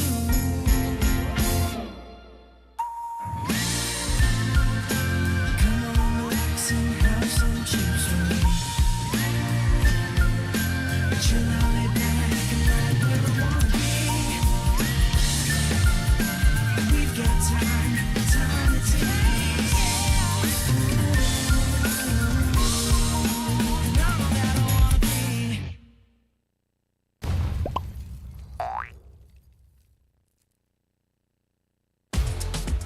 Hotlink Prepaid 5G serba baharu. Nikmati jago 5G untukmu. Dengan kelajuan internet 5G tanpa batas. Layan gaming sepantas kilat. Dan stream video paling lancar.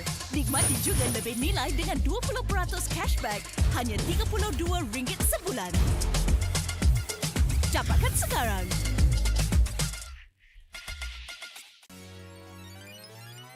Welcome to All-Star 2024. Hey, superstars.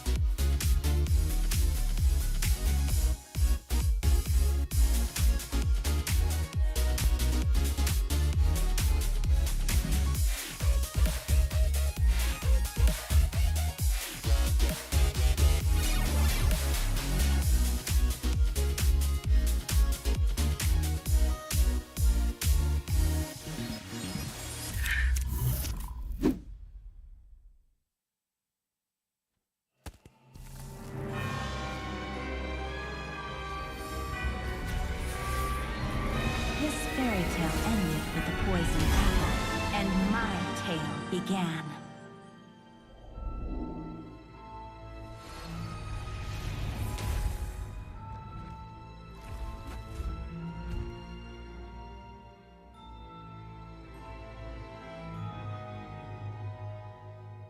A princess in a tower is just a bird in a cage.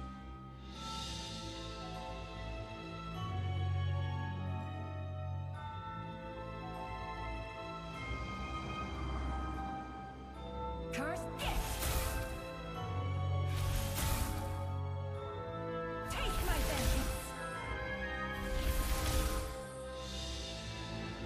Protect your queen!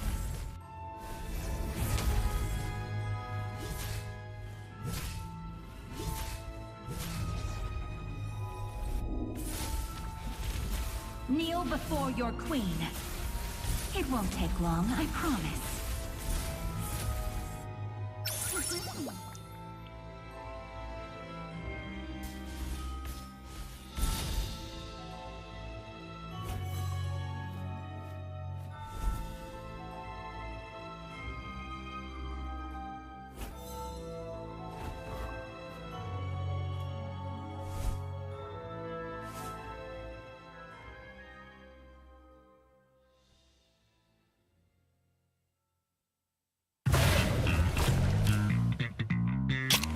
Confirm mantap, confirm lah Nescafe.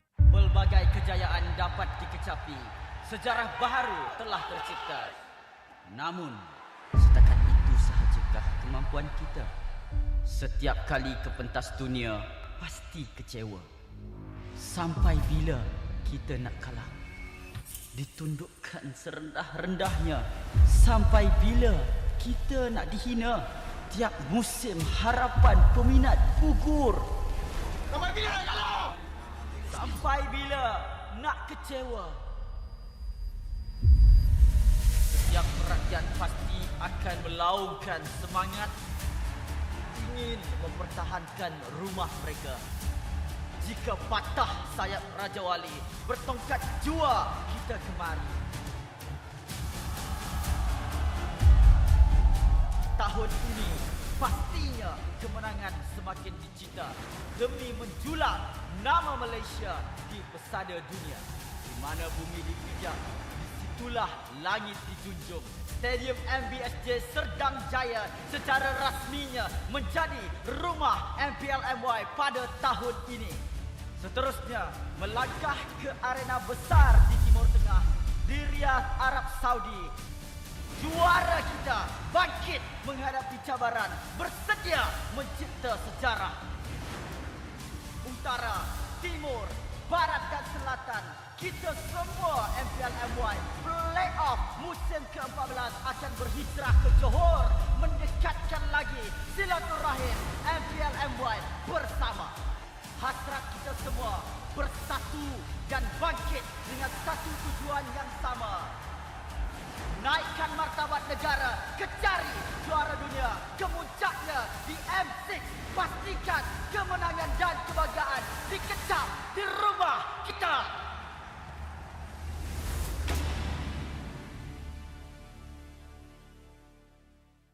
Aman. Watch down guys. Mana? Low shot. I come. Nice one. Aku lantang.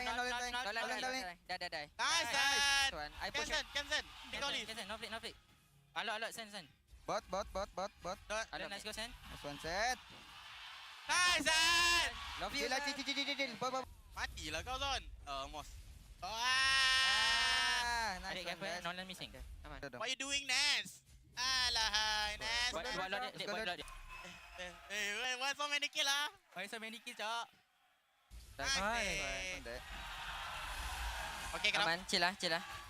Oh, chill. Aman. Alot. Tidur lah Zon. Apa ni Zon? Alamak, walau you want to fight? Tahu kills ah. Nice. Boleh. Aitang. Okay, done. Chill lah. Tahu. Have lah guys. It's work no play One kara. more. Aman. No, Pilih pa ya. no puri. Tower. Let's go!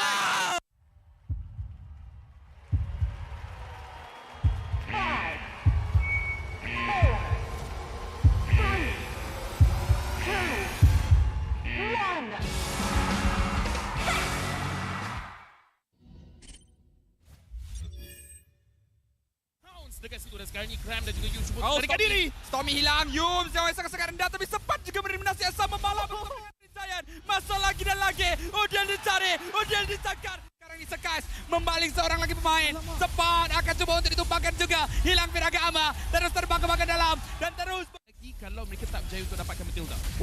Satu final slash agak berani tapi Kram masih lagi terselamat dan sekarang ini Homebois gerak.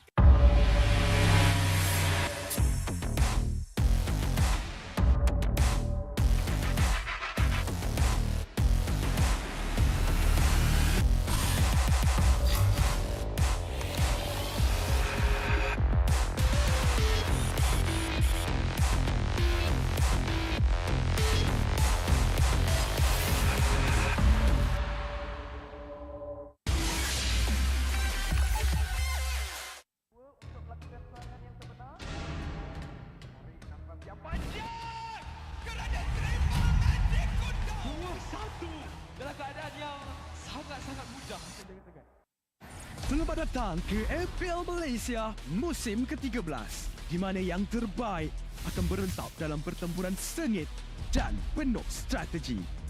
Seperti pada musim yang lepas, 10 pasukan profesional akan bersaing selama 6 minggu dalam arena yang penuh aksi di regular season. Namun, bermula pada musim ini, cuma 6 pasukan akan layak ke play-off dan pasukan di tempat ke-7 dan ke-8 hanya dapat stay untuk musim seterusnya. Tapi sayang sekali, tiada slot ke play-off buat mereka pada musim ini. Bagi pasukan di tempat ke-10, slot musim ke-14 mereka akan diganti oleh tempat pertama MPL Conference Group. Mereka akan di-reset dan harus merebut kembali peluang melalui MPL musim kedua. Dan apa itu MPL? Mobile Legends Bang Bang Academy League adalah liga amatur di mana terlahirnya bintang-bintang baharu. 15 pasukan akan bersaing untuk meraih kejuaraan dan 2 pasukan MPL Conference Group teratas akan berpeluang merebut slot ke MPL Malaysia musim seterusnya. Okey, kembali ke MPL. Pasukan MPL Malaysia tempat ke-9 akan berentap dengan pasukan tempat kedua dari MPL Conference Group dalam pusingan MPL Malaysia Challenger Stage bersama format Best of 5 semasa Grand Final MPL musim yang pertama, di mana pemenang akan menentukan slot terakhir MPL Malaysia musim ke-14.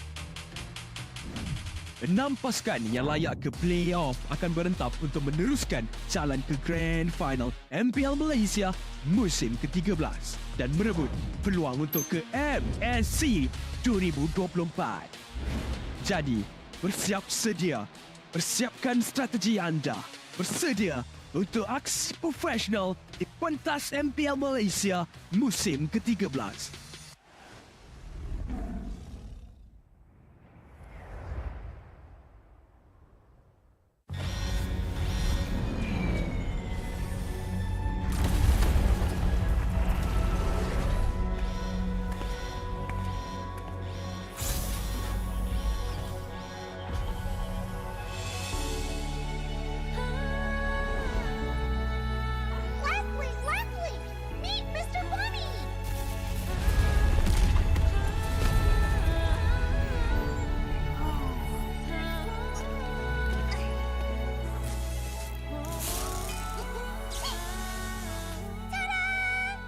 You'll be the best sniper ever! No! It's a decoy!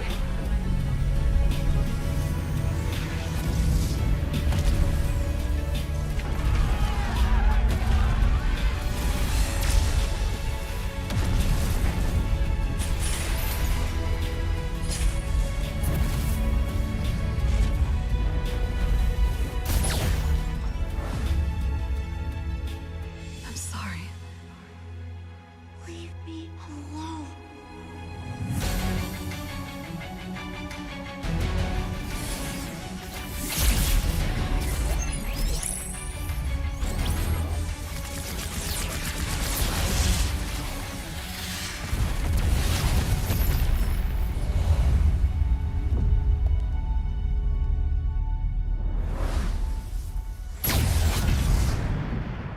Over here, Ender. Don't let me know where to go. Don't let me know where to go. I wanna find you. I wanna find you. I wanna find you. I wanna find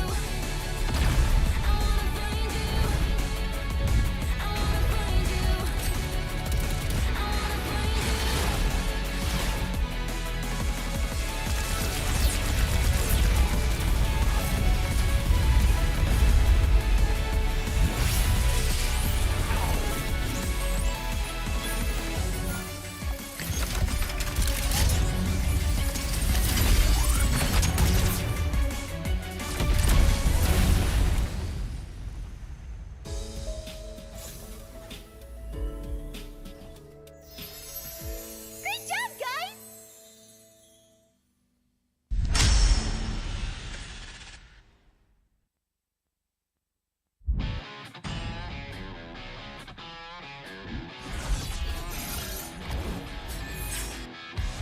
Versus satu Skylar can you do it? Dan Albert di sana ternyata harus hilang. Rematch -1 gets instantly shot down by the blazing duet, as well as the electro final blow. This is going to be easy cleanup for Todak as most of the... Apat yun, pero nasipa din siya. Yung ninakaw na sipa, buhay pa rin. Ang Bountee, what? Backline already, and you're running for the lives, gunning it. David trying to drag the members of RZ right underneath turrets. Not enough though. Gray coming all the way in. He cleans it all the way up. Just nowhere for him to run. Just Kita akan ada satu warrior weapon di Malaysia membuat pergerakan dari hingga ke lama benar-benar slow. Rafanya sudah tumbang.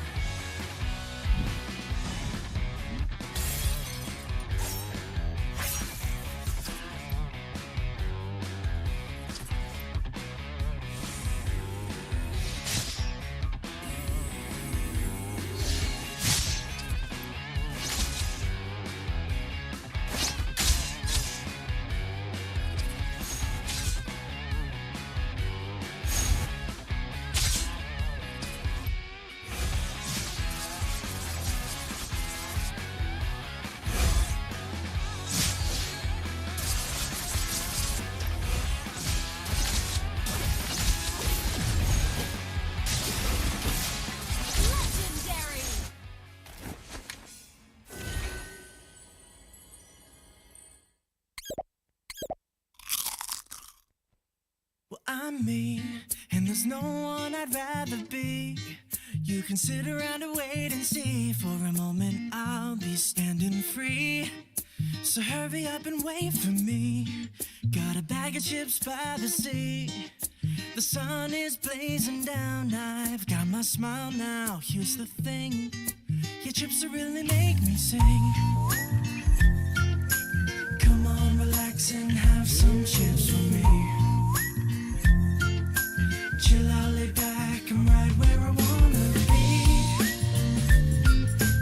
We've got time to take it easy.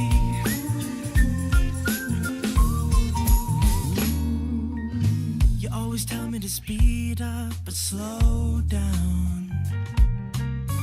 I've been kicking my feet up and just going to town.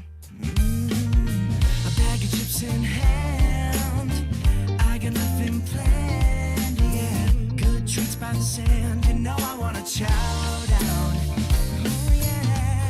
So when you ask me if I'm gonna stay, I'm promising you I will. 'Cause there's one thing we gotta do.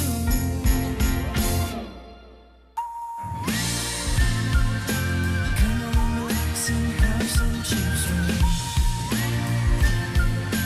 Chill out, lay back, and right where I wanna be.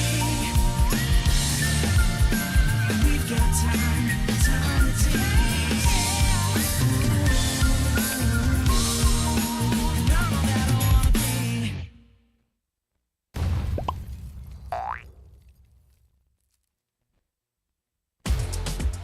Hotlink Prepaid 5G serba baharu.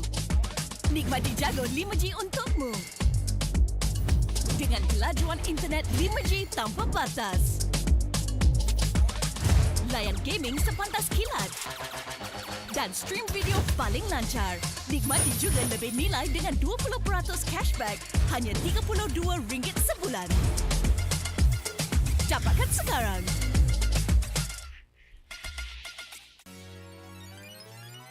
Welcome to All-Star 2024. Hey, superstars.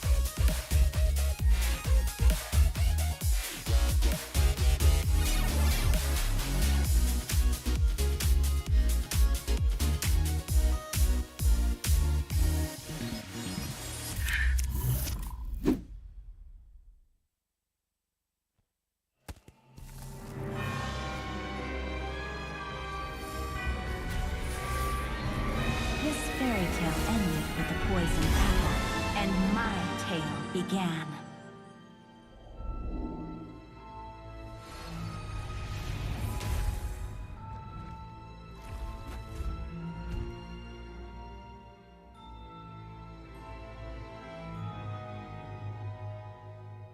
A princess in a tower is just a bird in a cage.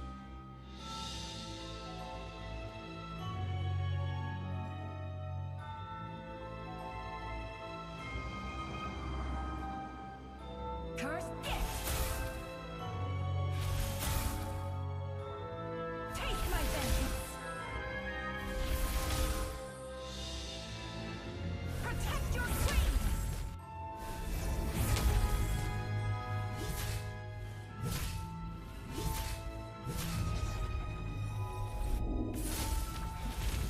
Kneel before your queen. It won't take long, I promise.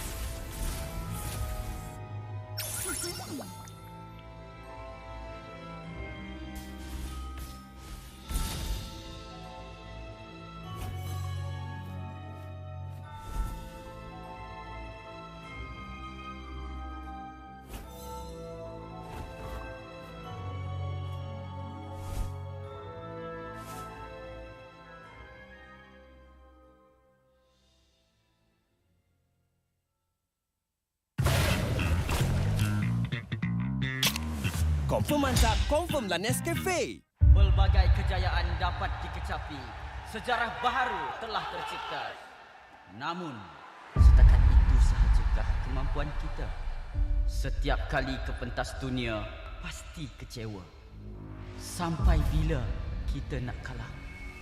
Ditundukkan serendah-rendahnya. Sampai bila kita nak dihina? Tiap musim harapan peminat gugur.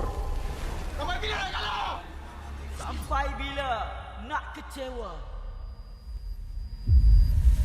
Setiap rakyat pasti akan melaungkan semangat ingin mempertahankan rumah mereka. Jika patah sayap Raja Wali, bertongkat jua kita kemari. Tahun ini pastinya kemenangan semakin dicita demi menjulang nama Malaysia di pesada dunia. Di mana bumi dipijak, disitulah langit dijunjung. Stadium MBSJ Serdang Jaya secara rasminya menjadi rumah MPL MY pada tahun ini. Seterusnya, melangkah ke arena besar di Timur Tengah, di Riyadh, Arab Saudi. Juara kita bangkit menghadapi cabaran, bersedia mencipta sejarah.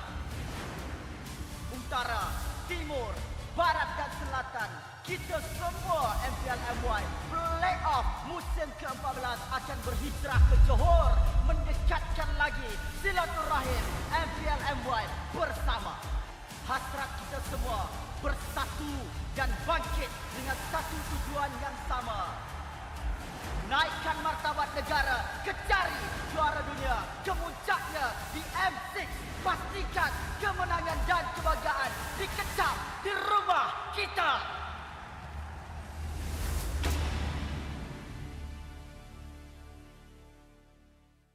Aman. Watch down guys. Mana? Low shot. I come. Nice one. Aku lentang. Dah. Nice one. I push. Cancel. Take all leave. No flick. Alot, send. Bot. Nice go send. Nice one set. Nice one. Love you. Cil. Matilah kau Zon. Almost. Adik careful, Nolan missing. Aman. What are you doing, Nance? Alahai, Nance. Buat lot dia. Why so many kill ah? Why so many kill, Cok? Nice. Okay, kenapa? Aman, chill lah. Chill. Aman. Alot. Tidur lah Zon. Apa ni Zon? Alamak, walau you want to fight? Tahu kills ah. Nice. Boleh. Aitang. Okay, done. Chill lah, tahu. Have luck guys. It's work no play One kara. more. Aman. No, Pilih pa ya. no puri. Tower. Let's go!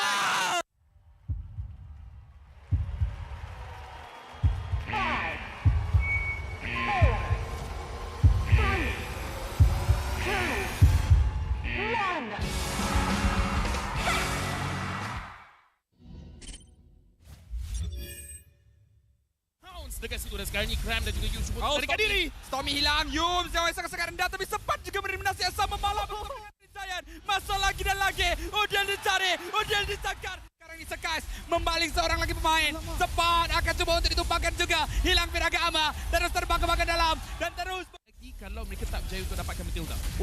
Satu final slash agak berani tapi Cram masih lagi terselamat dan sekarang ini Homebois gerak.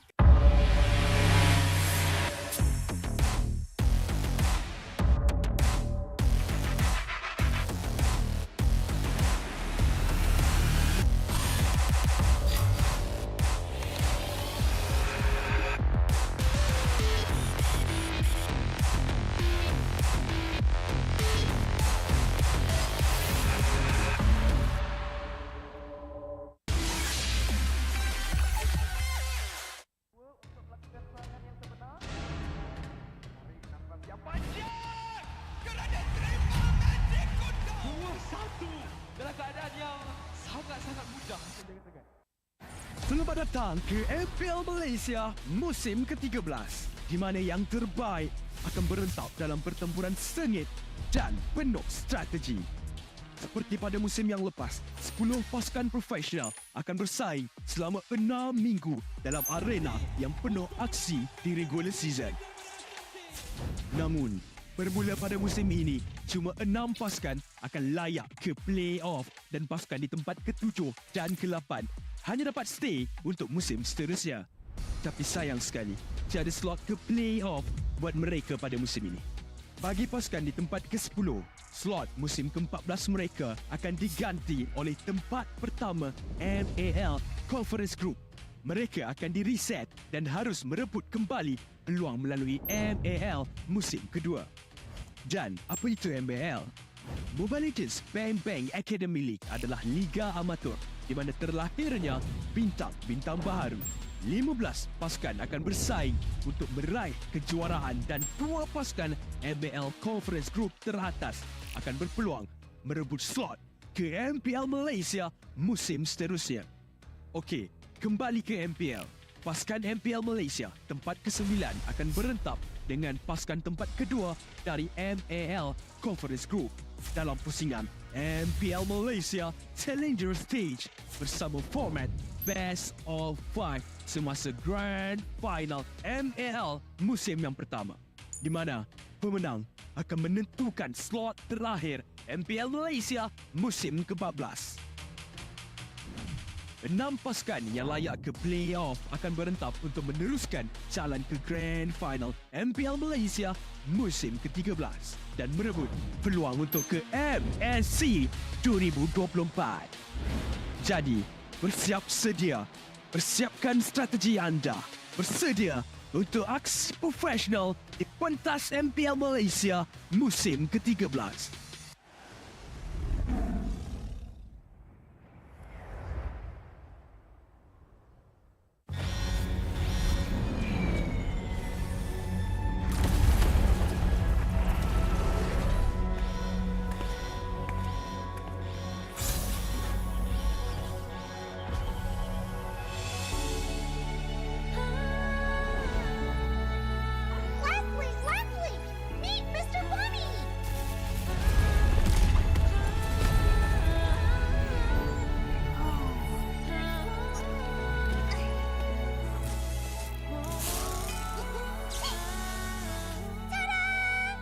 You'll be the best sniper ever!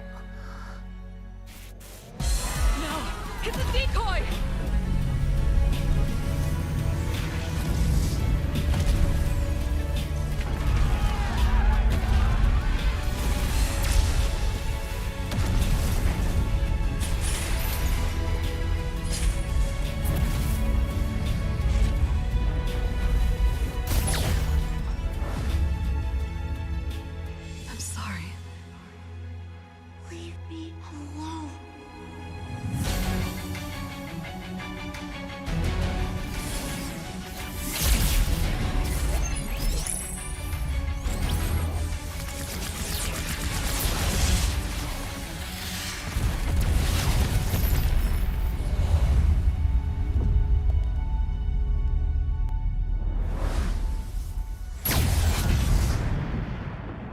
here, Ender.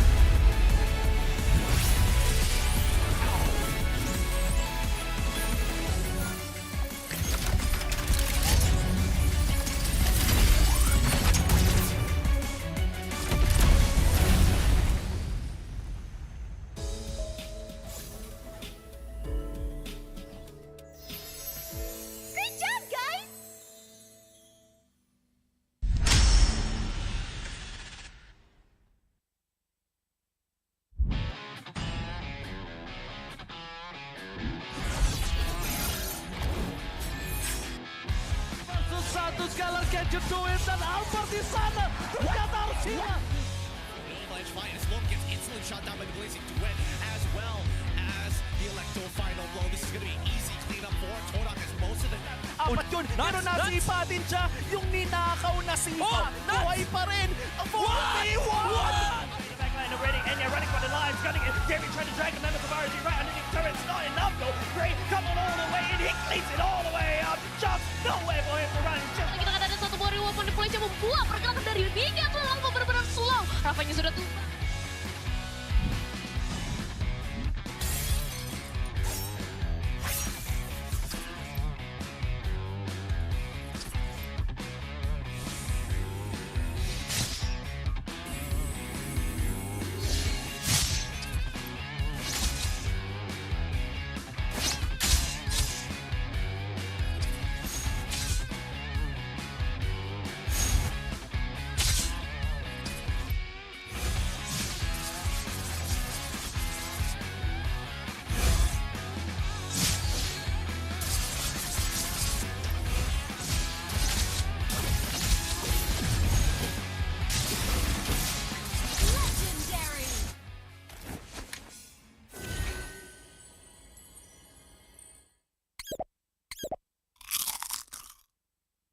I'm me, and there's no one I'd rather be. You can sit around and wait and see. For a moment I'll be standing free. So hurry up and wait for me. Got a bag of chips by the sea. The sun is blazing down. I've got my smile now. Here's the thing, your chips will really make me sing. Come on, relax and have some chips for me. Chill out, lay back, I'm right where I wanna be. We've got time to take it easy.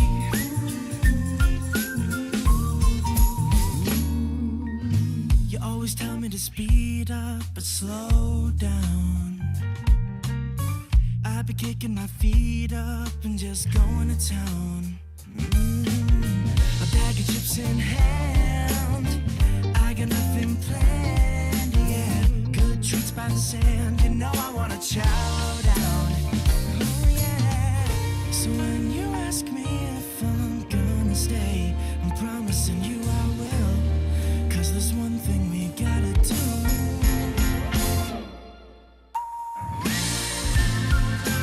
Come on, relax and have some chips for me.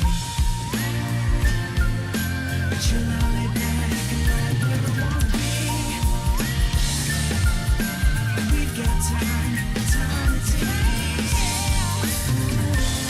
And I'm all that I wanna be.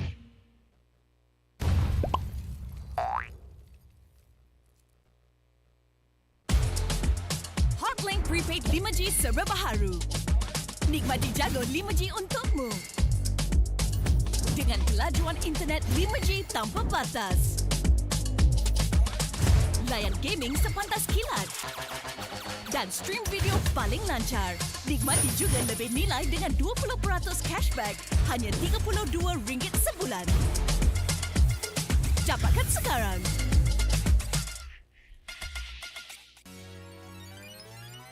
Welcome to All-Star 2024.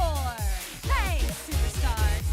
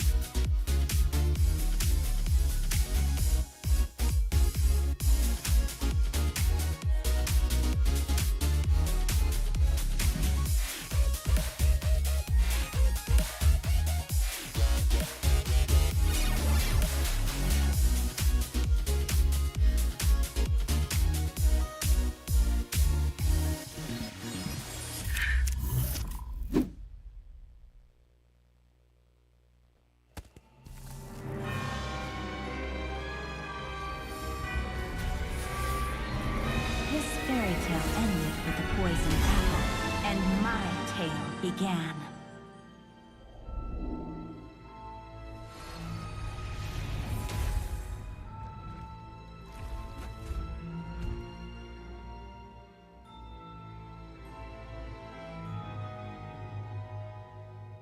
A princess in a tower is just a bird in a cage.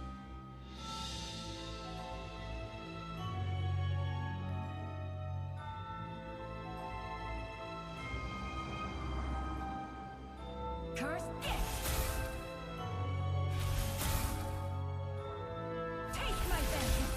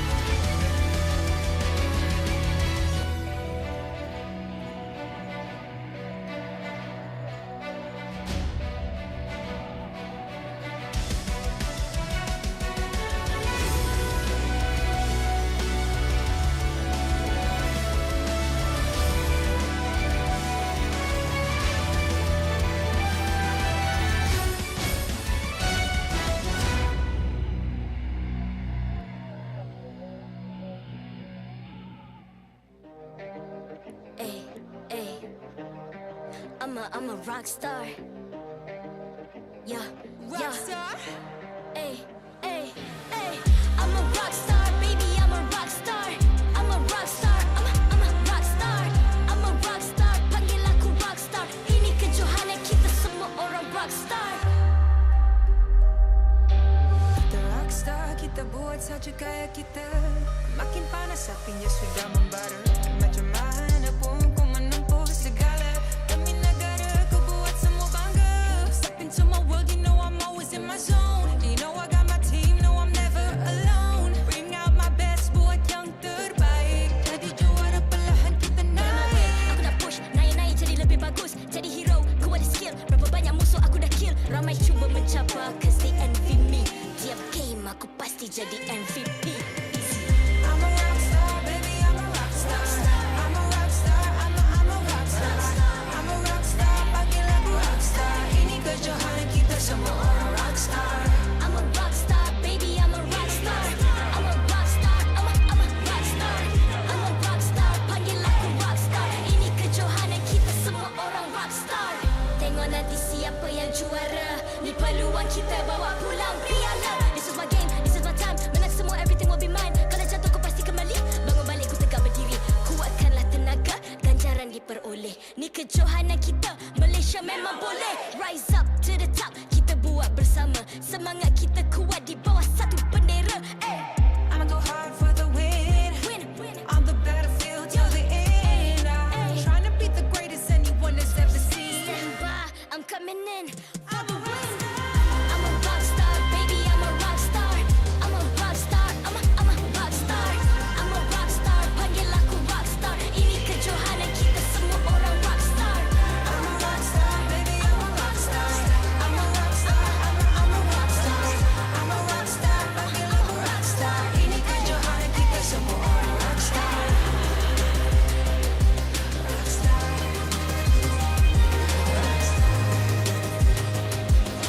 Ini kejohanan kita semua orang rockstar. I'm a rockstar, baby, I'm a rockstar. I'm a rockstar, I'm a rockstar. I'm a rockstar, panggil aku rockstar. Ini kejohanan kita semua orang rockstar.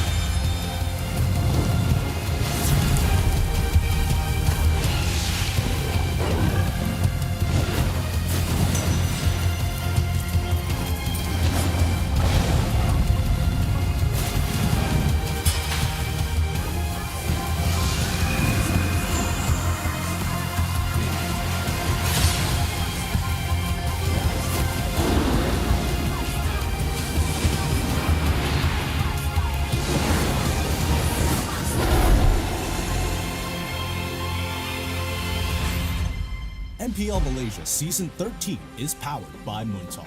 Enjoy a superior 5G network and lightning-fast gaming experience only with our official mobile internet hotline. A big shout out to ROG Phone 8, the official gaming phone, for keeping our players at the top of their game. Grind on with Nescafe to keep your gaming spirit going. Thank you to all of our sponsors and partners for your support in MPL Malaysia Season 13. Selamat kembali ke MPL Malaysia musim ke-13 hari pertama. Nama saya Rose, host anda sepanjang musim ini. And guys, tadi perlawanan pertama untuk hari ini dan untuk season ini, kita saksikan perlawanan Homebois yang lawan Selangor Red Giants. Homebois kalah 2-0 dengan game yang sangat-sangat kemas. So, untuk match ni, is it gonna be the same one-sided game or is it anybody's game? So, untuk perlawanan ini, kita akan saksikan perlawanan Team Hub yang akan menentang Bountee Esports. Now, for your information guys, okay? Bountee Esports ialah satu team dari Sarawak dan Team Hawk used to be our Season 10 winner. So, it's gonna be the new blood going up against the Season 10 winner. Alright guys, and aside from that, kita ada juga veteran player yang lama which is gonna be playing today. Kita ada Lexia dan Dominus. Dua-dua veteran player ni pernah jadi juara MPL juga. Whereas Dominus menang season ketiga, Lexia pula menang season 7. So Dominus main dengan Geek Fam masa tu dan Lexia main dengan RSG Malaysia. So agak-agak Bountee boleh buktikan tak dorang actually boleh kalahkan tim yang pernah champion ataupun Team Hawk akan bagi tunjuk aja dekat tim baru. Nampaknya the players are ready, the casters are ready. So, are you guys ready? Nampaknya orang juga ready. So, marilah kita jemput kedua-dua pasukan ke atas pentas MPL Malaysia. Kembali ke musim baru dengan nafas yang baru. Team Hawk hadir dengan membawa tonggak baru dari Filipina, Janus dan Saken dari Indonesia. Adakah lawangan Yibambe Team Hawk sekali lagi akan kedengaran hingga ke final? Dipersilakan Team Hawk, juara musim ke-10.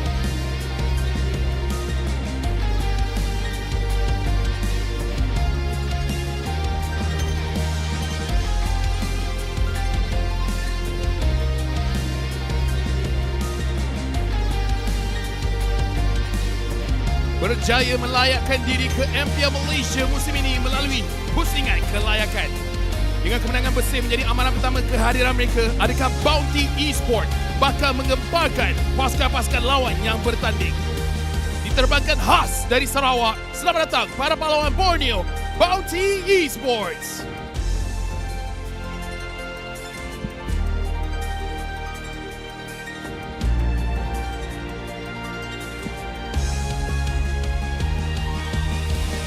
Mengalas tugas untuk memastikan perlawanan sentiasa berjalan dengan adil dan lancar. Terima kasih atas kerja keras anda. Mari kita teruskan dengan fist bump di antara pasukan sebagai tanda profesionalism. Inilah gaya kita. Inilah semangat kesukanan kita.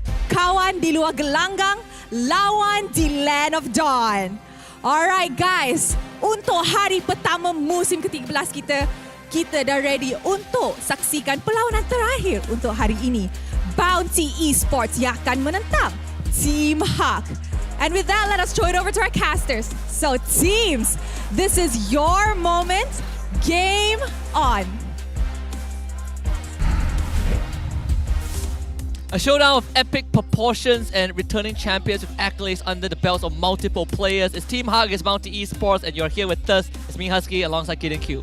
Look, these players, some legacy players, been here for a long time. Lexia, Dominus, both of which have started early on in the early seasons of the MPL MY, now back to show that they've still got it after all that time. Craziest thing is, Lexia, we can say, well, he took a short break. Dominus came out of retirement, right? And we also have players from last season that you're probably familiar with. Yuna, Panda, we have players from different regions. Saken from Bigatron is here. We have Homebois from Game Lab from the Philippines. This is the best way to close out day one. Yeah, it really is. And I think, you know, for a lot of this, I have to say, it's a shakeup. It is. I mean, we are seeing that Team Hawk is looking to redeem some former glory. They've won an MPL before, but Bountee, being a representative of the Sarawakian community, our East Malaysian brethren halfway across the ocean, it's great to see that we're seeing more of Malaysia. And speaking about Dominus and the teams dominating the battlefield, you gotta dominate it with the ROG 8 phone. Dominate with spectacular gameplay via the ROG Phone 8, the king of performance, your ultimate gaming phone. I heard they have 165 Hz on their phone, and I think that is ridiculous. That is crazy. That's more than my current monitor. You are actually right. Yeah. My monitor doesn't go that high. Exactly, right? When you start thinking about it, you're realizing that this ROG Phone 8 is built, more jam-packed with a lot of features that you probably won't even know until you start digging for it. But that's besides the point. We need our players to be playing at the tip top of their shape. And questions have been circling around, especially when we're talking about Saken specifically. You know, having great performances, getting pretty high up in MPL ID, and even, you know, dominating to a certain degree down in MDL itself. His performance is kind of tipped off that peak after the Snapdragon Pro Series. And then we're looking at, which is it's a pretty nice scenery to look at a Team Hawk, right? This team, they've been at the highest, they've went down to the lowest, and now they have a player who sort of looked at something more like a D-rank thing, MPL to MDL, back to MPL in a different region. We'll just have to see how Saken kind of performs in this environment, whether this could bring him or maybe the entire Team Hawk back to glory. Exactly, and I mean, especially with how much enthusiasm Team Hawk brings to the table. I mean, we know that it's especially Iris here. Iris, he's got a lot to say. I'm looking at the opposite side. His matchup here today is Homebois coming in from Game Lab that Bountee was able to pick up. That's crazy because he's also the kind of guy who wants to bite back. The craziest thing is that Homebois being picked up itself is crazy, right? I saw that name when I was like, there's no way this is the Homebois that we all know, and it is him. Watched him play the qualifiers, absolutely smashed it. No contest at all, but now can you bring it to that tier 1 scene? Yeah, and I think, you know, a lot of things need to be questioned here about these teams. Bountee, for an example, are they going to be able to stand a candle, hold a stick up to some of the namestay names here at the MPL MY? And I mean, Hawk is going to be the first on that list, and considering Hawk's overall lineup, even if we're just putting pen on paper here, I would say that Team Hawk just blindly would be the majority overall winner of this match, right? I could agree with that. I think that Team Hawk, they also kind of went through a major overhaul, right? They barely kept their previous players. I mean, Iris is still there. To be fair, they barely kept their slot. They barely kept their slot. There was a point in time where Team Hawk was not even a part of the conversation, and yet they stayed. Maybe this could be their final run. We'll never know, but at least they stayed for another season. And I think for them, this is as important as it gets, right? They've lifted a trophy in their debut. They went all the way down to relegation the season afterwards, so they fought their way back.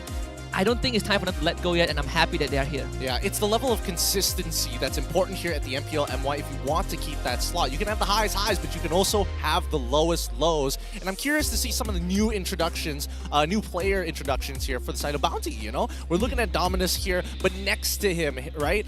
I'm curious to see whether some of these newer players have what it takes to be playing at this competitive level. And I'm glad you brought that up because I want to talk about Yen, or some people know him as Yen Lord, right? In the tier 2 scene, absolutely monstrous of a roamer, and now finally being able to play on the big stage after such a long time. Then you have Yuna.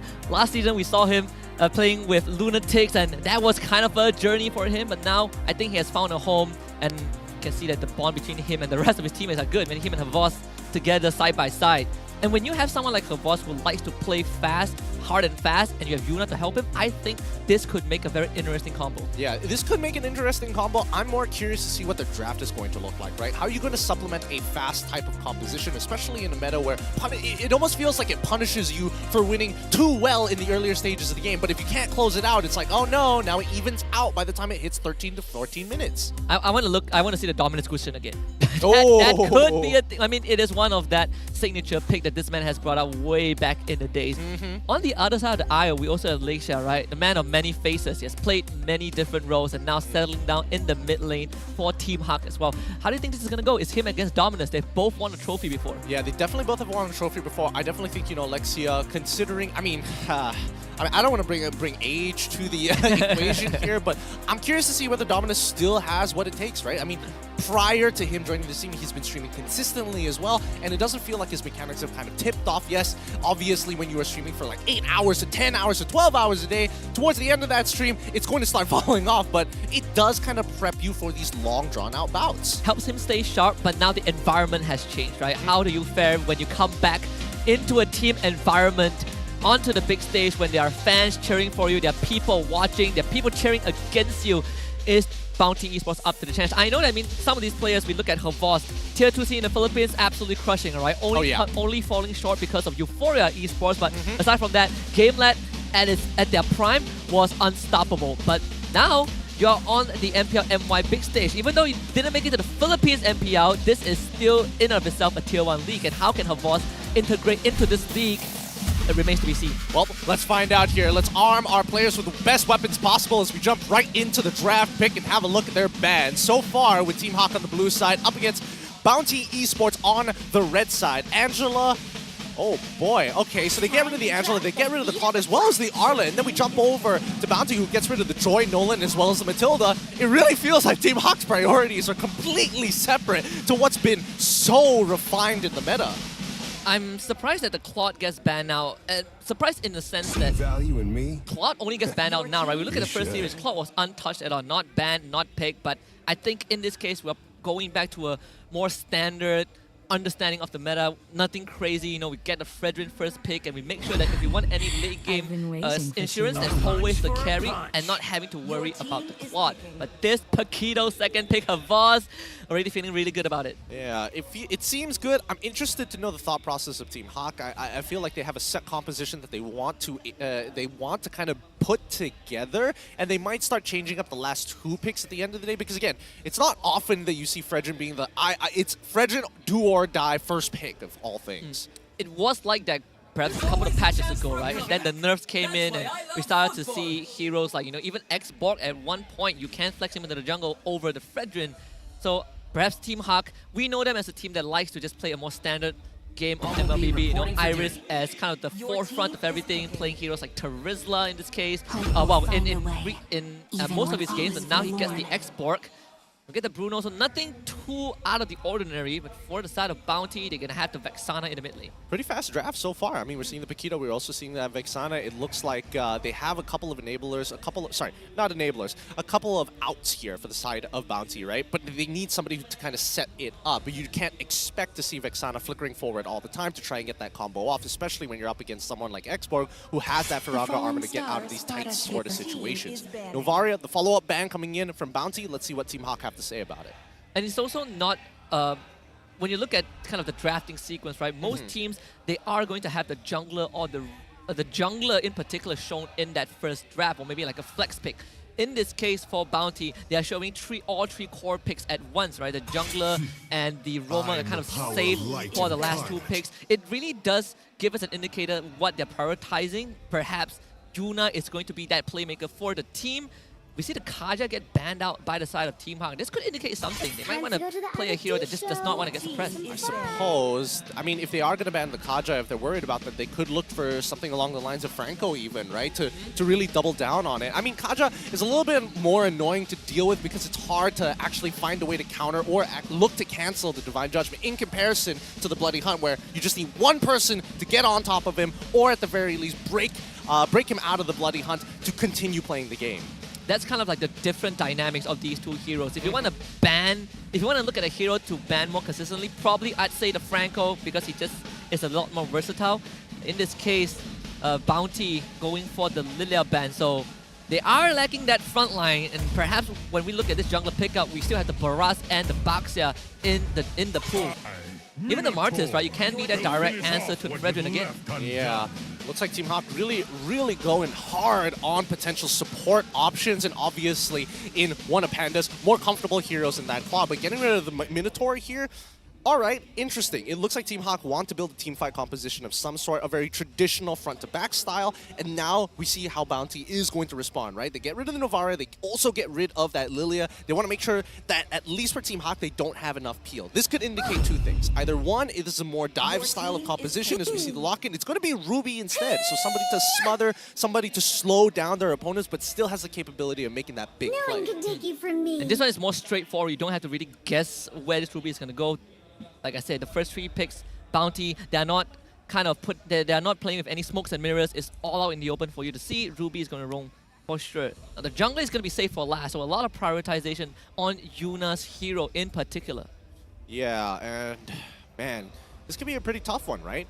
Again, a big pinch on towards that mid lane. There's not a lot of options left to really play. There's the Theramis or Nana. Or the Valentina, that could be an option. I mean, I think Valentina is going to be the safest option. They lock in the Valentina here. So far, so good here at MPL MY in terms of its overall stats. But they're also going to go for the Cho this time round. Okay, so still have a bit of that pick-off potential. Perhaps That could indicate why the Minotaur and the Kaja were banned out, right? You do make this show a lot, you give him a lot more agency to work with, but of course, the final pick for Bountee in the jungle is going to be that Martis, a direct answer to the Shredrin. Yeah, a lot of disruptive CC coming from the side of Bountee Esports. They're generally going to be playing around a combination of somebody setting it up for Vexana to go for a big combo, and just peeling for carry. You jump over to the side of Team Hawks. This one's a little bit more interesting. They have a lot more dynamic ways of going for these skirmishes, but traditionally still want to play front to back. Tradition is kind of the word to describe this strategy. It's very, very common. Perhaps the Cho is the slight outlier. I'm pretty sure this is not a Cho jungle, by the way. But overall, I think for Team Hawk, you have a very stable draft that has multiple layers that you can fall back to if things don't work out. Whereas for Bountee, it feels like if that early game doesn't work out, you're resorting to the macro play where Homebois has to control the side lanes. I mean, it's going to be a tough fight here. Both EXP laners not going to let each other walk out of that lane without some kind of punishment, but let's see. It's going to be that first turtle that makes all the difference for either or as we jump here into the land of Dawn. Game 1 between Team Hawk and Bountee Esports, and both teams have a lot to prove. I'm looking at this XP lane matchup. We all know X-Borg into Paquito. He might not be able to damage you too much, but he sure can constantly leave that lane. I mean, X-Borg is put into the jungle this time it is the jungle, around. okay. Yeah, they are committing him into the jungle. I think it's about disrupting the initial turtle fight, right? The one thing a jungler absolutely hates, a lot of CC, especially when you're getting closer to that retribution timing, and when you get locked down, and then locked down again, there's nothing you can do. It's not even about a retry battle, it's who has more CC. Oh, Yenlord's flicker is going to be forced out. Try to go for an intel gathering journey, but ends up getting spotted by 3 members of Team Hawk. And that means it's been quite a long time since we see Fredrin into Paquito. Clearly, this is a very Iris pick. Not many players go for this choice anymore. It's a good sandbag, but again, you can't. It gets harder to keep up with the Paquito as the game progresses. Yeah, I mean, it really depends. If he dies at least one time, oh boy, Iris is in so much trouble. But Homebois, even trading against somebody like Iris with so much sustain is almost kind of pointless, right? But he needs to get out of the lane regardless. Obviously, Homebois has the upper hand. He's gonna let that wave shove in first. And on the top side, Yuna unfortunately won't be able to get any avenues. No steals on the jungle camp. Eventually, we have to converge on the bottom side. That's where the turtle will spawn. Yep, first couple of items are already coming in hard, and it looks like Homebois not even going to go for tier 2 boots. Doesn't need it. He wants the Fury Hammer as soon as possible to make sure that these trades are going to stick onto Iris. Allows him to kind of leave the lane as well. If I want to manage the wave, I want to cut it between the turrets, I can do it as well. Lexia is going to drop low. Homebois, unfortunately, can't land the KO punch, but it's fine. With Dominus beside him and both of them at level 4, it's about for the turtle contest. Yeah, Lexia, he hasn't hit level 4, by the way, and Dominus has. This is going to be a bit of an awkward timing. Team Hawk going to look to delay this Lord for as long as they possibly can. And that's also because the wave got shoved up so fast that Iris had no choice but to take the minion for himself before Lexia even arrived. Now he has hit 4. The good news for Team Hawk is that they forced this early recall out from Panda, right? So at least Saken is sort of winning the lane now, but whether he can crash this wave early, I don't think is possible. Well, it's going to be tough. Yuna going to start pulling the Lord here. A level ahead of Iris. I think they might just have to give this up, right? There's just no reason for them to actually keep on going. Homebois is already going to be there to make sure they have some coverage. Perfect. Exactly what we wanted to see here from Bountee Esports. Might have to go back to plan B. Let this X-Borg continue to farm up. Needs that first core item before he start making some impact. But you also need someone to really smother this Martis. You can't let him run for you, and it becomes Yenlord with the flicker pull instantly takes out Saken without a beat. Good play coming in from Yenlord, really punishing Saki, giving him no window of opportunity to flicker out of that in tandem with Dominus. And this is going to be great for Panda at the very least, right? He's going to continue to scale up just a little bit faster, and Saken, unfortunately, just has to wait it out. And that's coming off of Saken having that lane priority for the first 3 minutes of the game, and now the entire pendulum has shifted.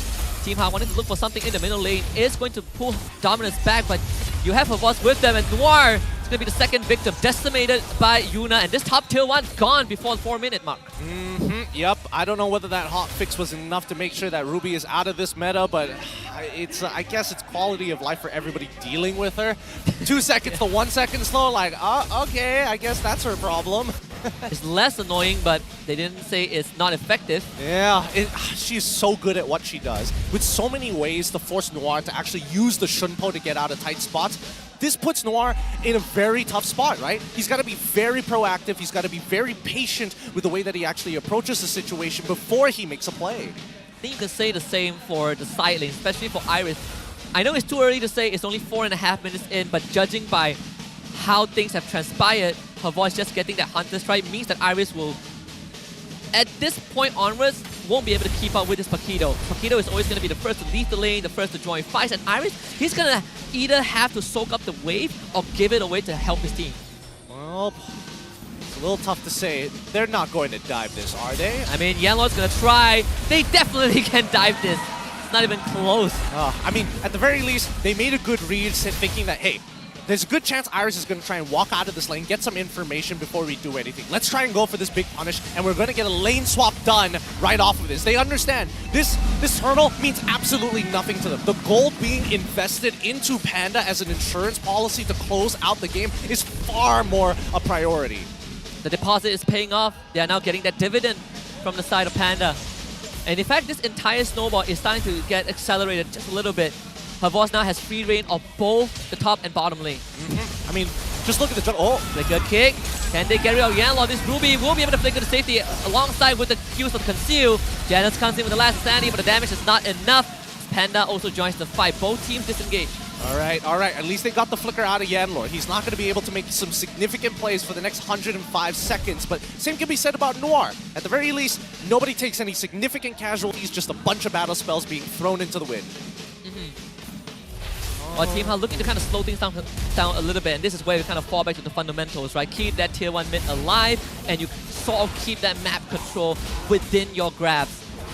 If you're Yuna, you're going to start power farming. Again, the turtle now becomes a secondary objective for Bountee Esports. Team Hawk can have it, but we're getting something done elsewhere. Yep, a majority of this gold lead is coming from Yuna himself, right? He's 1,000 gold ahead of Janus as of right now. Eventually, it's not going to matter. Oh no. Sake with a flying tackle, gets the stun, okay. With the worry to push her boss back, but Yuna shows up, there's the decimation. Can he get close enough? Yuna decimates the wrong target and ends up going down. Her boss also to follow. Malaysia saving his teammate and finds a double. Beautiful play. Good use there with both Noir and as well as Lexia taking shots from Havas to protect Saken for as long as possibly can. In the very least, they are able to trade 2 for 1 in that type of situation, which is not too bad, but let's see whether this is going to start paying dividend in the later stages as we start moving into mid-game. Saken still goes down, but the goal goes into Lexia. Now middle side, Panda can't really take this fight. We see that early immortality from Janus. This should be a first item immo for the export. We kind of discussed about it in the earlier series, and this is kind of what Team Hawk has settled on with. Yup, and they have to take their time here. Now, both sides actually want this Lord. Sorry, they want this turtle at this point in time. I'm trying to see whether there's any pressure in the side lanes that can be built up here, but now they engage. Find a kick. Noir gets pulled back as well. Yuna is going to be in this fight. Watch out for the decimation. He is concealed. Decimate onto the Fredrin. That's number 1. Yuna looking for number 2. Fights 3 in a row with the help of a boss. Bountee Esports have won this team fight, and Team Hawk just have to take the loss. Yep, 3 for 1 trade. Unideal for the side of Team Hawk as Bountee now will take the turtle for free. A good play coming in from the side of Bountee Esports. And this is what you meant by trying to go in fast. A very decisive decision from the side of Bountee, and everybody was on board with the plan. And you also can see kind of the synergy between Yuna and her boss coming together, right? Her boss, he knows he has the damage. All he needs to do is to bring you down low for Yuna to get those ult resets. And Yuna, unfortunately, does go down, but at the end of the day, Bountee Esports still get a net gain. It's still worth it, though. It's still so very worth it, right? Even if he does have a shutdown gold. Oh. Yeah. Oh, I think they suspect it. Yeah, they're suspecting it. Sake is going to immediately recall. Good decision coming in for the side of Team Hawk. I think they've kind of identified, for the most part of it, that, hey, it looks like Bountee really want to just make sure that Sake never gets the scale in this game. Yeah, and we don't see her boss in the side lane. He should be in the top lane. At least theoretically, he should be there, but he's not. But that means Bountee takes control of the entire bottom wave. They could look to intercept this, but it's still a man disadvantage here, unless they're bringing all 5 of their members to do so. I don't know how important this Tier 2 is towards Bountee Esports, but... Jungle ain't really safe either. Noir with the conceal. They will be able to get on top of Panda, and that's the target to look for. Yellow with the flicker to protect Panda. They get the kick, but in the wrong direction. It is fine though. Janus with the last insanity will get rid of Panda. Lacia pulls them back with the stolen I'm offended. It is a 2-for-1 trade, but in favor of Team Hawk. Not bad, not bad. I mean, Team Hawk, at least they are making some good decisions, right? If we are going to sacrifice HP from our tier 2, we need to be able to kind of find the right opportunities to punish our opponents. And I think especially for Iris, getting the initial lockdown onto Panda to kind of set this entire fight and this entire sequence down on the bottom side with the help of Noir, let's not forget. Wait, Havas? He should be okay, right? Yeah. Flicker forced out, and that's another crucial battle spell from Bountee. And Taken can take this tier 1 finally. Free up the side lanes a little bit. Yeah, but I think they are going to lose mid-tier 2 at this point. I mean, there's so little map pressure for the side of Team Hawk, right? There's not a lot of safe places to actually sit back and relax. The rest of Bountee, they can just keep playing this cat and mouse game. Found Noir again. Where's the damage? Noir able to get the stun poke kick onto Panda, but the backup from Dominus is there. Panda gets out, Noir ends up dropping. Yellow is traded back, but it seems like Bountee once more. Yuna in the forefront of it. Team Hawk doesn't allow them to chase. They're trading back and forth constantly. The Team Hawk fans giving the Team Hawk supers even, giving extra support here on our side. Hopefully, we always get the loud ones. We get the loudest of the loud, right? The loudest, the best ones. The best ones, the most dedicated of fans. And you got to give it to them. Their chants are always the best. Oh, yes. I think Team Hawk chants, they've got the most iconic ones. So far, so good in the overall game here. That Bountee Esports 6-9 so far, but they're getting a lot of side pressure on the opposite side of the map. I think Bountee have recognized that it's starting to become pretty difficult to take them on 5v5. Might as well split up the pressure. And that's what I was expecting from Bountee from the get-go, right? The moment her boss gets out of the side lane, this is what you're going to do. Constantly put pressure there to pull members from Team Hawk, get some trades if you can't get the objective. But this means that they will be at a man disadvantage. So Bountee forcing that lore reset is a good start. Noir taking massive damage already. The lore actually didn't fully reset. This could be a 50-50. Team Hawk has to let it go. Back to square one. Yep, the lore dance is going to keep on moving like this, right? They see Havas leave that, bottom side yellow, almost landing the I'm offended here. And Noir, now he's going to get pulled back, terrified. This could be it, but the Shunpo shield keeps him alive. And now they drop the Internal Guardian. Team Hawk can't really fight this. Bountee finding some signs of life. This Lord Dance continues. Panda just constantly dealing the damage. It really shouldn't be this even. I was expecting Bountee to have taken this Lord already and look for inhibitors much early on into the game, but it looks like Team Hawk, they're playing it very well, right? The way that they're threatening their position, the way that they are pulling this Lord towards them, and more importantly, having Lexia just waiting for the right opportunity to steal a perfect ult. This could be the setup that they want to punish Bountee with and flip that goal from 3,000 into at least a 2,000 lead for Team Hawk. And you can't forget about Janus as well. This man has an immortality. Takes a bit too much effort to break through 4 health bars. And he's going to constantly be a thorn in Bountee's side. And that means this Lord Dance is going to be postponed for now. Both teams going back to manage the waves a little bit. Team Hawk is going to be the one to kind of have a bit of that advantage on this Lord area. Bountee, I'm setting shop down bot with only Yuna handling the Lord. Well, let's see how long they can actually hold this out, because the longer that this goes, the quicker Janus is eventually going to get even levels with Yuna, and then it's just not going to be worth it, right? Yuna needs to hit level 15 to maintain the lead of EXP and having a bigger retribution to threaten the Lord, but now Team Hawk, decisions need to be made. Bottom lane, even the AI winning prediction is saying there's a small dip in Bountee's chances of winning, but it's still 73. And this is what you want to see from her boss. Noir with the punish, gets the kick! The kick came late, and her boss is going to get out of this. All right, flicker for flicker, Way of the Dragon being thrown away, and now no Faraga armor. This could be it, right here, right now. Could be a free for Panda. He's just running Team Hawk members down. Bountee finally finding the chink in the armor of Team Hawk and get the first Lord. All right, first Lord in their pockets. 3.6k gold lead for the side of Bountee Esports. Team Hawk have to play hyper defensively at this point. They're just waiting for Noir to find these big engages. I think even for Iris, right, the fact that you are playing Fredrin, that flicker ult is going to be your most powerful tool. And if he doesn't find the right targets within it, you're basically wasting the entire kit. Flicker ult, even the flicker energy eruption, right, the taunt. Yeah. I would argue the taunt is way more important, considering how you need to catch targets like the Paquito and the carry, but you need the help of Noir. You need the help of maybe Lexia with the stolen I'm offended.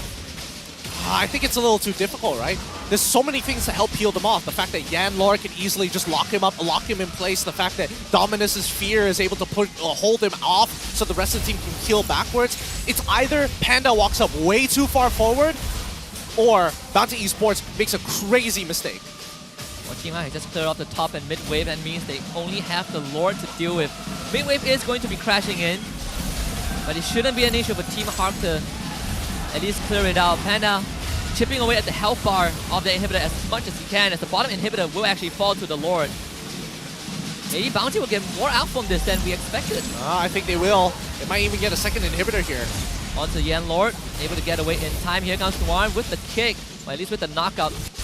No kick was expended in that exchange. Yup, and now it's coming to a point where Bountee Esports, they're eventually going to start falling off here, right? They're 4,000 ahead. Yes, this is a crazy good goalie, but eventually it starts evening out towards the later stages of the game. Iris is starting to pick up items. Saken is finally scaled up to actually do some relevant damage here. Havas, I mean, even if he builds full damage, right, it sounds like a very good idea, but Winds of Nature is just such a simple counter.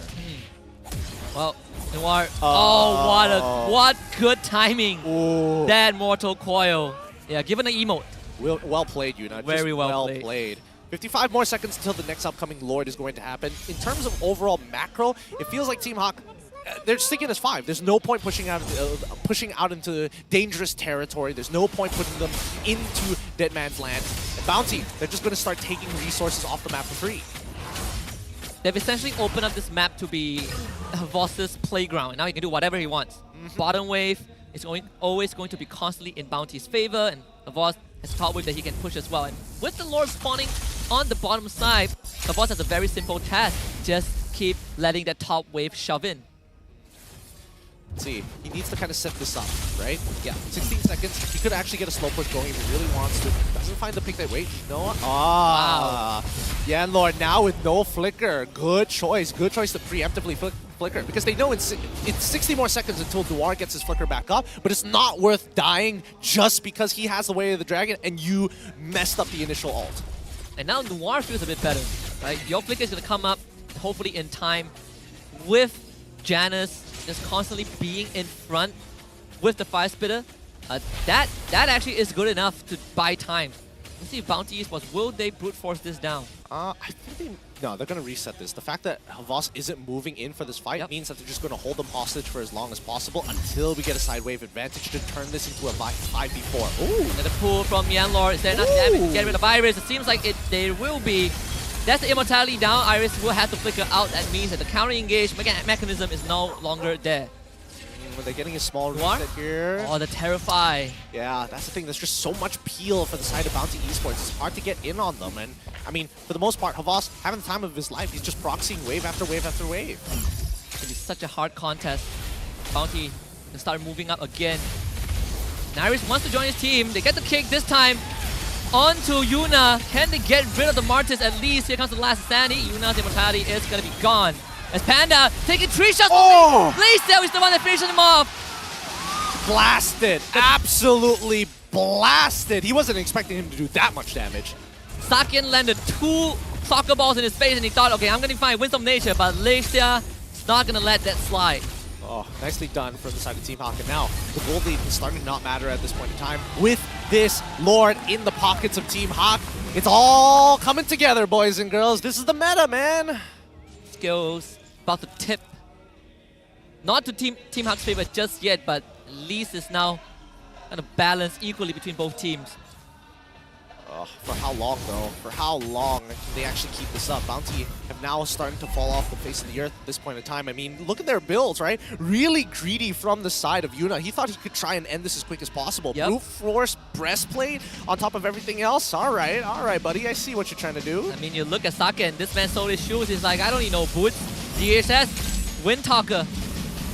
A classic treat of his for sure. Yep. Synchronizing top as well as middle wave. They have a lot of catching up to do. They gotta give this away. They might not even be able to hold this mid tier 2. Janus, he has reached that point of being an export that he can do whatever he wants. You can't take me down fast enough. I have immortality. I'm always going to be a threat to you. They're trying to slow down this Lord as much as they can. Retribution's also being used, but I don't think this is a dive, right? They're gonna try though. That's gonna be a two-man knockup on the side of Bountee. Unfortunately, Yuna didn't get to see the day of light, and once more Panda goes down. Yanlord to follow, and Team Hawk, they flip the script, they swing the pendulum, and it crashes into the base of Bountee Esports for game 1. Yep, great opportunity here. Noir playing a huge role in that game, finding some pretty crazy kicks overall to stall this out, right? Trading resource for resource, and most importantly, trading resources against the main engage tool of Bountee. Something to keep in mind for their upcoming game. Everything coming together at the from the mid-game onwards, right? Team Hawk, from the very first time, they decided that to protect Predator Sakin, they put bodies, use themselves as species. Leisha, with amazing saves, gets the trade for himself. Yes, Sakin goes down, but they keep the game under control. And like you said, at one point, Team Hawk is going to have enough tools to deal with Bountee. And what do we see? Noir, the catalyst for this game 1 victory. Oh, makes you think, makes you wonder what exactly is really rewarding these players in this type of meta, right? You can have a phenomenal early game. You can have your side laners really dominate, but if you aren't able to generate at least a 10k gold lead, and even then, there's a good chance that it could all go wrong thanks to one bad Lord fight. And sometimes it's not even a Lord fight, right? You get a good lead, you're trying to make a play in the side lane, and then it goes south. That cuts it down by a significant amount as well. And we've seen a couple of examples in that first game, and I think that's more than enough to keep Team Hawk going, right? We kept looking at the goal lead. At one point, it was a constant, 2 to 3k goal difference? That's not too much. Then we look at the items and the individual net worth these heroes have. Suddenly, Sakin is 2k ahead of Panda, which was not really the case, right? In a few minutes ago. Yeah, it honestly shouldn't have been the case, right? But these small things start adding up on top of each other, and it really starts to cost them some big amount of interest later down the line. Because at the end of it, right, without a battle spell, without your resource, you're scared to walk up. You saw Yanlord, as soon as he doesn't have his flicker, he becomes a lot more passive, but he's still looking for the right opportunities at the right time to punish people like Iris, who have a lot of CC to set up that big fight. What an interesting first game. We got a XP Fredrin win as well. This is the camp of Team Hawk, and Janus, the MVP of the game, debuting in the MPL MY stage and taking the time. I mean, the Filipinos have been cooking us something hot. We had Innocent from SRG, and now it's Janus. I mean, they really are making an impact. This X-Borg jungle, we briefly touched on it, and to see it in action is definitely something that I think we're going to see a lot more of down the road. I like the way that he's building the X-Borg as well for the jungle. The fact that he wants to have that extra bit of movement speed. War Axe into Brute Force Breastplate, completely understandable, but making sure that it doesn't get bursted down by the magical damage in the Athena shield, and more importantly, having that immortality so early on, because he knows every time that they're going to contest for a neutral objective, if I have immortality, there's a very good chance that I'm not going to die. If I commit hard enough, I might even be able to get the steal and still walk away with it. And he perfectly understands that for a big part of the early to mid game, he's the only one that can reliably walk up without feeling too threatened, right? Especially with that early immo. I think immo, and then Brute Force Breastplate, and then Athena Shield, and then he went back for the War Axe for that extra bit of damage. Yeah. All in all, well worth it. Congratulations to Team Hawk for taking their first game here in this series, but there's still a lot of work to be done. One more game. Let's see whether they can actually get a 2-0. That would be a great start for Team Hawk, but then you look at the other end of the arena is Bountee. What went wrong?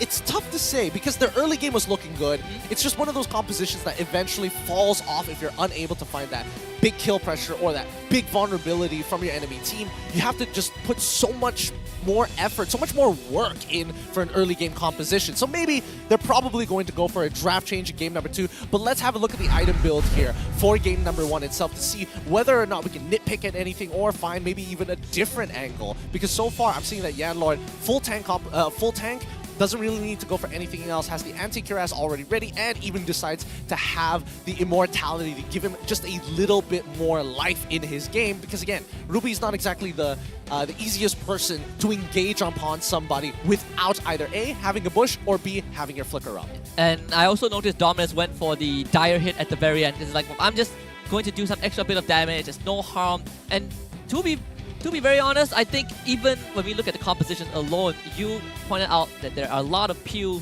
from the side of Bountee Esports. And at one point, they were making Team Hawk's life very hard. But the battle spells is what made the difference, right? Team Hawk just had the presence of mind to go for these hard engages. And I mean, there's a lot of frontline that you need to go through. Yeah, I mean, a lot of frontline indeed. I like the idea, though, that Bountee wanted to just play for Peel, right? At the end of the day, if Panda is able to free hit that front line without much of a front line, Team Hawk eventually starts to crumble. But let's keep in mind, Valentina, for some people, still S tier, for others, dropped down to A tier. Not as good as it used to be. And of course, I can agree that even Bountee may have overtuned her at one point of time. But now I feel like she's in a nice spot, right? You have just enough damage, especially if you are ahead to one-shot your opponents, but you're never irrelevant in the game. Even when you look at the emblems, right, you can see both the roamers and mid laners took the emblem that allows you to stay in lane a bit longer, right? Just get some health back whenever you take down minions. And when you look at the damage dealt scale, this one definitely a bit closer than I expected between the gold laners, considering how, you know, Panda in the later stages of the game didn't really get to do that much. No, I can totally agree with that, right? And that's not all. We're also seeing that the team fight participation coming in from Sakin being at over 90%.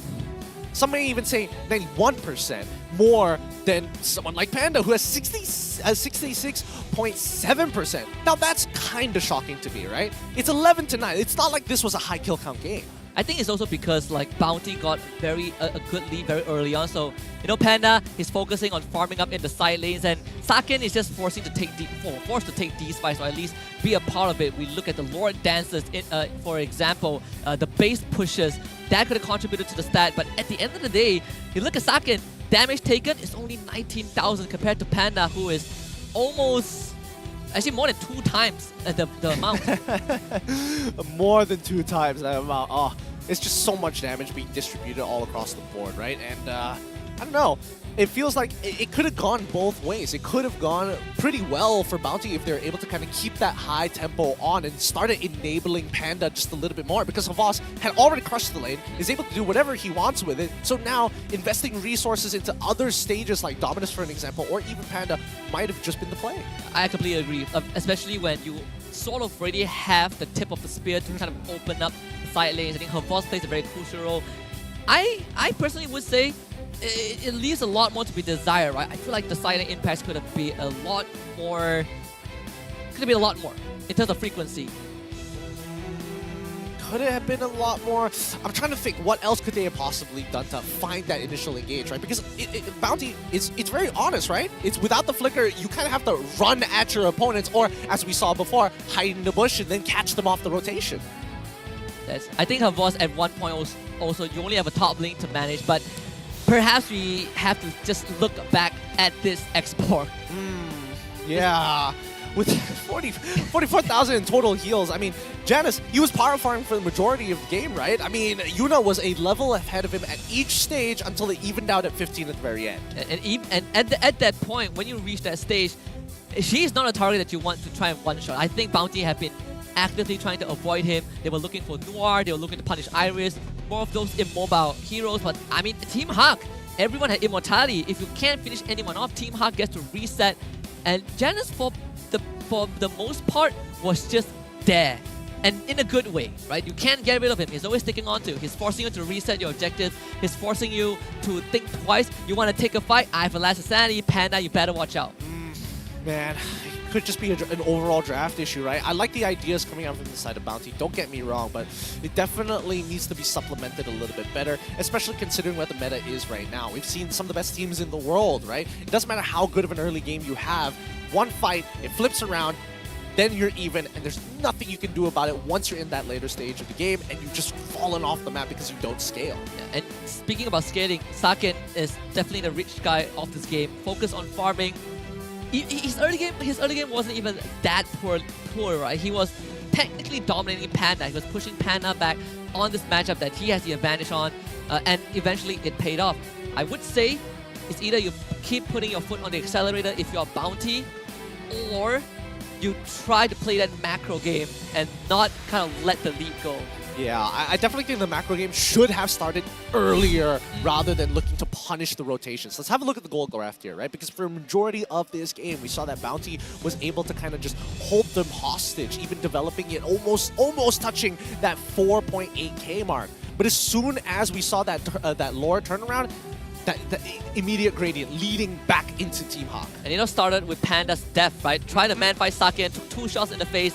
Decided, can't fight this, and Malaysia, he knows what's up, goes in for the collect. And from that point onwards, it was Lord for Team Hawk, and 1 Lord push was all it took to end the game. Yep. Happened so fast. It's so quick, and I mean, it's just the stated game as of right now. It's difficult. I think it's really, really difficult to start thinking of team compositions in the sense where, hey, as much as I want to snowball early, we need to really start considering.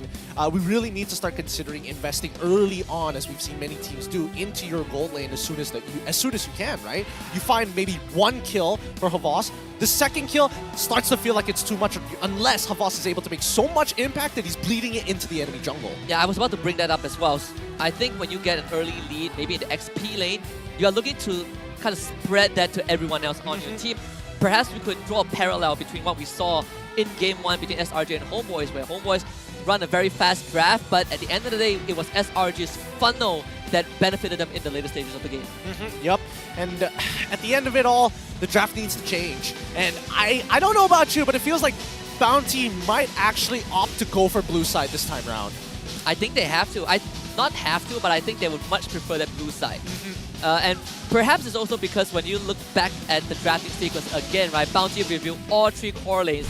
It's Carry, Paquito, and then Vexana. They leave nothing for Team Hawk to keep Team Hawk guessing. And Team Hawk was like, alright, if you're revealing your cores, then it's fine. We can easily drop around that. Let's pick an export. You don't know where export is going. Oh, we have a Frederick. You think that's going jungle? We're gonna sandbag this Paquito. It was an honest draft. What can I say? A very, very honest draft here, right? The first big turnaround for the side of Team Hawk that gave a lot of excitement to the team. But as soon as it starts turning around, you can see that Bountee, when they find the opportunity to actually go in with such a heavy style of dive, I think maybe they should start considering playing just strong dive compositions, right? Look for backline access, look to keep on punishing Sakin like they did before, because at least if Havas has something like a Yuzong, for an example, and can actually commit towards these dives alongside with his team, that might just be the ideal play. I don't know, maybe the Claude ban for the side of Team Hawk might have saved them this year. A couple of choices, right? Your Lapu is also a very strong pick you can opt for. Also there true. is the Tigreal. I know it's been nerfed a little bit. The Sacred Hammer knockup is like, well, it was 2.5 seconds too long, but 1 point isn't that bad either. Yeah, at least you have some like confident CC, right? It's enough for somebody to react to it at the end of the day. But yeah, well, that's only just Game 1 so far. What do you think about it? Do you think that at least in terms of like quality of both Team Hawk and as well as Bountee? I think Bountee definitely did show some moments of brilliance. This is kind of what I expected from them. Just a rough impression, right? I did watch them play the MPL qualifiers. I think they demolished Secret, but let's be fair, Secret were a level below them, and now they're on the big stage. Early to mid, no problem at all. But that mid game onwards, I think, again, I'm gonna go back to Havas. I think you need to utilize him a bit more efficiently. There's certain times where we see Bountee camping in bushes, right? They want to keep getting these picks, but Havas not showing on the map is actually a big indicator for Team Hawk to take back control, and that's why Sakin feels a lot more confident, right? Well, you're not appearing in the top lane, where could you be? War is there to protect you, we have Blazer coming in on the brush beside you. All we need to do, we get Sakin to a safe side, and that's time wasted. A lot of time wasted, in a matter of fact, right? And these plays start to add up upon each other. Could you believe it? That was actually our longest game of the day. Yeah, crazy enough. And it's 18 minutes. 18 minutes. Well, I mean, that's why we're the most entertaining region, right? For the most part, at least we're not seeing the consistent back and forth 30-minute to 20 to 30-minute average games. I mean, we had that like last season. It was 47. I blame... 43 minutes. MPL had a 47-minute game. That was special. But the fastest game in MPL was actually 10 minutes, 13 seconds. 10 minutes, 30 seconds. Well, I mean, let's have a quick insider here from Panda himself. Less than 30 seconds. Immediately replying to the question. Yeah, saying that he's very confident beating Team Hawk because, of course, they're his ex-teammates. At least War and Panda were his ex-teammates. And he thinks that Sakin ain't nothing. Well, at least that's what he said. Or just simply not on his level. By the way, for anyone out there who thinks that all these messages are forged, no, they are 100% raw from the players. We did not edit anything. Yep. Didn't miss a question mark, didn't miss a single piece of punctuation. If there was a typo, We are leaving that typo in. They just leave it in the whole time. They don't even bother correcting it at all. It's crazy. It's crazy to imagine that we now are taking import. Most teams are taking the majority of imports. It's hard to find a team that keeps all their local side. But speaking of which, let's see what Sakin actually has to say about it all. Yeah, I mean, Sakin is very straightforward, right? From the point of view of him having accolades, yes, a lot more accolades than Panda. And he will just prove that he's better than Panda. Simply that. Simply that. You can't argue against that. When people start bringing up that trophy case, it's over. It's done for. It's done for. Like, you go up to someone and you're like, I think I have higher IQ. He brings out a 10 straight A's. That's GG, you know. 4.0 CGPA. You can't fight against that, you know. Numbers prove everything. And in this case, trophies prove everything. But the overall statistics do tell us, at the very least, 100% win rate Fredrin in the EXP lane. I don't know whether they're going to keep using Fredrin as this flex pick to sandbag the EXP lane. Because Havas has done a very good job at not only sandbagging, but winning out that lane. To be very fair, Team Hawk, I think, even in the last season, is the only team that actively does this, right? And we also sort of don't feel that great about the Fredrin XP. I feel like Iris could have done a lot more, but considering that it worked out in Game 1, perhaps they have found a formula for it. Game 2 draft though, this time, like we both expected, Bountee on that blue side. Yeah, but it looks like a lot of Team Hawk's overall drafting plan has changed a little, right? It looks like they've kind of swapped on what they want. Gonna go for the Joy, Angela, Arlott ban for Bountee, and so far the ban's very straightforward. Compared to the first series, this one is a lot more standard. You know, no Nolan, no Matilda. I wonder if they would consider let the Vexana go to Bountee. Ooh, do they want to give Vexana over though? I think there are some bigger priorities to focus on first, and then we'll start thinking about it. Because in terms of last drafting pattern, Bountee, very, very honest draft, right? Do they want to consider incorporating some flex picks in there, and then Team Hawk could either reveal or decide? Because I'm guessing that this beginning is starting to look like double flex picks for either. The bans, they don't change much. It's still the Claude ban. You mentioned that it could have been a lifesaver for Team Hawk, right? And they're sticking with that. So if you want a late game option, I think Carry and Bruno are the two best choices. But Bountee kind of switching it up. They don't want Vexana anymore. It's Novaria time. Yeah, I think Dominus is like, if I'm going to be standing so far away and not really participate in these fights, I might as well have Novaria, because then at least I'm dealing damage. Dire hit, baby. Dire hit, baby. But now Team Hawk, they're going to be locking in the Barats very early on. I like this a lot, actually. And they take the carry away. Yep. Now your only tank shredder is gone. I like this so much, because previously Yuna was the one being able to have this early game dominance against him, and now it's the other way around, where Janus can actually start forcefully walking into the enemy jungle if and only if they have lane priority. And it also locks the Fredrin out for Bountee, right? If you want to take Fredrin, you're automatically putting yourself in a disadvantaged position. If you look at the previous game draft, it is very obvious. Like you mentioned, Gideon, Bountee, honest draft. We want to play fast, end the game fast. And for Team Hawk, they're like, well, we got a couple of flex picks that you don't normally see, but our best target, make sure that you cannot isolate our heroes. And that's why we saw kind of the Minotaur and the Kaja ban. Minotaur as well as Kaja ban, still team fight oriented. Wow, they actually went for the Fredrin. Yeah. All right. I mean, I think at the end of the day, it's like, okay, you eat me, you're going to have Barats. We at least have the Minotaur to actually try and cut off the reinforcements from actually pushing in and committing to the damage from after the Fredrin gets spat at the wall from the Daytona's welcome. Now this actually raises a question, right? I've been making some observations. What happened to Baxia? Baxia? Oh, I don't know. I guess it's just not a preference for some of these players, right? Even down in MAL, Baxia has fallen off after the first week. Really? They haven't picked up Baxia in a while. No, not banned. People are just not considering Baxia. It's like Barats, Fredrin, Martis. Pretty interesting. It is pretty interesting. Almost the same pattern we're seeing here, but at least for us, it's still the first day. So it's a lot more sample size to be desired down the road. I mean, that's also true. Yeah. The next pick that we do see coming in for the side of Team Hawk is going to be the Lilia. I like the Lilia at the very least. good zoning, good ways to kind of like punish your opponents. Has the black shoes, can take the Purify, really kind of undermines the Minotaur if he is too far forward. And then we have a fun fact for you guys out there. Sarawak spirit animal is actually the Hornbill, not Kuching or Panda. Yeah, of course, of course. Must be some diplomatic trade, that's why they got Panda, right? Man's a precious being. Man's a precious resource, apparently, man. Nowhere else is it native. We see the Yuzong Bang coming in from the side of THQ. Not gonna see dragons either. Nope.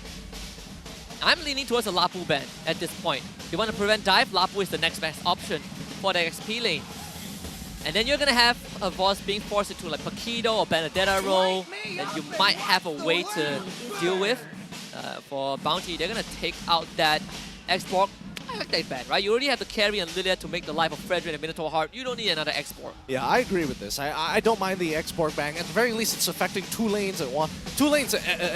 I don't know if Havas wants to be like, hey, you sandbag me. Now it's my turn to play Frederick. Havas is like, if we get the export, I want to be the Havas export. Or better yet, it's another flex, right? We've seen Baras XP. That's true. That's also true. And I think, it's a more preferable matchup.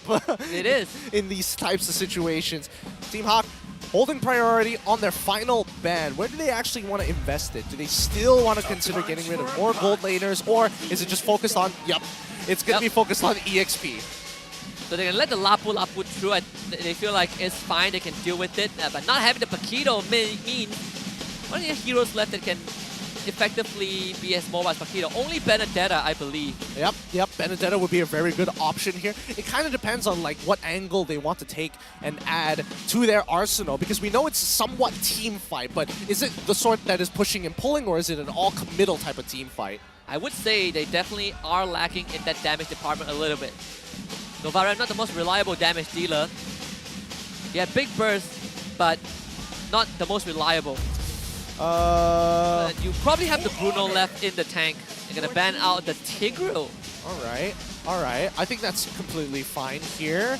Team Hawk, I mean, if they really want to go for like hard counters, the fact that they've got two heroes dedicated around CC, Diggy is wide open, but I don't know, that's not for me to say. I think that for at least Team Hawk's side, just keep it standard for the time being. Maybe even reveal your EXP early, because at the end of the day, it's more important to have a support that's actually able to contribute rather than, hey, you're playing team fight, therefore I play team fight.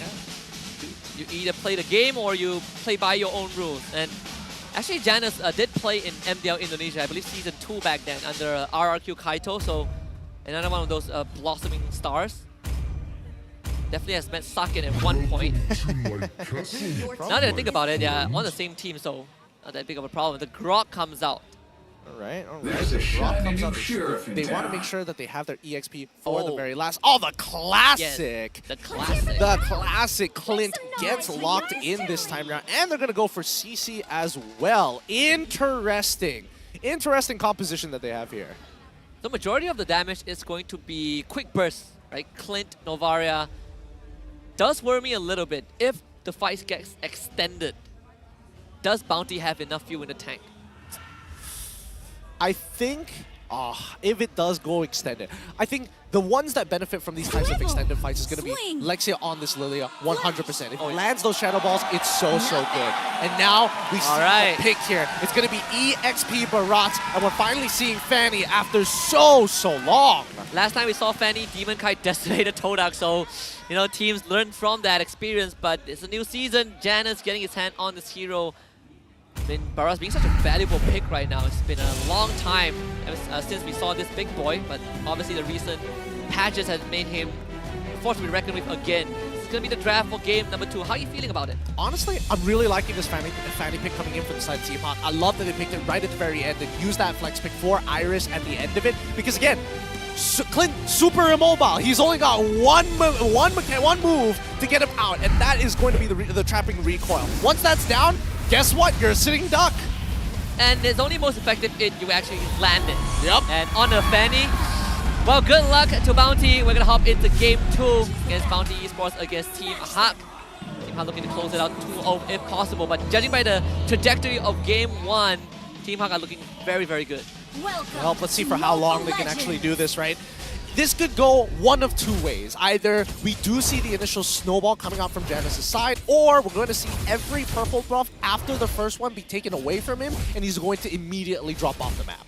How do you feel about Fanny going into the late game? I mean, there were some examples I saw, like Fanny is still good.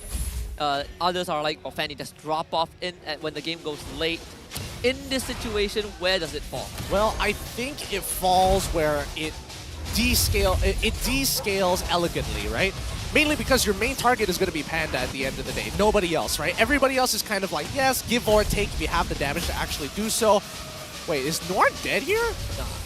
No, he's not going to die, right? Like okay. CC Minotaur. All right. Not exactly the biggest burst damage in the world, but it's good to see at least First Blood has already been given over.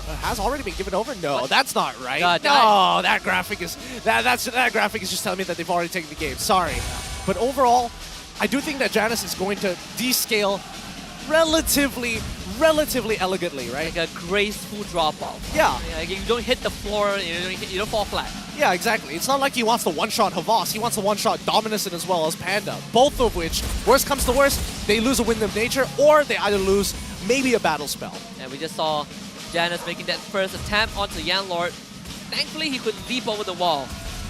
So didn't have to use the flicker just yet. What worries me is when we start contesting for objectives. Rob, he can build new walls, and that could sometimes benefit or make life harder for Janus. But most of the time, I think look at the draft of Bountee, it's going to make it slightly easier for Janus to kind of maneuver around when you catch the crucial targets. And we talked about Panda, right? It's harder for him to navigate through terrain compared to Dominus. Significantly. And now since they're getting right on top of this turtle as soon as they can, this is probably going to be a 4v4 fight. Marksman's not going to be involved just yet. Bountee bringing it down low. And now there's going to be a flicker from Iris, gobbling up the Brethren to allow Janus to get the turtle. Very telegraphed from the side of Team Hawk, and Bountee, I don't think they want any smoke with these boys. Yep, good red tree coming in from Janus, and now this is going to lead him to having a big lead over Yuna, a 2-level lead, in fact. Now the question is, where are they going to start developing this lead, right? Where are they going to start investing the resources? Because Panda's lane hasn't been touched just yet. This could be a very good time to do so, but Havas, he also looks like a prime target as well. It does look juicy. Early on, you can shove against this barrage, but only for the first few minutes. At one point, barrage, he's just going to stand in that lane, and there's nothing to do about it.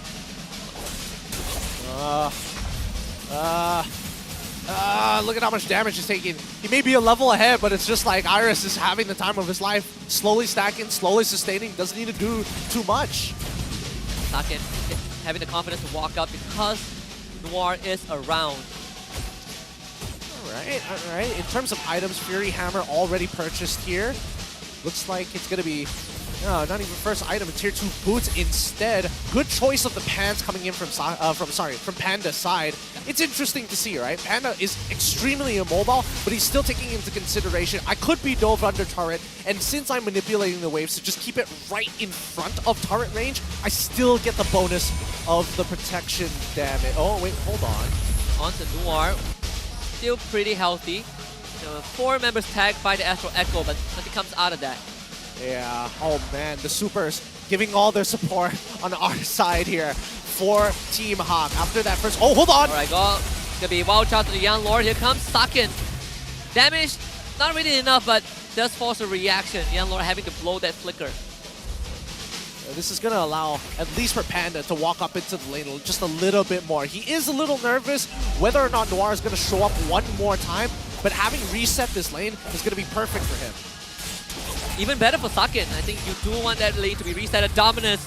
Oh, not so lucky. First blood for Lacey in that mid lane.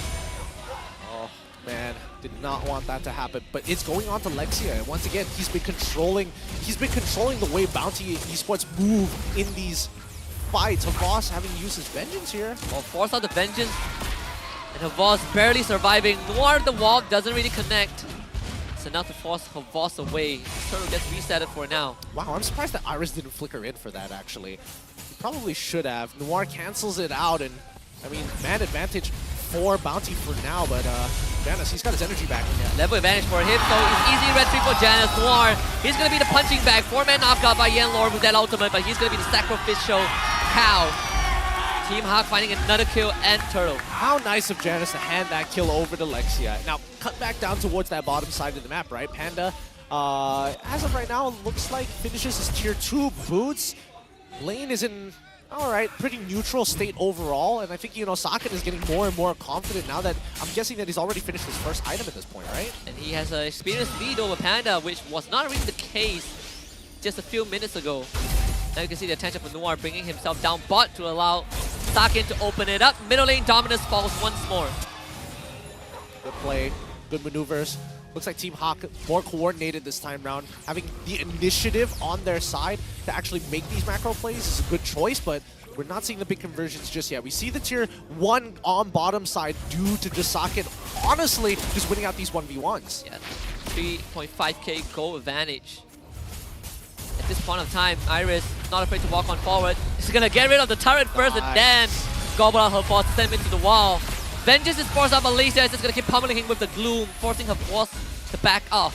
Okay, not bad, not bad. 42 seconds. By the time the turtle spawns, there should be just a little bit left until Iris gets the Daytona's welcome back once more. And he's also got the flicker, so he can actually look to make the big play.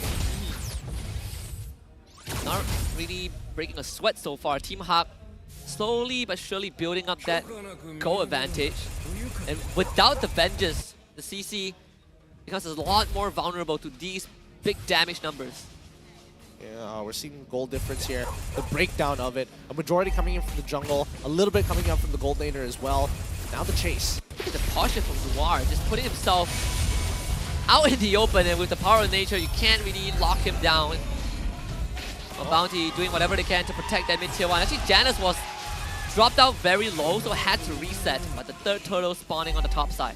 Man, Havas was greeting out for it. He was greeting out, walking up into the lane, and it's good punish coming in from Panda's side, right? 10 more seconds until he comes back to life, and at this point, I think Team Hawk should just take priority over to the side of Turtle. Somebody needs to clear that top wave. Don't want to miss out soaking up some extra EXP gold.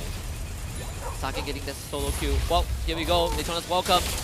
Gonna spit that Frederick into the wall, and wow, Dominus not even getting a chance to respond. Flicker was, what, 2 seconds off cooldown. Very unfortunate. Now, speak of Panda, he's gonna get dole, but good protection coming in from Yanlord to keep him alive, and Team Hawk biting off a lot more than they could chew, giving away 2 kills. Havas not done just yet, jumping onto Leicester over Iris, but can't really chase. Yeah, it's not going too good here for the side of Bountee, but I'm not seeing this goalie really getting developed much until we see this first Lord, and it's going to be important, right? Especially for Team Hawk to develop this 2.6k lead into a clean 5k lead. And they've taken a majority of the outer turns, right? Mid still holding strong for the side of Bountee, but if we're looking at the win prediction so far, it's 81-19. Yeah. Complete opposite of that game #1 statistics, but they could change. They say Bountee had a 73% chance of winning, and that didn't happen. But for Team Hawk, at least, I mean, we're seeing the exact same scenario as we did in the previous game, where Bountee had a lead around 3k, and then it was stuck at 2.5 to 3.5k for a while. And that's what's happening with Team Hawk. They overstepped a little bit a minute or two ago, and now we are in this deadlock where Bountee can still keep up with them. The worst part is that it's difficult for Bountee to find big punishments on Team Hawk. Like, they could have easily started walking towards the purple side buff of Team Hawk's right side jungle, but no, it's more important that they sit right on top of this Lord, right? They don't want to find opportunities for Team Hawk to catch them off the rotation. Yeah, just trying to deal with the side waves. I believe that was Havas that sent him back home. Well, Team Hawk forcing to slow the tempo down, and I'd say Bountee doing a very, very good job of keeping this mid tier 1 alive. That is making life slightly hard for Team Hawk. You can't really go for a dive. And taking this Lord might be a bit harder than they would have wanted it to. But for now, they are keeping Bountee at bay and just relying on Janus, Sakin to get rid of the objective, and Bountee could not contest at all. Yep, can't even walk up here. No holes in the gameplay coming up from the side of Team Hawk for now.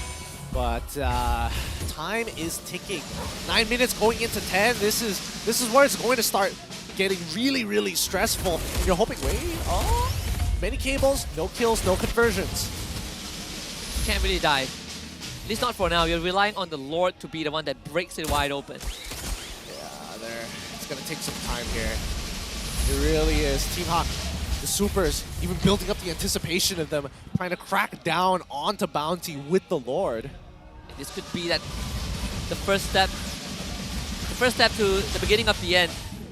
Oh, Bountee, do they still want to defend this mid-tier 1? Doesn't look very possible though. Yuna is going to take the wild charge in the face. That's 2 by Noir. Yuna trying to keep Iris at bay at least, but Iris is just going to turn around with Daytona's welcome, put his out of range, spit the Spreadwind back into his team, and that's a 3-man energy eruption into that ult. The big slam that Bountee has been looking for, and Iris goes down. Beautiful, beautiful stuff coming in from the side of Bountee. They do lose a bottom tier 2 in the meantime, and I think that's overall okay, right? Oh, unless... Janus gets it. Manages to get out. Homebois movement, Dominus. Going one burn, unfortunately, just not enough. Oh, I thought he was going to go in just a little bit more. Just a little bit more. Maybe even flicker in for the auto attack there to try and commit to him. But so far, I think Lexia has been doing a phenomenal job here at just zoning out, making it really awkward for Yanlord to walk in safely to use that Minoan Fury. Yeah. You say that, but Bountee has been punishing Team Hawk. At least at the end of the day, Team Hawk, they still got the turret. Well, actually, they didn't get the turret. They'll get it now. They will get it now. They will get it Taking now. longer than expected. Right. Panda, it looks like he's doing some pretty significant damage. I'm pretty sure he's starting to finish off some important items. They take away the purple buff from the side of Bountee, and now that Panda, with the Malefic Roar, should have enough damage to start dealing with people with like Noir. I'm not 100% sure whether he can start chunking out Iris just yet. It might change the game a little bit for Janus, right? You put yourself within range of those revolvers, you're also going to take a big chunk of damage from this Clint. So it's not slightly different for Team Hawk to approach these team fights. Yeah, 33 more seconds to do so. How do we play this out? It's annoying because CC, yes, she's great at 1v1ing, but she's terrible at pushing waves, right? It just takes so long. Yeah, it's absolutely atrocious for CC, but we also have the hand cam brought to you by ROG, and in this case, I mean, we're looking at least how these players are kind of slowing down the pace, at least for Team Hawk. We might start to slowly look at the descent of Janus. This game is starting to go into that later stages. 13 minutes in already. Not good. He's already showed himself topside. This could be a potential force for the side of Bountee, right? It's 4v4. It's gonna make it actually commit to this? No. This is just a long, drawn-out Lord Dance. They're gonna bring the whole squad to ensure that this falls into the hands of Team Hawk. This is where CC is gonna struggle a little bit. Can't deal with the wave, but has no choice to attend to it. Team Hawk should get this Lord without any contest, and I say it's as clean as it can get. Yep, very clean indeed. Everything just falling into the hands of Team Hawk, right? It feels like they can't do any wrong just yet. Panda, on the other hand, still looking to get his next item, still waiting to scale hard. Let's see what he has. Played ahead to seize endless battle into the Malefic Roar. He's just been holding on to the component of Fury Hammer for a while. But if you look at the opposite side, right, Socket, he's got the Trinity build up and going with the Malefic Roar, and it looks like he's going to go for the Winds of Nature as his final item. Don't want to get too shot by the Clint. There's some extra penetration, so Panda went the extra mile just to keep that Fury Hammer. Maybe it's an extra, like, what? 500, actually no, 800 plus gold. Yeah, 800 plus gold. That would be roughly around there. But now, let's see how this is going to play out, right? They delayed that Lord to get synchronized waves. They want to make sure that the Lord walks in at the as the very last man here. Here comes Lord crashing into the middle lane. Astral Echo with a 3-man ping. Bountee Esports was on the side to look for an angle, but can't find any. Good news, they got rid of the Lord very fast, but Iris actually wants some smoke. He's gonna flicker backwards, and here comes Yellow, gets stunned before he can follow up with the ultimate. Janus ends up picking up the kill onto Panda, and Bountee Esports right now with the momentum broken means that Team Hawk can continue to snowball his advantage. Everyone on Bountee is now down low. Janus wants a bit more of that. Can't find any, but 2 inhibitors will fall. Yep, this is looking good. Very good for the side of Team Hawk. Now developing into a 9k gold lead. I mean, Bountee have one last opportunity to try and pull this back. Down by 2 inhibitors is not ideal, of course. Down by 3 might just be too much. Yanlord without his ultimate right now is going to be a bit harder to get things done. And, oh, Yuna is blown to smithereens. Panda will be back. Could be enough to mount this defense. Maybe not for long. Panda needs to start really pumping out the numbers. Team Hawk getting all 3 inhibitors, and now another gobble out by Iris, this time onto Homebois. Homebois falls. War with the wild charge onto Panda to force him away. Team Hawk have done more than enough. Oh, they've done so much. They've done so much. I mean, look at, oh! Dominus. Whoa. Consolation prize on the way out.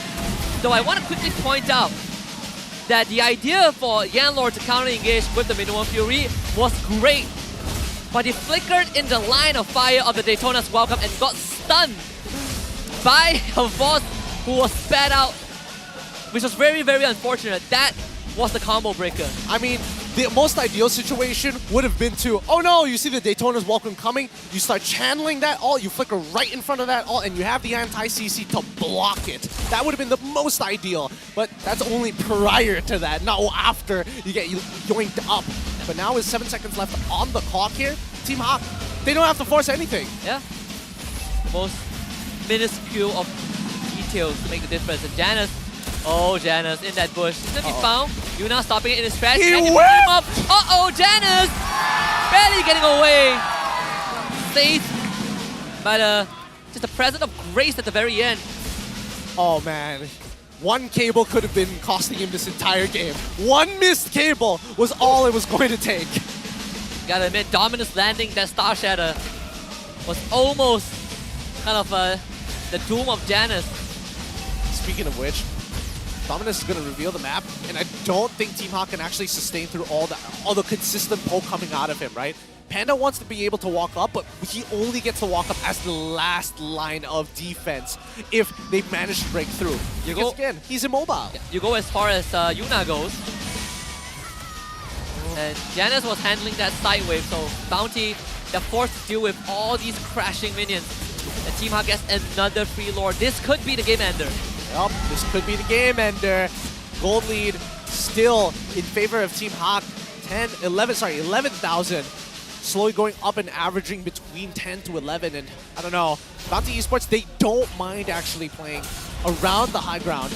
But now with these Lord Empowered minions, 17 minutes into the game, people like CC, people like Frederick are going to really struggle to deal with an amassed amount of minions, super powered minions in fact, in their base. Remember we talked about you dominating your gameplay via the ROG Phone 8, the Janus handcam. That's how that Fanny is so agile. Barring that one missed cable, but you know, slip-up happens. 165 Hz, by the way. I wonder how it looks like on that screen. It probably looks a lot better compared to us looking at through 3 screens here. that you have a point. Well, Flicker, while just to the back, Team Hawk trying to end this right here, right now. Dominus is already gone, and Janus on the crystal as we speak. The Lord doing the job for them is Team Hawk with a 2-0 sweep over Bountee. That's what we want to see. A team who makes smart macro decisions, plays off of the opportunities given to them, and closes it out as cleanly as they can. That's going to be a 2-0 coming in from the side of Team Hawk. Oh boy, what a victory. I'd say Bountee put up a better fight than I expected, especially when they were down like, what, 2 inhibitors. But the most minor of details was what really broke the straw that broke the camel's back. One Daytona's welcome, I suppose. But for Team Hawk, they get to celebrate this win. Kind of a reminiscence of how they started off Season 12 also, with a very dominant win. I think it's just well played for the side of Team Hawk. Bountee, a couple of things that they're going to have to start looking into. Probably looking at draft patterns here, right? They're so honest with their draft. I think you gotta throw some wrench into it, you know, just to confuse your opponents. Where are the flexes? What are you planning to reveal at the beginning? I think Bountee so far hasn't really gave that too much thought, at least for this best of 2. They're letting their cards shown on the table at the very start. Yep. I mean, they're going to be true to themselves no matter what, and I think that's completely fine, but there's a certain fine line of how much your mechanics can help you get a lead, especially in these very small moments in the game, and even then, sometimes it doesn't accumulate enough to close out an entire game. I mean, we are seeing Team Hawk bring out some very interesting flexes, the Fredrin, the Baraz. Let's show it to host. Let's talk to Team Hawk about that 2-0 victory. Host, take it away. Kemenangan bersih untuk match terakhir hari ini, manakala Team Hawk baru je menang 2-0 lawan Bountee Esports. Alright guys, nampaknya walaupun baru je buka puasa. Tapi tengok fans Team Hak hari ni datang sokong Team Hak. Dan you know what? You guys slay that game. 2 berbalas kosong. So, sebelum apa-apa, Lexia, the mic is with you. Lepas you took a break for 1 season, sekarang datang balik main atas pentas MPL Malaysia dengan team baru. How are you feeling? I'm feel great with the new team, and thanks for Team Hak for trust me in this lineup, and I still can play in MPL lah. Thank you for trusting me. Okay, Lexia nak tahu. Dulu you main beberapa role juga kan? Pernah jadi jungler, pernah jadi roamer if I'm not mistaken. Sekarang you main sebagai mid laner. Kenapa Lexia jadi mid laner untuk season ni? Sebab bagi saya, roamer dengan mid lane sama saja. Kita akan kontrol bahagian mid, dan sebab saya dah lama pengalaman dekat pro scene, so saya rasa saya dapat manage dengan main mid lane. Wow, ni betul-betul multi role kan? Alright, Iris pula. Hi Iris. Hi, hello Rose. Okay, guys, Iris kali ni menang game pertama dia lawan Panda, your ex-teammate. Ya. Yeah. Apa jadi? So kita orang dapat AP lah sebab dapat bantai captain kita orang dulu. Tapi ini baru first week, so kita orang tak boleh sesi lagi sebab kita orang masih ada banyak game lagi untuk kita orang improve dari segi mental, dari segi gameplay kita orang. So itu je. Alright guys, I nak tanya korang. Korang rasa untuk game ni siapa sepatutnya yang menjadi MVP? Alright guys, okay guys, MVP kita in 3, 2, 1. Janice daripada Filipina. Alright, another debut game. Go interview. Hi Janice, kamusta? Okay, dito. Okay, kamusta ka? How are you feeling? Okay naman po, nakakabasa unang laro, pero salamat kasi maganda yung laro ko. Okay, dia tanya dia okay ke tak. Dia cakap actually sebenarnya dia memang nervous untuk game pertama, game debut dia dekat MPL, tapi dia gembira sebab dorang punya performance was pretty good this game. Okay, Janice, may tanong ako ha. In game 1, naging MVP ka with Xborg. Bakit nyo naisipan gamitin si Fredrin as EXP and Xborg as jungler? Kasi po pag laging XP ang Xborg, parang masyadong kaming scaling eh. Kaya mabagal rin kasi mag-farm yung Fredrin, kaya pinili ko mag-Xborg jungle kasi mas mabilis siya sa Fredrin. Oh, I see. Okay, so guys, I tanya dia, kenapa dorang pilih untuk game pertama bagi Xborg jadi jungler dan Fredrin jadi EXP laner? Dorang cakap is because they came up to a decision that Fredrin actually farm lagi slower compared to Xborg. So tu yang dorang pilih Xborg as jungler. Alright, thank you. Coach, to sum things up, Coach, your team has players from 3 countries, right? You have Malay, you have Indonesia, and you have a Filipino. How is the communication like in-game? What language do they use? Tagalog? Pwede. Nung una, nahirapan kami kasi iba-iba silang language eh. Pero nakakaya naman ng basic language ni Janus. So you guys use bahasa? No, what I mean is English na basic.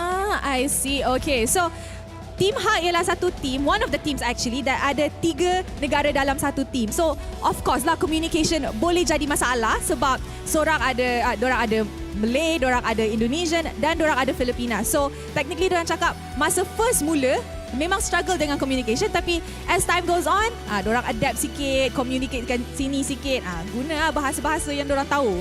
Alright, thank you. Any final words to the fans before we wrap this up? Saken. Alright, Saken, apa Saken nak cakap dekat fans Team Hak yang datang? Makasih buat ekor Team Hak karena udah dukung kita terus. Jangan lupa dukung kita terus ya selanjutnya. Selanjutnya kita lawan Selangor Red Giant, bakal lebih susah. Jadi doakan yang terbaik. Alright, terima kasih Team Hak. Congratulations on your win. You guys may now proceed to the media room for your interview. Alright guys. Whew. Hari pertama, dua-dua match kita hari ini habis dengan 2 berbalas kosong. I think it's an incredible start untuk musim kita kali ini. So I think sekarang kita nak throw it back to the casters untuk mendapat tahu apa yang menjadi actually untuk game ni. Alright guys, so casters, apa jadi dalam game ni? Casters, silakan.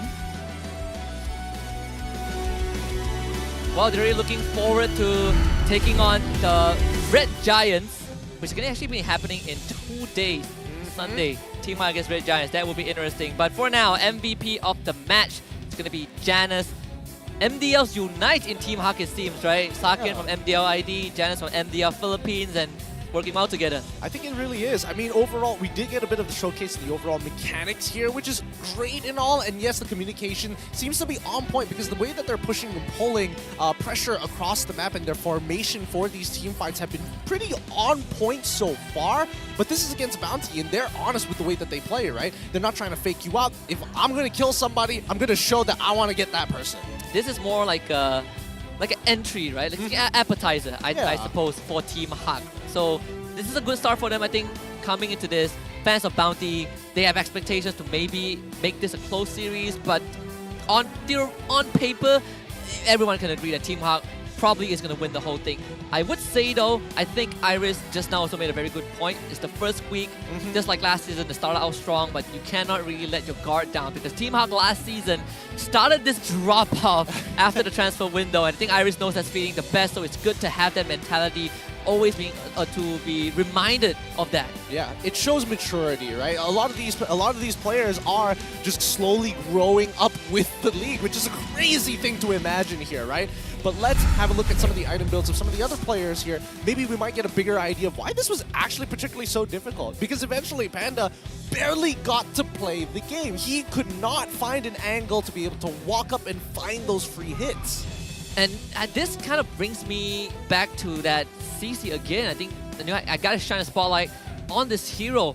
I think she has fallen into this spot where you need to be very, very specific with what you want to do with her and in terms of the game plan, because she's just not good when your team starts falling behind. And we saw her boss running into so much struggle. You don't have the kill pressure, you can't push waves, you can't really join team fights, and you are just using Vengeance as a defensive means. But by all means, that's the intention, but as a CC, you need to use it offensively, and I don't think he got the space to do so. Yeah, and more importantly, so I think I'm going to take it a step further. What are the situations that they actually wanted to find here? They want to be able to lock down Fanny with some priority target, like maybe even carry, right? Use those steel cables. You can't go too far away from them when they're locked down. If you get it, right? Yeah, and that's even if you get it. Worst part yet, if you are thinking, hey, I'm going to get Sakin as well as Lexia, Lexia's got Purify. So there's not enough viable options for you to actually make this CC work. And I think overall, just well done. Most Game 1 as well as Game 2, it's not even from super flashy plays. Really, it just comes down to just the draft difference. Yeah, it's just the draft difference and how Team Hawk are playing around with the flex, right? Game 1, purely just Fredrin and export flex. Game 2, well, they flexed the Barras a little bit, but only at the very end when they realized that there is nothing, there's no one that can stop the Fanny, and it's Janus go time. I'm surprised they even let the Fanny through, but I think, that's all part of the fun in games here, right? Most of the time, you don't get to see some of these types of matchups, and other times, it's just why. Yeah, banning is only part of the solution, right? The rest comes down to how you design your team composition, how you play around it, and obviously this one was more of a weakness that Bountee has no answer to, and their first pick, so you can. You're in a rough spot. It's a very rough spot, right? I feel like there's so many disconnections here with what the draft wanted to do for the side of Bountee Esports and how they were supposed to execute it, right? I would have expected them to play closer towards where Panda was a majority of the time, but no, instead they were playing a lot around Havas. And here's a give and take, right? I feel like Dominus, in terms of opening up the map himself, utilizing the information with that Star Shatter, wasn't utilized very often. It was more so, let everybody kind of do their thing. I'm going to slowly scale up, and when I hit my shot, it's because my team has opened up enough space for me to do so. Yeah, and I'm going to take this and go a step further. Where's the conversion, right? Now you have the Astro Echo. You have information, but what are you making out of it? You might not be able to start a fight, but are you able to clear out sideways? Are you able to regain some map control? Most of the time, it's more like, well, we saw 4 guys there. We know that we're not threatened, but we can't do anything. Yep. And time again, right? We saw how these engages work. Oh, Yanlorn. Oh, I see it. They want to go in for this. We've seen them walk forward. Iris has walked up and he's already used the Daytona's welcome. Minoa and Fury, and guess who stops the entire engage? It's Noir. Either with a good Nature's Barrier, a well-placed Nature's Barrier, but more importantly so, a good wild charge to get him in and out of these types of fights. And I would say Novaria as a hero also kind of reveals how you want to really play the game. Very rarely you see Novaria get picked and the rest of the team comp doesn't revolve around some sort of team fight, right? So in this case, I definitely think for Bountee, in terms of draft priority, you gotta get something that gives you either flexibility or just a massive advantage in the early game. And that kind of brings us back to the Vexana, which was not really touched this entire game. And even if not Vexana, I believe Lilia first pick, Carry first pick would probably have done a lot more, but that's just us kind of us like theory crafting. Yeah. At the end of the day, I think Bountee, like you mentioned, has a lot of work to do, has a lot of adjustments to make in terms of the draft before the next series. I don't know how planned this draft was, to be fair, right? Because we're looking at total turret damage. I would have expected Panda to maybe get a little bit, like not even intentionally hit the turret. It's like, oh, I'm shooting the wave and, you know, the penetrated damage happens to hit the turret at the very least. I am very surprised. I'm shocked, in fact.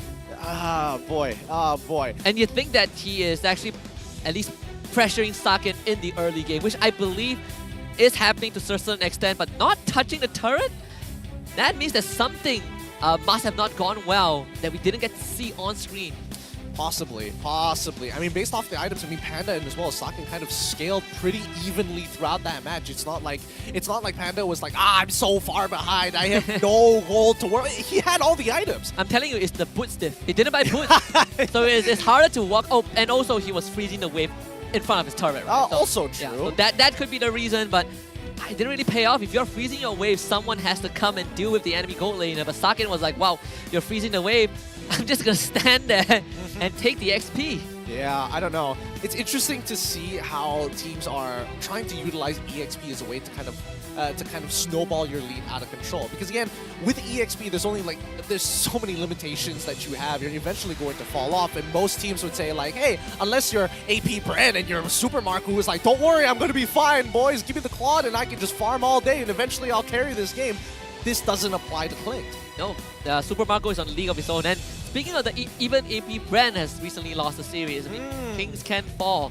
Hall of Fame for this game is, of course, Janus, the rich guy, Lacia, the carry, Yuna, unfortunately, the sandbag this time, and Panda being the best wingman for his team. But there's only so much the best wingman or best could do.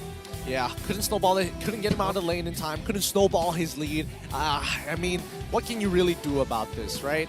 Man, it's interesting to see how honest Bountee Esports plays the game, right? It's like playing Uno with your hand open, so everybody can see what you're gonna play next. Yeah, they know your next move and they just play around it. Maybe that's their identity. I don't think I have. I don't want to say I don't fully have an issue with it. I do have some some points to nitpick at, but at least for Bountee, they have a direction they want to go into, but it's way too revealing. You got to cover it up a little bit. Yeah, there's got to be some way to kind of cover up. Don't tell people your plans. Yeah. And I think at least for the side of Team Hawk, they're good at at least they're good enough to adjust to the situation accordingly. We saw that in game number 1. Game 2, it was literally them in control the entire way, so didn't get to see too much in that side, but at least we're seeing different variations of Team Hawk and the extent of their play. This does set the precedent for the rest of the regular season. In fact, now we discussed a little bit about how Baxia is sort of missing, at least in the tier 2 scene. But I feel like overall Baxia has been less picked because Baraz is such a prominent pick. But I want to see what happens when that Baraz gets removed, right? Surely at some point teams would want to remove this flexible and also very, very controlling hero from the game. I think a lot of it has to do with how your tools to zone your opponents. Because of Baraz, as soon as he pops that ult, it's an all-in or I'm out sort of situation. There's no in-between for this. It is very reliable though.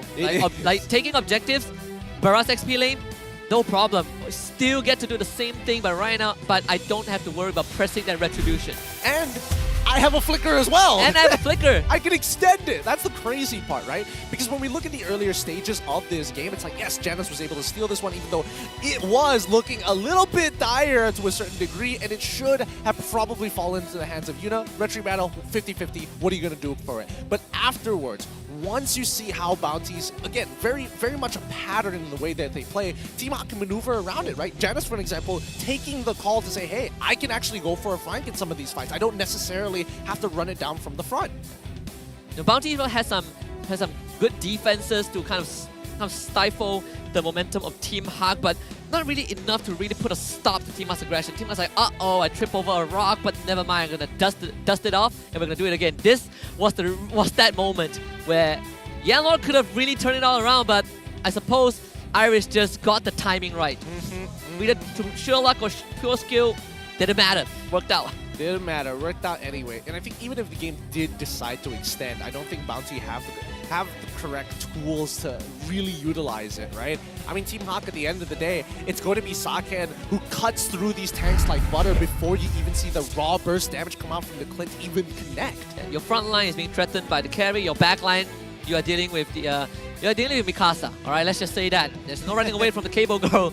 Well, look at the standings right now. SRG and Team Hawk both got a clean 2-0 victory, so they're going to be placed in first place for now. And unfortunately, for Bountee, Esports, and Homebois, they're going to be sitting at the bottom. But remember, this is just day number 1. It could change very, very soon. Yeah, it could change very drastically. We could see completely different identities and playstyles from some of these teams who have already dropped a 2-0 and 3 points under their belt.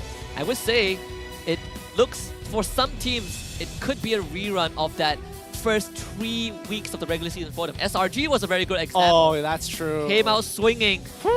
We did talk to Simon, early on during the break, and he feels really good about the team, but now it's about the conversion. How much of that practice, how much of the scrim results can you put on the board to put SRG on top? With that being said, let's have a look at tomorrow's schedule. What are you guys going to be excited for in these next 3 best of 3s? We got Todak versus Barracuda. I'm excited for Barracuda, to be fair, and the new lineup from Todak. I'm just excited to see 2 fishes fighting. That's Hey. that's what I'm here for. But of course, in the afternoon, 1:30 p.m., the second series would be MV Esports Monster Vicious against RSG Malaysia. Another one of our team that came to the qualifiers now going up against one of the top dogs. And finally, to end Saturday, it's King Empire debuting against Niners. Yeah, I'm excited to see King Empire, to see what they're all about. The Niners, a lot of familiar faces. It's hard not to notice that. And I think they're going to do okay at the very least. But MV, very excited to see how this team is going to perform. They've dominated the Tier 2 scene prior to the MAL's inception. Basically the Tier 2 slayers. In fact, if they didn't make it to MPL, I'm pretty sure they would be smashing it at MAL. That's how dominant they were. So thankfully they're here, because MAL would have been a totally different league with MV there. Even then, they have an academy team in MPL, so it's not really, a big of a difference. But for MV themselves, we also have veterans there, right? Subway, for an example. That man is in MV. He is in MV. AIM as well, also in MV. So, I mean, if you're excited about it to see how MV is going to perform, well, you're going to have to wait until tomorrow to actually see that. RSG, for an example, is another team that I'm hoping has maintained its quality from, because last season, regular season, they crushed it. It's just the playoffs that they couldn't get through. Kaiser is back. That is something to look forward to.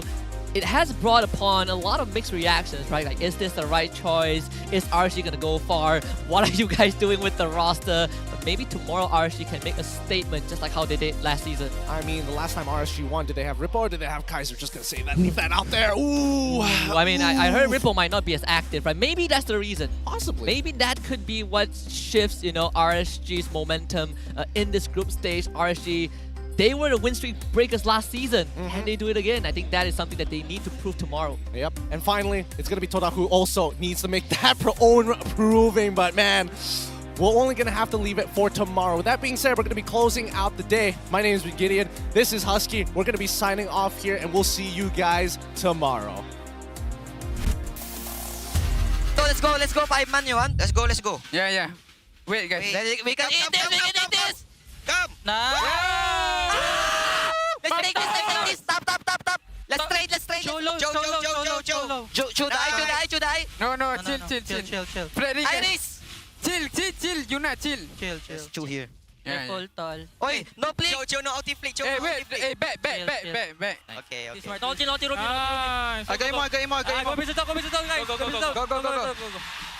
Ruby. Gary, bate. Let's go, top. And the ball is Enable. Nice, guys. Love you, guys. Nice comeback, bro. Santai. I can't defend it. Activate. Total. Oh, Nice one. Si Mino. Go. No flicker. No flicker. Si John. You good? Yeah. Nice one. I have you, bro. This side. Bro. Give it first. Almost, ah. Learning kita cantik ni. Okay. I'm hero. Can? Nice. Mati. And the ball, tower. Enable. Tower. Tower. Enable.